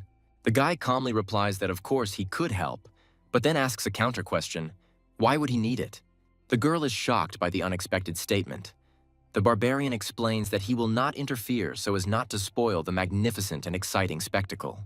However, he admits that in principle he would not mind engaging in battle with the demon, but for now he only enjoys the spectacle of their furious fight with curiosity. Hayes stands next to him, rooted to the spot, and is clearly very shocked by such an unusual attitude towards what is happening. The girl wonders if she could have expected such behavior from the young barbarian. Meanwhile, the furious battle continues unabated. The opponents once again collide in the air with a roar, and their fight tears apart the space with a deafening echo. It seems that the gigantic energy of their collision will literally split the sky in two from the tension. Gigantic blows shake the earth around, and the entire space crackles with sparks. The demon insultingly calls the Inquisitor his master's servant, trying to hurt her pride, but at the same time he recognizes her real strength and skill. However, the dark creature is convinced that in terms of brute physical power, he still has no equal. Meanwhile, the Inquisitor continues his furious attacks, knowing the weakness of demons before divine energy. Aquas furiously tells the demon that he is no match for her, and then delivers his most powerful blow. The demon flies back and realizes with irritation that, with the current situation, the fight risks dragging on for too long. The monster prepares for the next attack, realizing the need to urgently seize the initiative. A cunning glint flashes in the demon's eyes, and she instantly takes off, turning into a blurry shadow and rushes across the battlefield with lightning speed. The Inquisitor is greatly surprised by this maneuver and belatedly realizes the change in the direction of attack. The demon accelerates his movements many times, and an eerie, confident smile of anticipation appears on his face. Instead of attacking Aquas, the monster suddenly rushes straight towards the group of defenseless mercenaries. Without a second's hesitation, the Inquisitor rushes forward, offering his shield to protect the people. Giant streams of dark energy instantly crash onto the surface of the shield, trying to break through it. The closest mercenary screams loudly in horror, realizing that he would already be dead without protection. The Inquisitor holds back the incredible onslaught of dark energy, realizing that any mistake will cost him his life. The mercenaries realize with horror that they only miraculously escaped certain death. Aquas concentrates all his strength and continues to hold back the deadly onslaught with the last of his strength. The next second, she makes a sharp movement with her shield and throws the demon away from the people. After this, the Inquisitor immediately launches a counterattack, furiously calling the demon a hellish creature. The nightmarish creature only laughs joyfully at this insult, taking it as a compliment. The monster lets out a long, eerie scream and begins to slowly rise into the air, hanging over the girl. Aquas watches the demon with a calm expression, gathering all his will to repel the next attack. The demon's words about not expecting a fair fight from the dark forces enrage the Inquisitor. Aquas begins to read the first verse of the second chapter, reserved only for the most desperate moments of battle. Bright energy explodes around her, forming a huge fiery vortex that consumes space. Aquas turns to the mercenaries and orders them to leave the battlefield immediately. The mercenaries thank the Inquisitor for his protection and immediately rush to the borders of the energy dome. The demon watches their escape, moving quickly across the sky and emitting a loud, mocking laugh. The monster sarcastically asks if it was really worth using the Holy Scriptures for this. This mockery only adds fuel to the flames of righteous anger that engulfed the Inquisitor. In response, the demon asks a provocative question about the advisability of wasting sacred powers on insignificant creatures. Aquas, filled with rage, begins to rapidly approach the demon for a decisive battle. The demon bursts into loud laughter and declares that he prefers this kind of passion. Aquas deals a crushing blow, and the entire space around is once again ablaze with flashes of darkness and light. However, the blow misses its target, as the demon deftly jumps and flies over the Inquisitor. Aquas keeps a close eye on his opponent's frightening flexibility and speed of movement. The next moment, the demon makes a sharp maneuver and finds himself right in front of the enemy's face. Aquas immediately strikes back, but the demon dodges again with unnatural ease, the creature continuing to move like a living shadow, bringing inevitable death. Laughing loudly, the demon declares that no one will appreciate her sacrifice, and she will not only lose, but also disgrace her insignificant god. However, the demon immediately offers an alternative. If she wins, her authority will grow, and explains a simple solution: remove the shield that protects worthless people. Aquas declares that the demon will not be able to deceive her with such tricks. The dark creature mockingly asks if she really intends to die for these mortals. The Inquisitor's eyes show unbending determination. It is clear that she is not going to retreat. After which, the girl loudly declares to the demon that she does not accept his devilish proposals. The creature laughs loudly in response and says that then she will become another martyr. A moment later, a wave of dark energy of unprecedented destructive power erupts in the sky. The earth trembles from the impact, and the air howls with magical tension. Aquas holds back the colossal energy onslaught, standing between the demon and the mercenaries. The creature rises higher and higher above her, continuing to send out waves of concentrated dark energy. A loud, victorious cry from the demon is heard, and the next second he completely disappears from visible space. A thunderous explosion breaks the silence, and a monstrous creature suddenly appears next to the Inquisitor. Aquas is shocked. Her barriers have proved useless. The enemy has penetrated them unnoticed. A moment later, space is shaken by a new explosion, a powerful sound wave spreading in all directions, distorting the very fabric of reality. The force of the impact throws the girl off balance and forces her to barely stay on her feet. Aquas quickly regains her balance, but the look of horror on her face clearly shows her true feelings: fear of the demon's power beyond her magic. The Inquisitor, her eyes wide, realizes that her spells have proven completely powerless against this enemy. The creature, unharmed by the explosion, again launches a furious attack, depriving the girl of even a moment to recover. With incredible speed, the demon begins to circle around her, and from its movements, giant spirals of dark energy are born, which gradually close, tightly entangling Aquas. A strong energy network rapidly closes around Aquas, its threads pressing ever harder against the Inquisitor's protective dome. The darkness thickens into a thick curtain, depriving the girl of the ability to discern the outlines of space. The world around her turns into a viscous void, where every step loses direction. Aquas feels his breathing become heavier and his pulse quicken, realizing he is trapped in a deadly trap, the dark energy turning into an ominous spinning vortex. From its depths comes the voice of a demon, declaring that he is tired of listening to the sacred scriptures. A moment later, the creature pounces on the girl like a bird of prey, striking a furious blow. A giant paw grabs the Inquisitor by the face and presses it into the ground with great force. A creepy demon looms over the fallen girl, raising his spear for the final blow. However, Aquas gathers his last strength and with a sharp movement of his shield repels the deadly attack. The demon increases the pressure, putting all his power into the attack, trying to break the resistance. Through the pain and anguish, the voice of the Inquisitor is heard, pronouncing the words of an ancient sacred prayer, and the air around is filled with power. A creepy smile appears on the demon's face, after which he lets out a victorious, triumphant laugh. The air fills with the sound of exploding energy, and a powerful impact sends Aquas flying. The demon hovers in the air, swirling numerous streams of dark energy around itself. He snaps his terrifying fingers, and at that moment, Aqua's body is enveloped in powerful energy chains. The mercenaries silently watch the duel, noticing that the explosion has cracked the protective dome. The dome begins to shine brightly, after which it crumbles into small pieces with a loud crunch. One of the mercenaries sighs heavily and states with despair that they are all dead. The demon looks at the confused mercenaries with a triumphant look. He laughs loudly and mockingly declares that he is saving them all for dessert. A disgusting smile appears on her creepy face. The creature says that first we need to deal with this. The demoness cuddles up to the chained Aquas and, licking her neck, asks what the noble god's chained dog would taste like. Suddenly, the demon opens its disgusting saliva-covered mouth and slowly advances towards the girl. She was about to tear the Inquisitor apart when she was interrupted by a huge hand that appeared out of nowhere. A young barbarian suddenly appears, as if from nowhere, and imperiously demands that this madness be stopped immediately. The demon is extremely surprised, because he doesn't understand at all how this guy managed to appear so unnoticed nearby.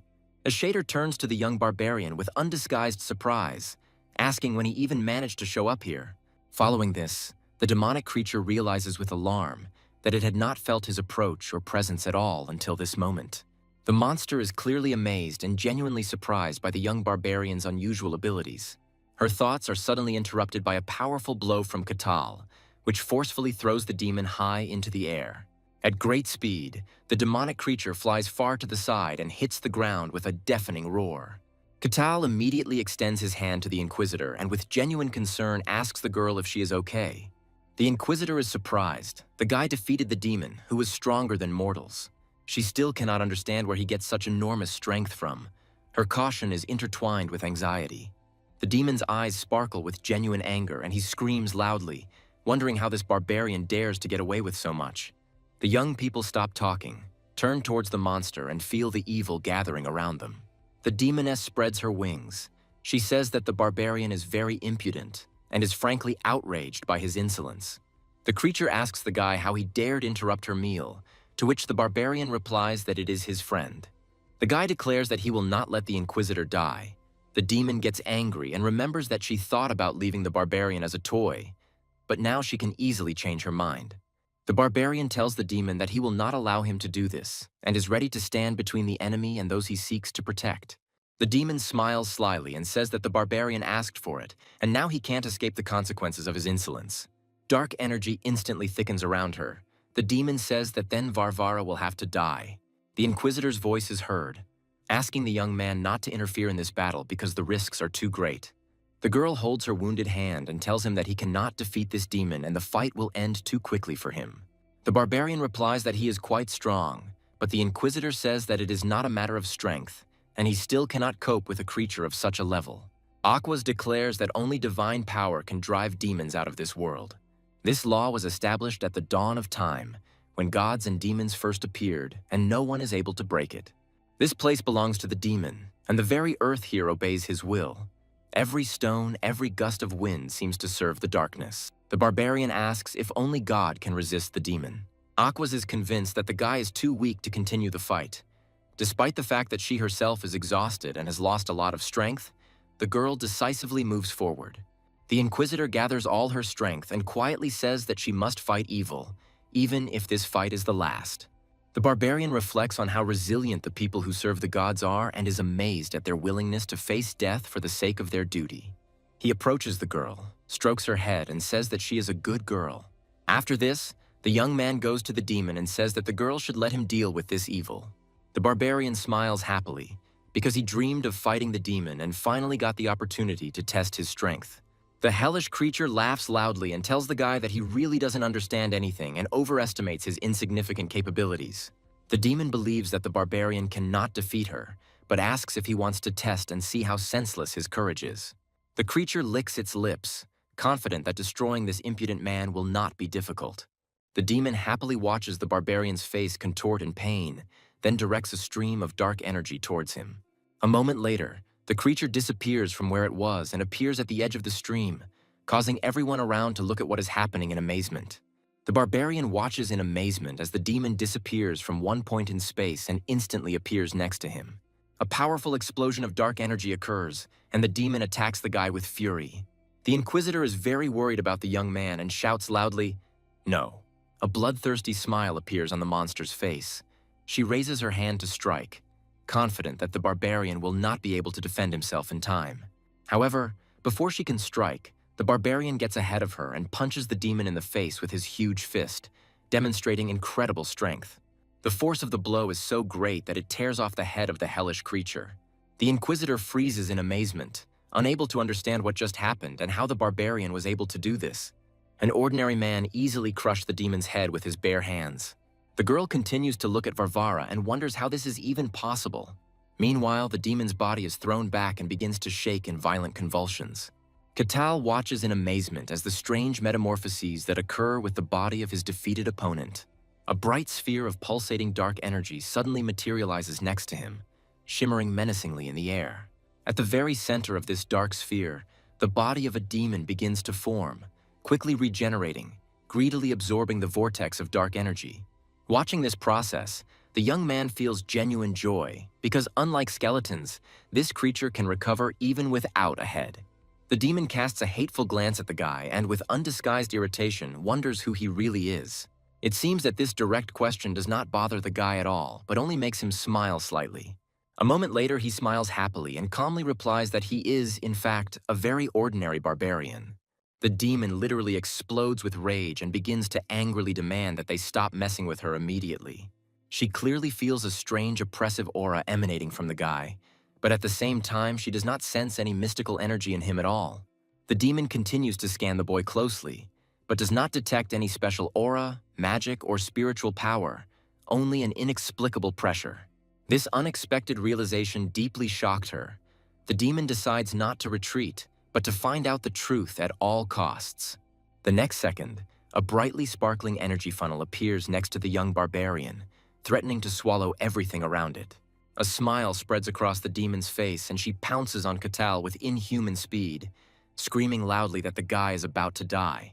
At this point, Catal thinks that her human form is confusing him, but there is nothing to be done. The barbarian meets the rapidly approaching enemy with a powerful blow and easily pierces her body with his hand. The demon begins to scream terribly and shrilly and twitch convulsively, helplessly hanging from the guy's impaled hand. Holding this terrifying creature in check with one of his mighty hands, the barbarian delivers another crushingly powerful blow to it with his other hand. The force of this incredible blow is so enormous that it instantly throws the monster far to the side. For the first time in this long battle, the demon felt real and piercing pain, her dirty blood scattering throughout the surrounding space.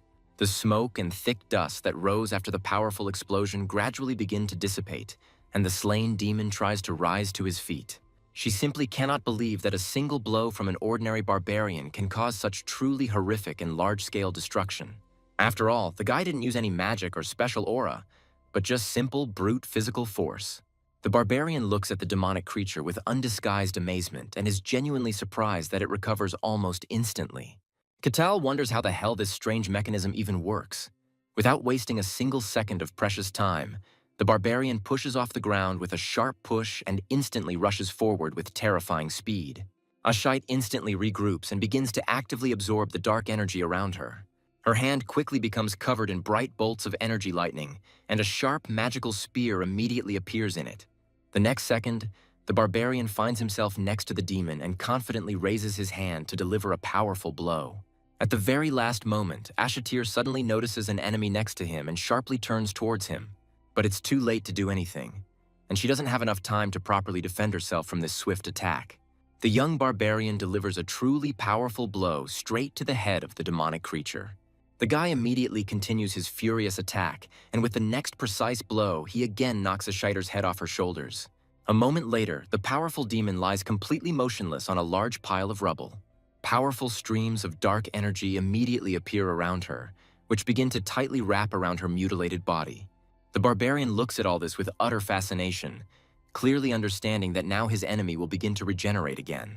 A blinding purple aura flares up around the demon, signifying his full recovery and readiness for a new battle. The barbarian does not feel any fear, but on the contrary, feels only great joy from what is happening. He understands that if you cut off the demon's head, a new one will immediately grow in its place. He understands that the demon's core is not located in the head, and that is where he needs to strike.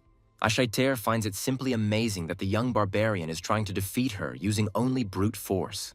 The first hints of uncertainty appear in her mind, and she allows herself to think that the enemy doesn't even have to try particularly hard. The creature smirks and arrogantly declares to the barbarian that it is a gravity demon named Ashater. It begs the question whether the barbarian really thinks he can continue to fight her with strength alone. Katal is very surprised and frankly does not understand any meaning at all in this sudden question, after which he calmly tells the demon that, in his opinion, her abilities do not impress him at all. This unexpected statement hits the demon's pride hard, and she begins to scream very loudly in rage. Katal continues to watch this strange and furious creature with complete dispassion, his gaze remaining calm and unwavering. Ashater lets out a piercing scream and rushes at the young man again, her eyes burning with fierce hatred. Bright flashes of energy instantly fill the surrounding space, and it seems as if the air is trembling with her rage. Dark gravitational energy forms a giant warhammer, which moves towards the barbarian at great speed. Katal remains completely still and simply raises his hand, blocking the powerful attack almost effortlessly, his calm contrasting with the demon's fury. After which, the young man calmly declares to the surprised demon that this is already a pretty good attempt. The guy continues to hold the giant hammer made of dark energy and wonders how this creature does it at all. With another precise blow, the guy easily destroys the gravity hammer, and the wave from the explosion throws the demon far to the side. The barbarian's huge fist moves swiftly straight towards Ashater's head. She doesn't have time to react and only looks at him angrily. A gigantic blow hits the demon, and her head is torn from her body with a crack for the third time in this fight. With thoughts that this simply cannot be, the hellish creature begins to slowly regenerate its body, its wounds heal, and a new force rises from the depths of darkness. In just a few seconds, the gravity demon fully regains its original form and power. At full power, the demon can put into a hammer strike a weight comparable to the weight of an entire fortress wall.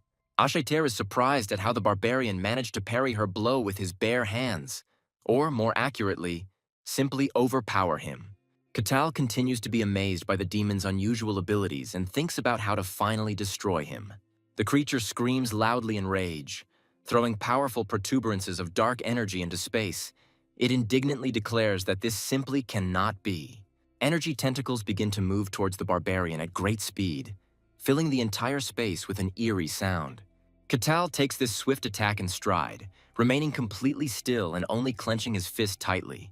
When the right moment arrives, the young man delivers a precise blow, and the entire space around is illuminated by a bright flash of pure energy.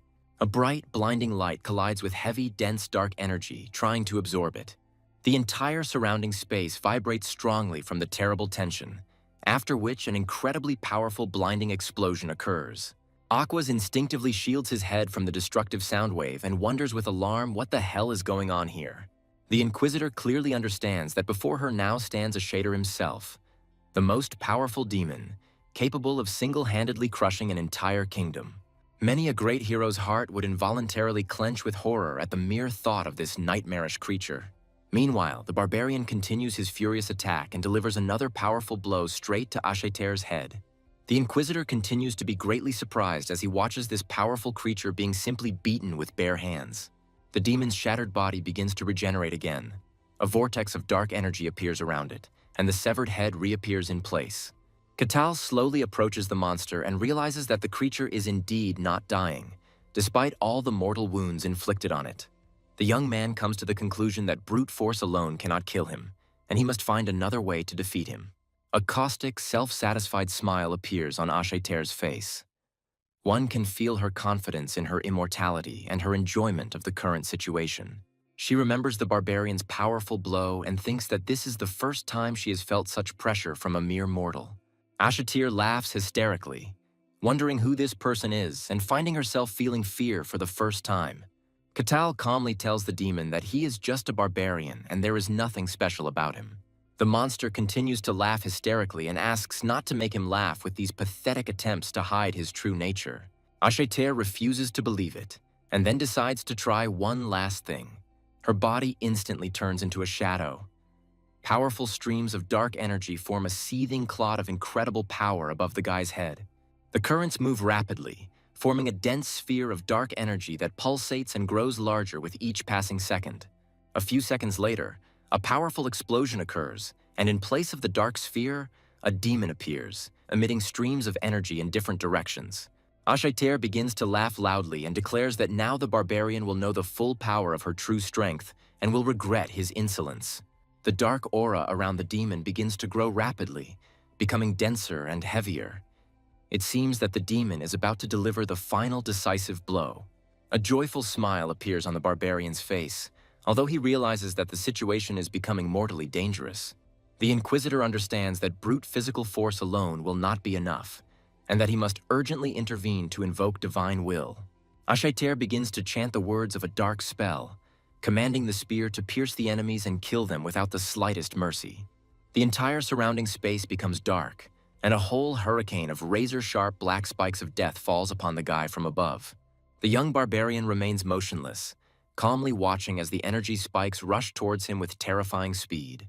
They are almost next to him, and in a moment the sharp spikes should pierce the guy's body through and through. At the last moment, the young barbarian swings his axe sharply and delivers swift blows like a whirlwind, knocking the deadly spikes away from himself.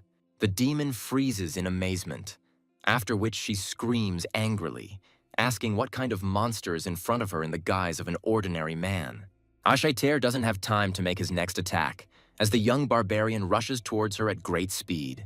A moment later, Katal finds himself next to the demon, who experiences genuine terror, having encountered such an opponent for the first time. At this moment, the Inquisitor begins to read a sacred prayer, calling upon the light that should burn away all evil in this cursed place. The axe in the young man's hands glows with a bright golden light, filling with divine power and light capable of destroying any darkness. Katal looks at his weapon in surprise and cannot believe that it has been touched by the will of God, which he has never felt. Aquas, barely able to stand on her feet from severe exhaustion, has imbued the young barbarian with divine power and orders him to act immediately. The guy would like to watch the demon's transformation a little longer, but apparently it wasn't meant to be, and he needed to end this fight right now. Thinking that fighting the demon was fun, he delivers a powerful blow with his axe, putting all his strength into it. At tremendous speed, the axe cuts through the air and crashes into the demon's body, tearing through its flesh with the terrifying force of a divine weapon. The sacred energy tears the demon's body apart, and at the same moment a flash of light destroys its essence. Ashater's cry was no longer filled with anger, only pain and the knowledge that she had lost to this simple warrior. Her shattered body falls limply to the ground, smoking with the remnants of the sacred energy that had consumed all the darkness within her. Katal slowly approaches the fallen monster and lightly kicks the remains of her body, checking if she's still alive. The guy sits down next to Ashatir's smoking body and, as if nothing had happened, says that it was fun fighting her. Ashatir worries that it was all in vain, even though she was convinced that someone like this barbarian exists on the surface. She says in a quiet voice that she is very sorry to be banished back to hell after all her efforts to escape. As if in passing, the demon asks the young barbarian his name, and Katal, without a second thought, gives his name. The Inquisitor shouts loudly at the guy and says that this should not be done under any circumstances. Katal scratches the back of his head and asks in bewilderment what he did wrong, not understanding what the problem with this action was. The half-destroyed head of the demon begins to laugh terribly, heart-rendingly, rejoicing at having received the name of this powerful enemy. With a loud voice, she orders the Hellspawn to imprint the name of the barbarian Katal into his memory and pass it on to all the denizens of the underworld. Aquas is shaking from the intense G-forces. She thinks about what stupid thing this barbarian did. A shader connects with the underworld and commands its inhabitants to absorb the memories and behold the barbarian who dared to challenge her. The terrifying demons let out insane screams, their echoes rolling throughout the underworld, shaking hell to its foundations. Ashider commands his brothers to extract all possible information about this man who is capable of defying the very nature of hell. Katal mentally transports himself into the demonic realm and watches as a strange creature approaches him from the depths of the nightmarish darkness. He stares in fascination at the enormous biomass of flexing muscles and enormous eyes staring at him from all sides. Ashader falls into a fit of mad laughter and says that now the barbarian belongs to them and will never be able to hide. The strange creature lets out a terrible scream, after which it throws one of its huge tentacles towards the young barbarian. A giant tentacle approaches Catal. It opens up, and inside it are 3 brightly glowing eyes that stare at him.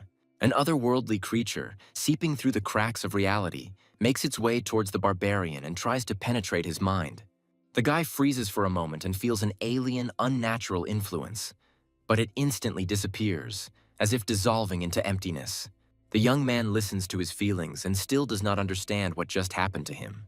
After this, he shrugs his shoulders indifferently, as if nothing had happened, and there had been no invasion of his consciousness.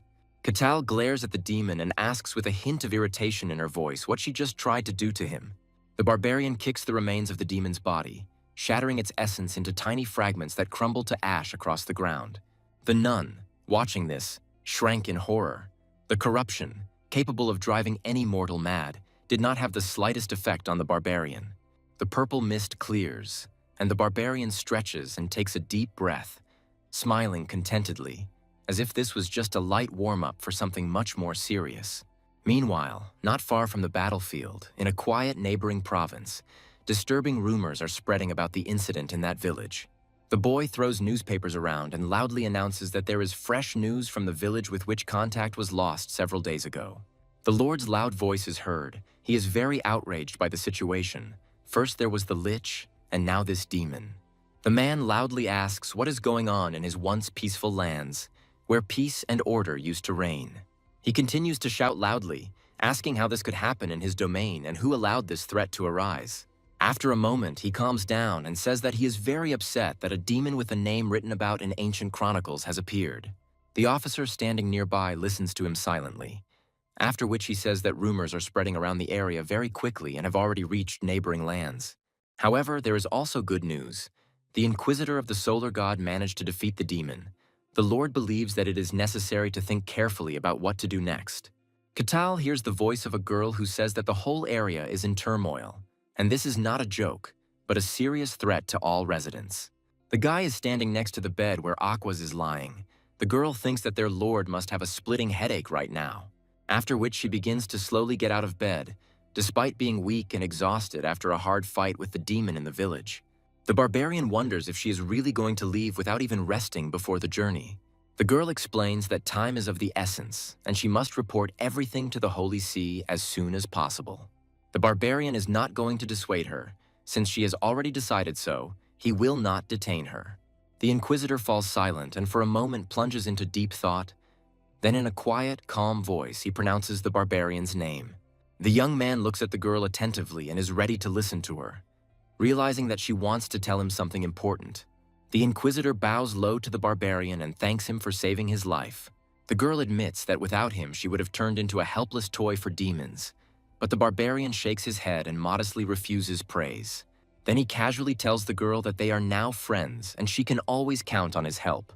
A genuine, joyful smile appears on the young man's face, and he asks the Inquisitor with lively interest whether they are really friends now. This unexpected question stuns the girl and makes her wonder whether a barbarian from the north could be a friend of a devoted servant of the sun god. She immediately reminds the guy of her high sacred status and openly expresses doubts about whether he wants friendship, despite the huge difference between them. Catal calmly and confidently replies that she doesn't see any compelling reason why this wouldn't be possible. The young man joyfully and openly declares that he has never been a supporter of stupid stereotypes and prejudices. His words surprise the Inquisitor. She becomes wary for a moment, but a second later, a barely noticeable warm smile appears on her stern face. After a short pause, the young barbarian says that he has one important question. Catal directly asks the Inquisitor if it is true that, according to ancient laws, a demon is forbidden to reveal his real name. The Inquisitor patiently explains that the reason is the mystical brand. Demons use the name to burn a dark brand into the soul of a person. If the demonic creature succeeds in doing this, then the brand becomes a door for the penetration of dark forces. Aquas sighs heavily and continues his story, saying that those marked with the brand are like a fragrant piece of meat seasoned with spices. Usually, the lives of branded people were saved through the urgent and complex rite of holy baptism. Otherwise, they would inevitably suffer a painful and slow death at the hands of the dark forces. Catal is very surprised, realizing the possible threat, and anxiously asks the girl if he too has a brand on him. The Inquisitor confidently replies that this is not so, and the young barbarian was spared this terrible fate. However, now his name is most likely known to all the inhabitants of the underworld, and they will know who dared to challenge their kinsman. Aquas informs the barbarian that he shouldn't worry too much, as without the brand they won't be able to track his current location. These terrifying entities know their purpose, but without a mark, they are unable to find it in the vast world among millions of living beings. Therefore, if a young man accidentally meets demons face to face, there will be no problems. He will be able to protect himself by force. Katal ponders what he heard. Even his monstrous power was not enough to destroy the demon with just a physical attack without magic.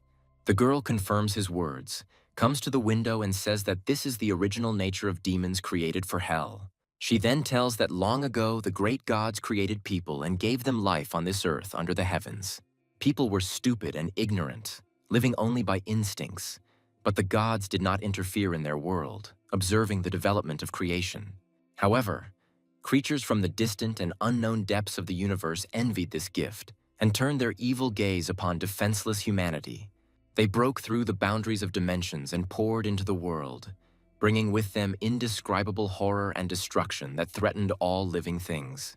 Their cruelty was so great that the gods were forced to descend to Earth to protect their precious creation from destruction.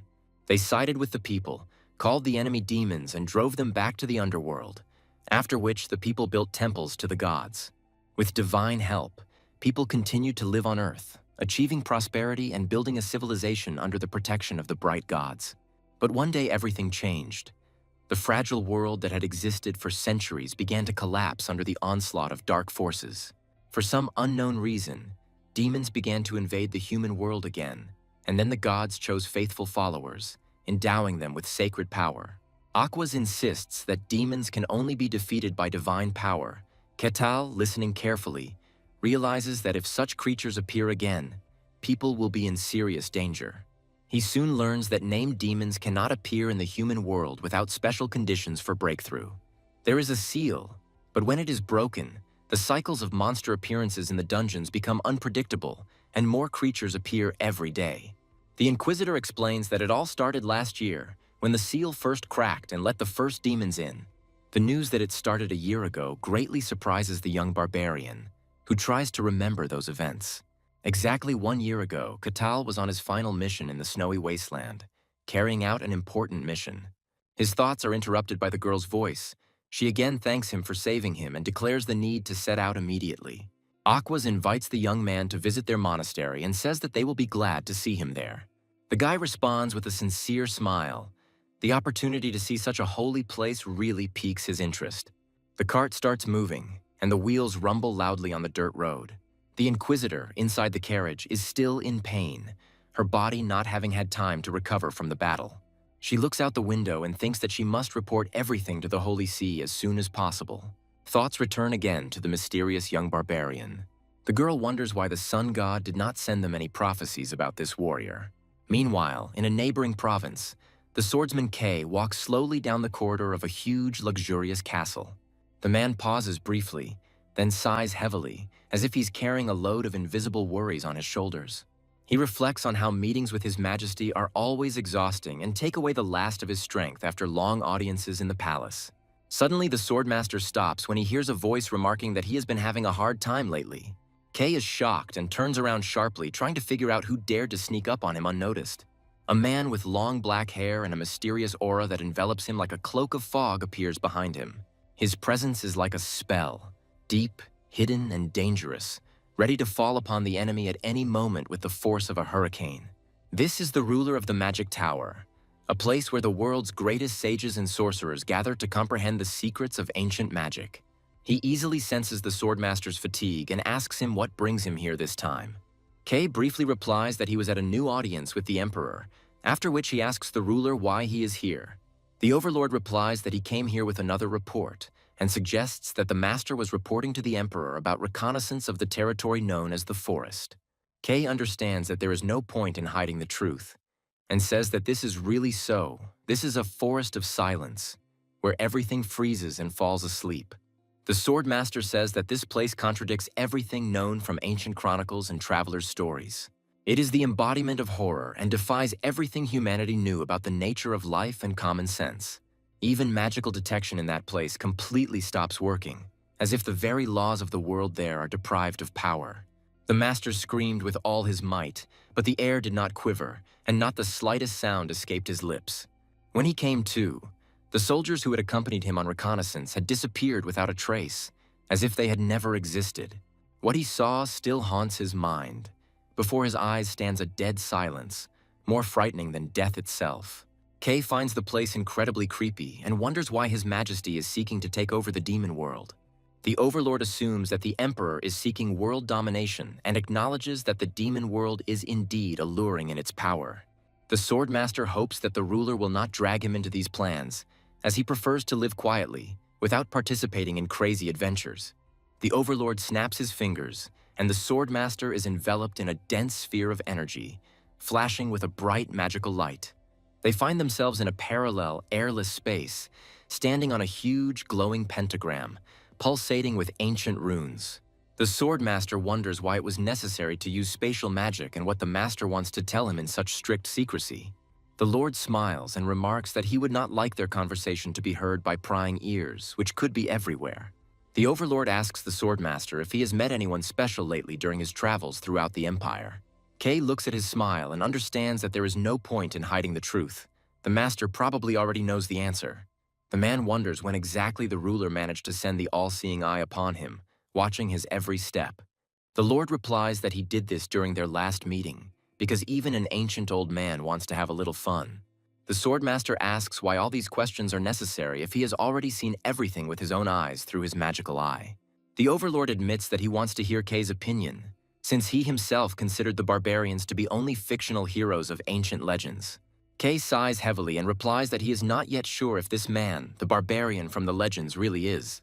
The Overlord notices that everything fits together. The barbarian defeated the Swordmaster, destroyed the Lich like a bug, and came from the outskirts of the snowy wasteland. The Swordmaster is surprised and asks if the barbarian really defeated the Lich, to which the Overlord replies with amazement, "Didn't he know about this important event?" He thinks and assumes that such information is not intended for the general public and is kept in the strictest confidence from ordinary people. Meanwhile, rumors about this incident are already circulating in the Magic Tower, passed in whispers between magicians and students. A powerful mage who once shook the world tried to be reborn on the outskirts of the province, but his attempt ended in failure. That is why the Overlord decided to scan the Swordmaster's memory to find out what really happened to the Lich there. The creature says that one of its few friends, a Lich, has left them forever, and this causes it genuine sadness. The Master asks if the ruler is capable of such feelings, and he replies that, having lived a long life, one inevitably comes to an understanding of friendship. He then adds that not a single artifact was found in the Lich's lair. The Swordmaster asks in surprise if the artifacts were not returned to their place after the sudden death of the powerful mage. The Overlord calmly replies that the most valuable artifact was never found, and asks with irritation where it could have disappeared to. A bright red fire flares in the eye sockets of his ancient skull as he demands to hear the opinion of the Swordmaster. The powerful being then asks him directly if he really thinks the barbarian was able to defeat the great magician. Kay falls silent for a moment, then firmly states that he believes this is a very real possibility. The ruler asks in a cold voice whether he has already informed the Emperor about this. Kay becomes nervous and replies that the Emperor is throwing valuable people into the demon world like useless trash. He adds that if this madman learns of the barbarian's existence, the consequences could be extremely serious. A possible clash between a man living by his own will and a ruler seeking to control everything would plunge the entire empire into disaster. The Overlord assumes his true and terrifying form, and then asks the Master if he means to say that a barbarian can handle an entire empire. Kay wasn't entirely sure, but he sensed something in the young barbarian similar to what he had felt when he first met the Overlord. He tells the creature that when he is near the barbarian, he feels an inexplicable presence of absolute and limitless power. The Overlord asks the man if a barbarian can really be a creature on the level of a legendary hero, but the Swordmaster hesitates to confirm this. He says it's too early to draw any definitive conclusions, but both acknowledge the barbarian is incredibly valuable. The Swordmaster casts a long, silent glance at the Overlord, wondering anxiously what he is going to do next. Meanwhile, in the bustling commercial district of Barkata land, trade is brisk and lively. The barbarian walks slowly along the busiest street, noticing the many different goods on offer. The girl next to him suddenly trips over a rock and begins to lose her balance. She tries in vain to stay on her feet, but her efforts prove futile, and the girl quickly falls to the ground.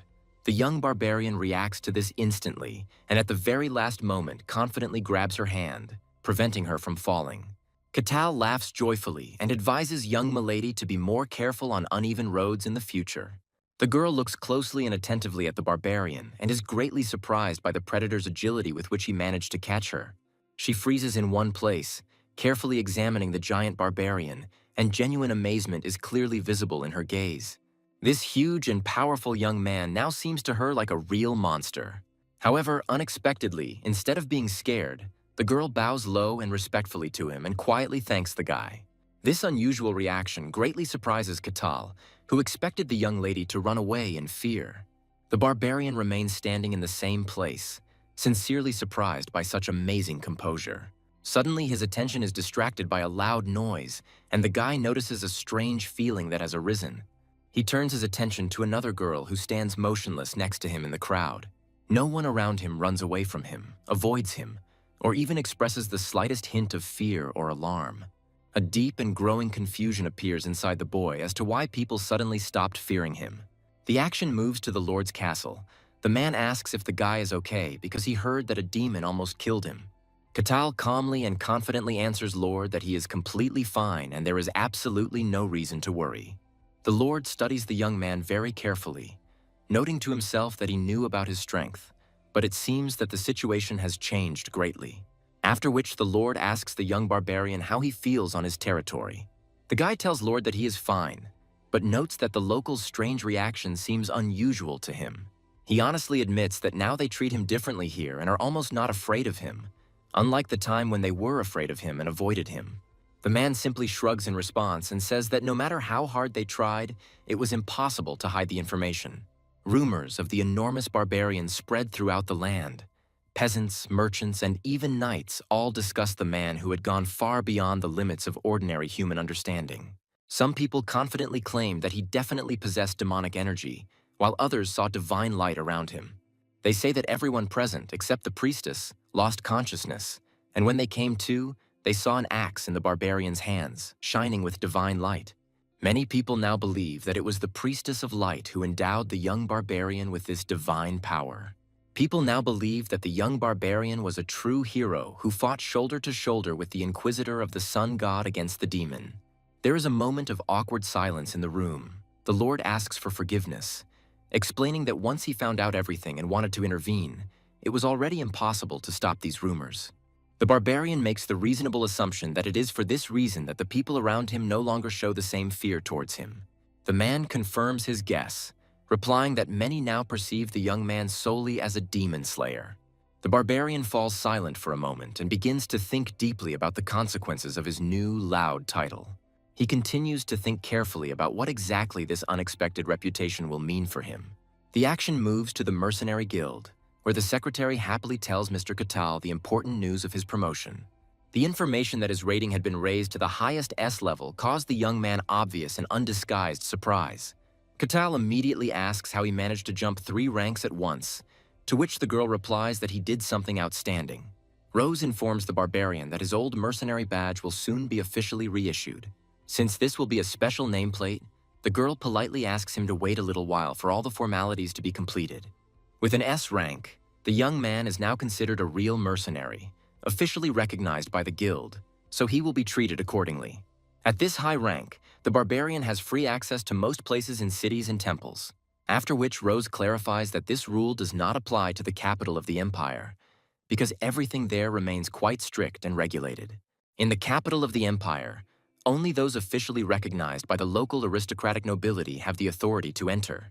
The girl admits that they only know disturbing scraps of rumors about the events in the capital, which only further confuse the situation. The guy is very surprised that even less is known about the capital of the empire than about the mysterious world of demons. The secretary clearly doesn't want to continue this conversation and coughs nervously, changing the subject. She happily informs that in any case, having this rank, the guy can take on almost all available guild tasks. Catal can even venture into a level 1 dungeon if he can gather a strong enough party to do so. Alexander chokes on his beer and tells everyone with great surprise that he didn't expect such a sharp turn of events. Katal tells his old comrades that the demon has been defeated. The Inquisitor said that everything is fine, so he assumes that the matter is closed. Kasan states that the Sun God's Inquisitor is an incredible woman, since she was able to defeat the demon, which greatly irritates the nun. That day, she did not lose consciousness and saw how strong the barbarian was, fighting the demon one-on-one.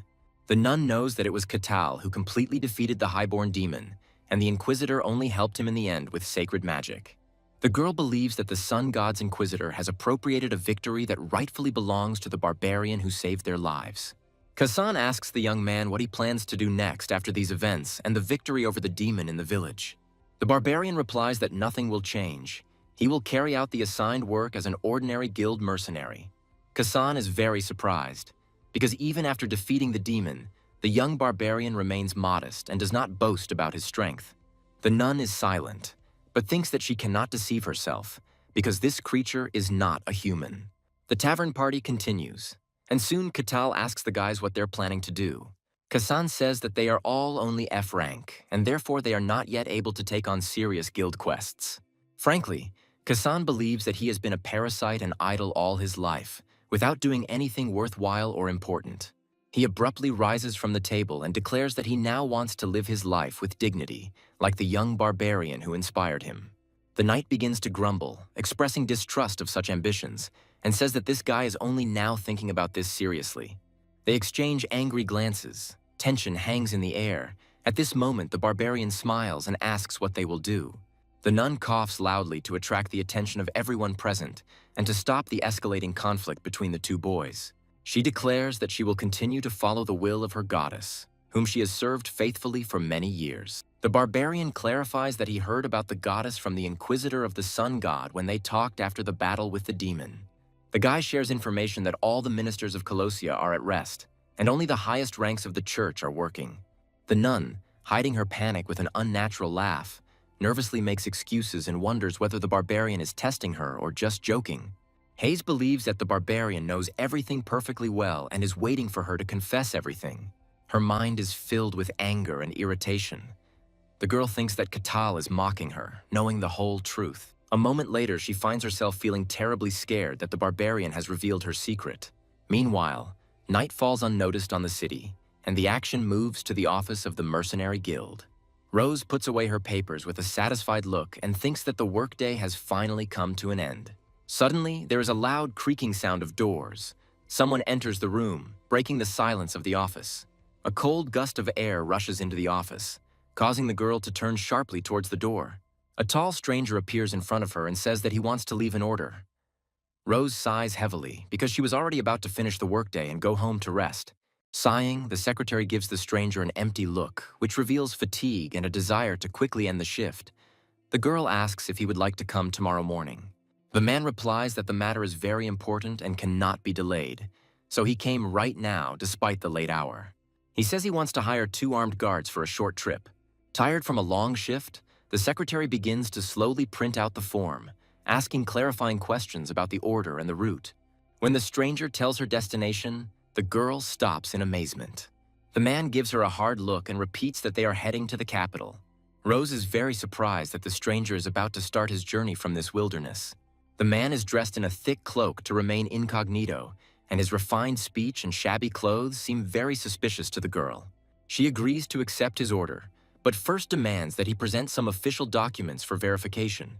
There is an awkward pause, and the secretary once again insistently asks if the man has any documents or evidence to prove his identity. The man silently takes a name tag from his coat and carefully places it on the table in front of the secretary. It turned out to be an official token of the Mercenary Guild. The girl's eyes widened in surprise as soon as she recognized the familiar symbols and neat engraving on it. Such a token is rare and valuable. It clearly indicates that this gentleman is not one of the common people or ordinary mercenaries, but a man of notable status.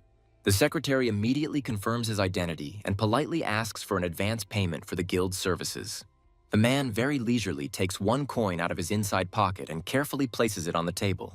The girl casts an attentive glance at the brightly sparkling coin and is amazed to realize that it is pure gold. She looks closely at the gold coin and states that for that amount of money you can only hire a bodyguard for 1 person, not for the whole group. The man's surprise quickly turns to obvious irritation, and breaking the silence, he loudly asks why only for one person. Rose patiently explains that this is not a simple escort of the convoy, but the hiring of a person who will protect their lives along the way. The girl says that their people have to travel a long way through dangerous lands full of monsters and bandits, which carries great risk. The journey to the capital is not short, and depending on circumstances, the journey can take at least a month, which justifies the high price. The man asks the girl if they can't think of something since there are only 2 of them, not a whole caravan. Rose makes concessions and says that he can offer something, but then they will provide mercenaries with less experience and rating. She asks if the men would be satisfied with such a compromise, and notes that low-ranking mercenaries might not agree to such a dangerous assignment at all.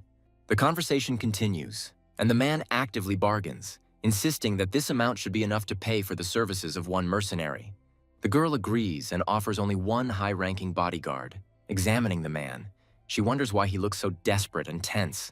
The girl directly answers the man that now it is quite problematic to find even one bodyguard for such a mission, let alone 2. She honestly promises him that she will still try to find a suitable candidate for this dangerous task. The gold coin is very small in size, but of the highest fineness, its surface is perfectly smooth and devoid of engravings. It seems the stranger has done everything to hide his origins. It is now impossible to tell what country he is from. Along the deserted night streets, where only the wind blows in the darkness, a man in a raincoat walks for a long time along the pavement and stops at an inexpensive hotel on the outskirts.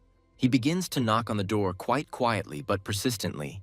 The girl inside the room immediately asks who has come. The man slowly walks inside, takes off his hood and announces that her humble servant has arrived.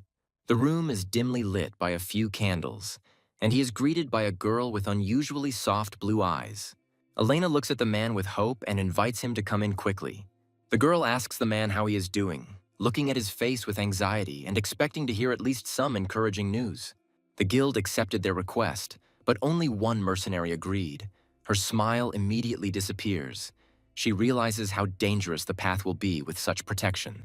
The man asks Milady for forgiveness and explains that he did not have enough funds for more, although he made every effort to negotiate. The girl lowers her eyes in resignation and quietly says that nothing can be done. She accepts the situation as it is. The servant replies that everything would have been different if he had not been fooled, and he blames himself for being gullible. The girl asks him to calm down, saying that it is not his fault and that he should not torment himself with reproaches. A painful silence ensues, after which they both cannot bear it and begin to sob loudly. Heavy blows are heard through the wall from the neighboring room, and a scream is heard ordering him to be silent immediately and let him rest in peace. The girl calms down and asks Aaron if he thinks they will soon find someone to complete the task. Aaron explains that they are looking for a truly reliable person, and the search will take time. The girl silently realizes that they will have to wait patiently. After this, she sincerely thanks her faithful servant for his efforts and says that it is already late and they need to get some sleep. Aaron nods silently in response, his movements betraying the immense fatigue that has accumulated over the past few days. Elena looks out the dark window for a long time and thoughtfully, a shadow of anxiety reflected on her face for more than one night. Soon a gloomy morning arrives. Aaron stands next to Elena, immersed in dark thoughts, feeling ashamed of his own powerlessness. He finally realizes how difficult it was to find a truly reliable companion for such a dangerous journey. His sense of guilt towards the girl grows every day. Elena, looking at the almost empty bag of provisions, realizes that they are threatened with hunger and deprivation. Aaron begins to blame himself for everything that happened, but the girl calms him down and still asks why he can't tell the local lord about their situation. He casts a heavy glance at her and seems to want to ask something, but hesitates, choosing the words to talk about such a sensitive topic. The man replies that they cannot trust anyone. Even hiring a bodyguard is a huge risk, because he could turn out to be an enemy or a traitor. The girl understands that one wrong word or action, and their whole life will collapse again, like a house of cards in a gust of wind. The man asks them not to forget why they had to flee their kingdom, leaving behind everything that was dear and familiar to them. Much time had passed since his escape from his native kingdom, but there was no news. The man gathered his strength and apologized for his moment of weakness. Elena changes the subject and asks the man if he is sure that the capital of this kingdom will be a truly safe place for them. Aaron answers in the affirmative and adds that he hopes that the new home will become a safe haven for the lady, where she can finally find peace. However, the threat always exists, as enemies may try to take revenge for past grievances and strike. He reminds the princess that she must survive. If she is lost, the kingdom is doomed to death and destruction. Elena wonders if they can trust their lives to an unknown mercenary they only know from the guild's reputation. The servant asks not to worry, because he paid generously for the service, and the guild will surely provide them with a reliable person. The girl's eyes begin to sparkle. She thinks about which mercenary will guard her on the upcoming dangerous journey. The princess hopes that this will turn out to be a real knight, handsome, noble, and brave, like in the legends of her childhood. Meanwhile, not far from them, in a small room on the top floor of a cheap inn, Katal lies on a bed and stares at the ceiling. His life has become too measured and boring, and he thinks about what his old friends scattered around the world are doing. He remembers the rough thugs from the snowy wasteland, but they didn't shun him in the tribe, accepting him as he is. He is no longer tormented by icy winds, and he thinks that among these narrow-minded barbarians, everything is stable, predictable, and measured. Katal wonders if the quest is finally over, since the system window has always been with him since he woke up in the snowy wasteland. He remembers meeting a huge polar bear in that distant snowy desert, when his strange journey through this world was just beginning. At first, he thought it was just a dream or the delirium of an inflamed mind, but the icy cold and monsters quickly made it clear that all this was a terrible reality. The very first task was to stay alive for a week in that freezing hell, and the system window became his only guide and assistant. But as soon as he left the snowy wasteland, new tasks stopped appearing, as if the system had simply forgotten about his existence and lost interest in him. The guy catches himself thinking that this silence is even somehow boring, and he begins to get used to a measured existence without constant danger. He wondered if the system was limited to the snowy wasteland, and, looking into the night shadows, he thanked it, anticipating new challenges. It has been very quiet for too long, and long peace always ends in a storm. A young barbarian comes to the office of the Mercenary Guild and asks the secretary what urgent order has been received and what it entails. The secretary explains that he must deliver the client safe and sound to his destination, ensuring protection from any threats along the way. Katal is unimpressed with the task. Rose shakes his head and says that the journey will take many days. The guild will provide resources, and the preparation will fall on him. The young barbarian declares that it is boring and troublesome. He does not see anything interesting or truly exciting for himself in such work. The secretary replies that the reward will be proportionate to his efforts, and will compensate for all the inconveniences of the long journey ahead. Suddenly, the girl's face becomes serious. This order, she says, smells of trouble a mile away. A hidden and incomprehensible danger can be felt. Rose adds that he has the right to refuse, but the barbarian retorts that she doesn't understand anything and is trying in vain to dissuade him. Katal smiles happily and says that it is precisely the danger that makes the order truly attractive. The barbarian reads the contract, his gaze catching on his destination, the capital of the Kingdom of Dion, which gives him a strange, uneasy feeling. The name instantly evokes the image of a blue-haired girl he met in the silent snows at the very beginning of his long journey. These guesses stun the young man, and the thought flashes through his head. Could this really be Milena from the Akashi clan? Memories ignite in the barbarian's chest, forgotten. Warm feelings that he thought were buried under the weight of everyday worries. Then the girl said that she would be glad to see him if he ever came to visit her in her distant kingdom, where different rules reigned. Katal happily exclaims that it's perfect and takes on the order without hesitation.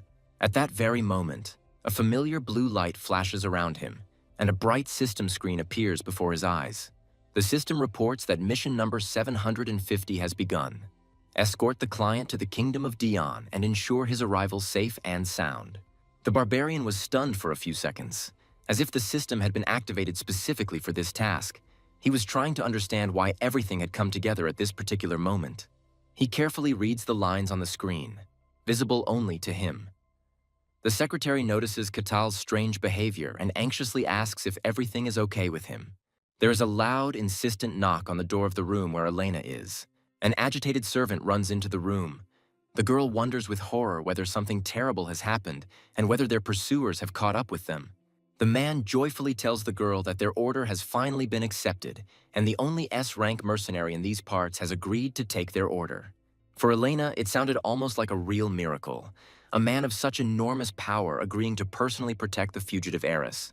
Aaron tells the girl that they will meet this mercenary tomorrow morning, and therefore she needs to get a good rest and sleep. The night passed in anxious anticipation, and once again the shimmering window of the mysterious system appeared before the eyes of the young barbarian. The young man seriously wonders why everything coincided so strangely, and why the system window appeared only now.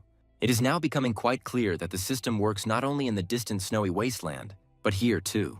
The young man feels overwhelmed by anxious thoughts about whether his path was really predetermined from above long ago. Throughout the long night, loud thunder rumbled continuously over the city, and torrential rain poured down without stopping, creating an uneasy atmosphere. In the morning, Elena appeared at the mercenary's office with her servant, trying to hide her anxiety behind a mask of outward calm. The girl is noticeably worried and constantly thinks about who their bodyguard will be and how much he can be trusted on the road. She assumes that since he is a mercenary, he will probably be stern, with rough features and a cold, assessing gaze. Perhaps this is a seasoned warrior, who has been through fire and water, whose body is covered with scars from countless battles and trials. Thoughts race through her head, painting bold images and secret fantasies about what this mysterious protector will turn out to be like. There is a quiet knock on the door, and the girl feels as if time has stopped. She turns to see a tall man standing in the doorway, his clothes soaked from the rain and clinging tightly to his powerful frame. The silhouette of a young barbarian stands out sharply against the open door, like an image from an ancient legend, a figure from myth. Elena was dumbfounded. In this stranger, she felt something familiar and elusive, like a shadow of the past or a sign of fate. She watches in horror as the massive barbarian walks inside, his heavy footsteps loud in the tense silence of the office. A moment later, the girl loses consciousness from the emotions that overwhelmed her. At the last moment, the servant catches her, preventing her from falling onto the cold floor. Aaron nervously and aggressively asks the barbarian who he is and what he wants here. Katal looks at the worried man and notices that no one in these parts has looked at him with such caution for a long time, which surprises him a little. Since he defeated the demon, he was treated differently. The barbarian asks the secretary if they are the same customers that were mentioned earlier. The girl confirms this and asks permission to introduce a bodyguard who will accompany them on the dangerous journey to the capital and ensure their safety. Rose informs the clients that their bodyguard, a barbarian named Katal, has been chosen by the guild to carry out this important and risky mission.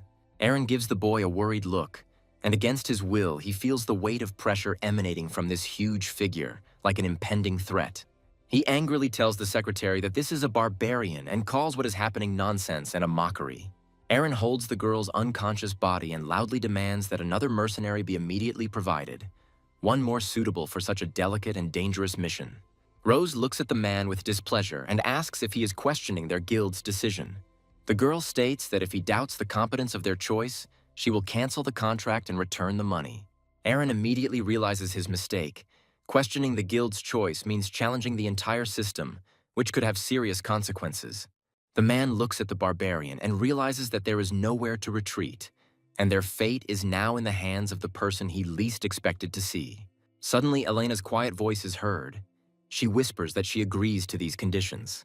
The servant tries to dissuade her from making a rash decision, but the girl has already made it and is not going to change her mind under any circumstances. Katal is shocked by what is happening. He thought that these people would break the contract and refuse his services immediately after meeting, but this did not happen. Trying to hide the trembling in her voice and the uncertainty in her gaze, the girl extends her hand to the young barbarian and says that she would be glad to work with him. Katal turns to his companions and asks why the respected clients are keeping such a distance, as if afraid to approach him. He explains that in this forest they had better stick close to each other, otherwise they risked getting lost or getting into serious trouble. Elena and Aaron smile artificially, looking very nervous, and say that they are comfortable at such a distance from the barbarian. Together they assure that there is nothing to be afraid of, because there is no one around, and there is no danger yet. The barbarian is surprised by such a strange reaction. He doesn't understand it, but since the clients insist, he will do as they wish. He continues along the narrow forest path. Elena and the servant watch him closely and exhale heavily, feeling temporary relief. Keeping a distance of several tens of meters, they move slowly behind Katal, trying not to lag behind, but also not to get too close to him. Elena looks at the barbarian walking ahead and thinks sadly about what they have come to in the end. The action moves to yesterday in the Mercenary Guild, where the girl restrainedly shakes the hand of a young barbarian. Katal politely introduces himself and says that he would be sincerely happy to work with them. The girl tries her best to hide the obvious internal tension and thinks about whether they will survive. The young man confidently asks her to simply trust him and rely completely on his experience. He firmly tells the girl that as long as he accompanies them, their safety is completely guaranteed and no one will dare to harm them. Elena tries her best to keep a good-natured and friendly expression on her face. However, she wonders to herself with alarm if it is really true that this is all they can afford. The girl is suddenly pulled from her heavy thoughts by the loud voice of the barbarian. The guy declares that it looks like they will have to urgently find a place to stay for the night here. He notices their wariness and asks them directly what is wrong, reminding them that it is already late and dark, which means it is time to stop here for the night. The servant covers the mistress with his body and tells the barbarian that they accept his offer. Katal thinks that these people are much more afraid of the barbarians than he initially imagined. The guy wonders how long they can endure the constant tension and fear of him. He asks permission to provide them with a place to stay for the night and touches the magic pouch on his belt. The boy opens a small artifact, and a bright stream of energy bursts out, illuminating the dark forest with an unusual glow. The energy flow instantly turns into a spacious tent. The travelers are amazed. They never expected such skill from a simple mercenary. They are perplexed as to where the barbarian could have obtained such a powerful artifact. The young barbarian doesn't understand why people react so strongly to his pouch. Katal smiles and calls it a trinket, given to him for his diligent service from grateful clients of the guild. Elena and her servant remain genuinely surprised and even shocked by his careless attitude towards valuable magical items.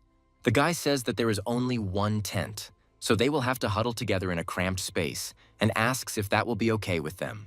They ask where the young man himself will sleep that night, to which the barbarian replies that he is used to sleeping in the open air. Katal asks not to worry about his comfort, because after spending the night in snow pits, this place seems to him a real paradise for tired travelers. He recalls how, in the snowy wastes, he could not sleep properly for a whole month because he was constantly pursued and disturbed by night monsters. The guy honestly admits that that time became a difficult test for his nerves. After these terrible stories, the girl becomes noticeably nervous and firmly declares that this will not work. She says that a young man should not take on all the work and decide everything alone. It is unfair. The girl suggests taking turns on duty in order to distribute responsibilities evenly among all members of the group. Katal is a little upset because he had hoped that this noble gesture would make them truly trust him. Elena and her servant are nervous about what might happen next and are afraid to sleep next to Katal, whose presence seems potentially dangerous to them. The next morning comes. The tired girl has not closed her eyes all this painful night. The servant also feels terrible because he too has not slept all this endless night. The girl is holding her growling stomach and is very hungry. Suddenly she hears Varvara's voice asking the lady if she is hungry, since they have not eaten anything since yesterday. The guy takes out kitchen utensils from the storage bag and confidently begins preparing a hearty breakfast. He lights a fire and begins to skillfully fry delicious meat delicacies in a huge frying pan. The girl watches anxiously what is happening around the fire, feeling how her hunger grows with each passing minute and becomes almost unbearable for her. Watching the young man, she becomes increasingly surprised by the unusual fact that Varvar knows how to cook. She quietly tells the servant that this is a very unusual barbarian, and she has never seen anything like it before. Aaron is equally surprised and asks the young man who taught him to cook. Katal takes a break from his studies and says that he taught himself this. He just loves this business with all his heart. The inhabitants of the snowy wastelands never cook their own food, preferring more primitive methods of nutrition and survival. Too ignorant for such refinements, the barbarians simply bite into the flesh of their prey like wild animals. Katal loved to carefully cook the remains of the carcasses of huge animals and monsters after hunting. However, what was obtained in the wastelands, as a rule, turned out to be poisonous. More than once or twice he received poisoning, which could very well have ended in a painful death for him. Through many dangerous attempts, the price of which could have been his life, he brought his culinary skills to true perfection. He was a rare individual who managed to master the art of cooking in the harsh, snowy wastes where life constantly throws up challenges. Even starting a fire is considered a feat there, so his skill was valued as a true rarity and power.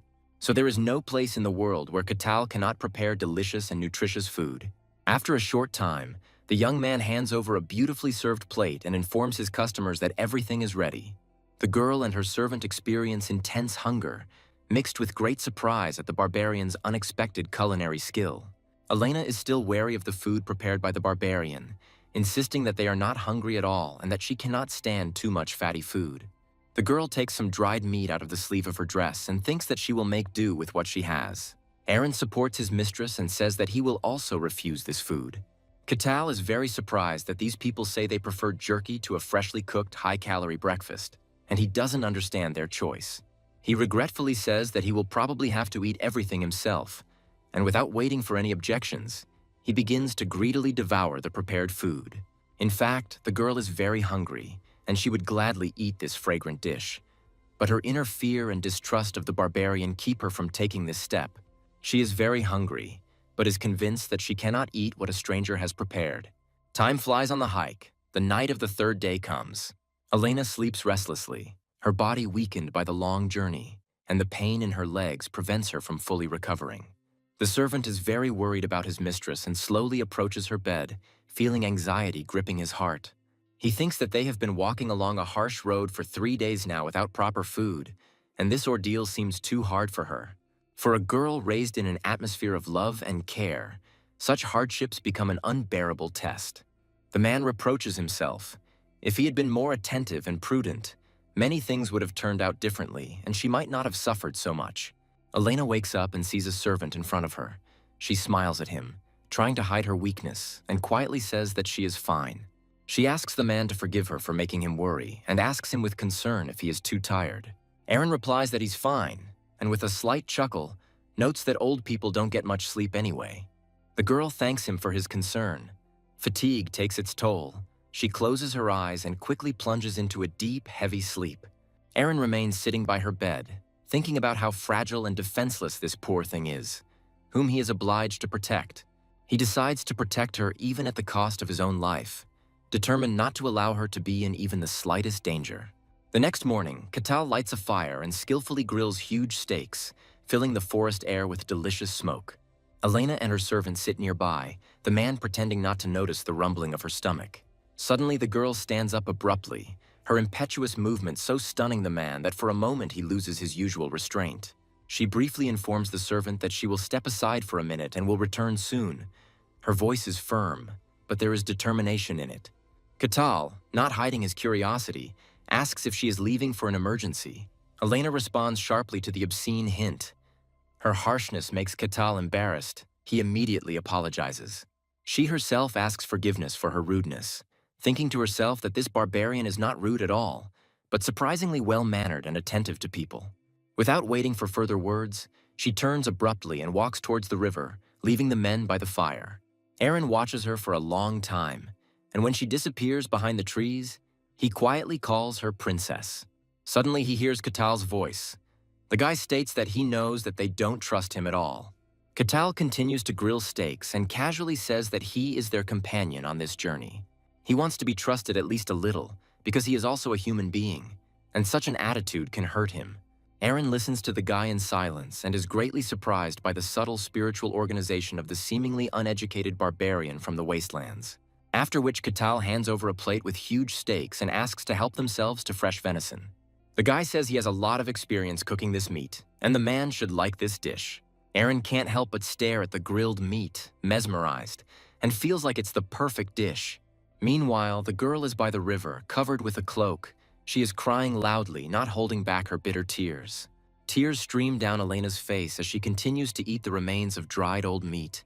The meat is tough and not tasty at all. She really wants to eat properly, like she once did at home. In addition, her legs hurt a lot from the long walk. The girl breaks into hysterics and begins to cry even louder. After some time, Elena calms down and decides to endure this test to the end. Thinking that her servant is in even more trouble, she returns to the camp and, emerging from the bushes, freezes in surprise before a completely unexpected picture. Aaron greedily devours a large piece of venison cooked by Catal, the smell of roasting meat filling the air around him. They sit next to each other, chatting peacefully and enjoying the roast venison. Hearing footsteps, Aaron feels the mistress's gaze on him and freezes in confusion with his mouth full. The mistress stands next to him. She quietly calls the servant by name. Reproach and disappointment can be heard in her voice. Aaron suddenly gets to his feet and shouts loudly that he will now explain everything. The barbarian watches what is happening in silence, but he is greatly surprised by this unexpected development of events between the gentlemen. Elena's face becomes stern. She's clearly upset by the behavior of her servant, whom she trusted so much. The girl raises her voice and asks the man how he will explain all this to her now. Elena reminds the man that they agreed to beware of barbarians and promised to protect each other. The man begins to babble something, saying that in reality everything is not as it seems to her. Then he calms down and collects his thoughts. The servant states that perhaps this barbarian is not so dangerous after all. The girl asks the servant why he is talking about this only now and not earlier when it was important. Catal stops this squabble. He will be grateful if they calm down and stop yelling at each other. Suddenly he realizes that they refuse his food and take turns keeping watch at night only because they did not trust him at all from the very beginning of their journey. Elena and her servant begin to become noticeably nervous. They are clearly uncomfortable that Varvar has exposed them. Catal begins to think about how to fix everything and finally win their trust. In this world, prejudice against barbarians is deeply rooted and everyone knows it. He may not know all the details, but the barbarians outside the wasteland have done much to deserve such hatred. Suddenly, the young man has an unexpected idea of what will happen if he says that he is not a barbarian. A young man approaches a girl and declares that they are definitely wrong about one thing about him. Elena and the servant are very worried. They don't understand what the young man is talking about. A satisfied smile appears on Catal's face. The guy declares that he was never really a barbarian. This statement surprises them greatly, but they try to understand what exactly this strange guy is saying. The guy starts saying that the thing is that he wasn't born a barbarian in the snowy wastes. Elena is very surprised and continues to silently listen to the guy's story about his past and origin. Catal tells that a week after his birth, his entire tribe was brutally exterminated by enemies, after which he was accidentally picked up by an unknown traveler and raised as his own son. The barbarian had just made all of this up, but this short story made a strong impression on the travelers. The guy believes that even an outright lie, depending on the situation, can sometimes be for the good. It's really hard to believe, but the young man really is very different from the barbarians they had seen before. The guy believes that they will soon realize that he is an ordinary person, just like them. He looks at his clients with satisfaction and sees that their reaction has noticeably changed. It seems they have already begun to sincerely pity him, having been touched by the fictitious story. The princess begins to regret her previous wary behavior and prejudices. Her first reaction was natural fear, and she was very frightened of the bodyguard, who turned out to be a barbarian. But the guy had been sincerely caring about them all this time, and they had rejected his kindness. But despite this rude treatment, the young man continued to show them genuine respect. The girl thinks that perhaps Catal has suffered prejudice and humiliation all his life because of his origin. Elena sighs heavily and then asks Mr. Catal to sincerely forgive them for everything. The girl openly admits that up until this moment it was very difficult for her to trust him completely. Unexpectedly for her, Catal calmly says that he understands everything and is not offended. Elena begins to deeply worry, realizing how unfairly she treated him. She feels very ashamed of her behavior, but Catal calmly extends his hand to the girl and hopes for their future friendship.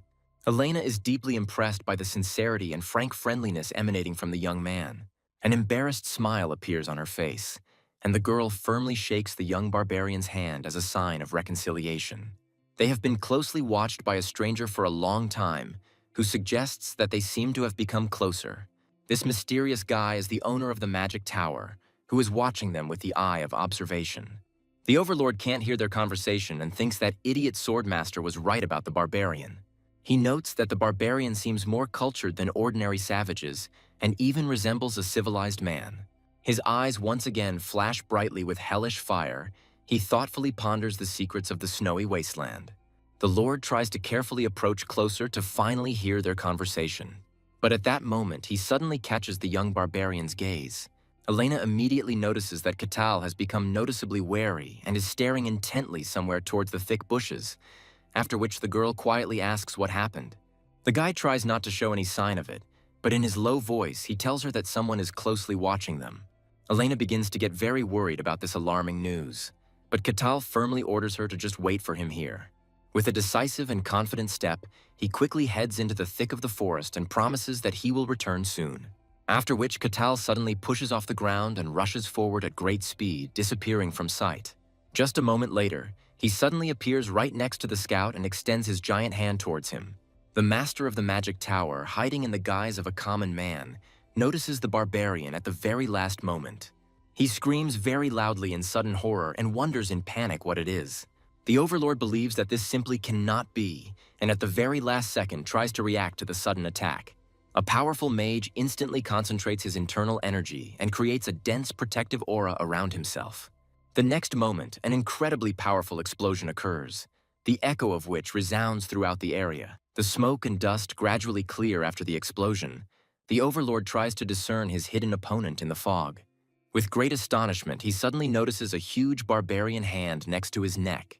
He furiously convinces himself that this cannot be, because he has just created a powerful barrier that can withstand even a direct cannon shot. Katal suddenly grabs the Overlord by the neck and with great force slams his body straight into the ground.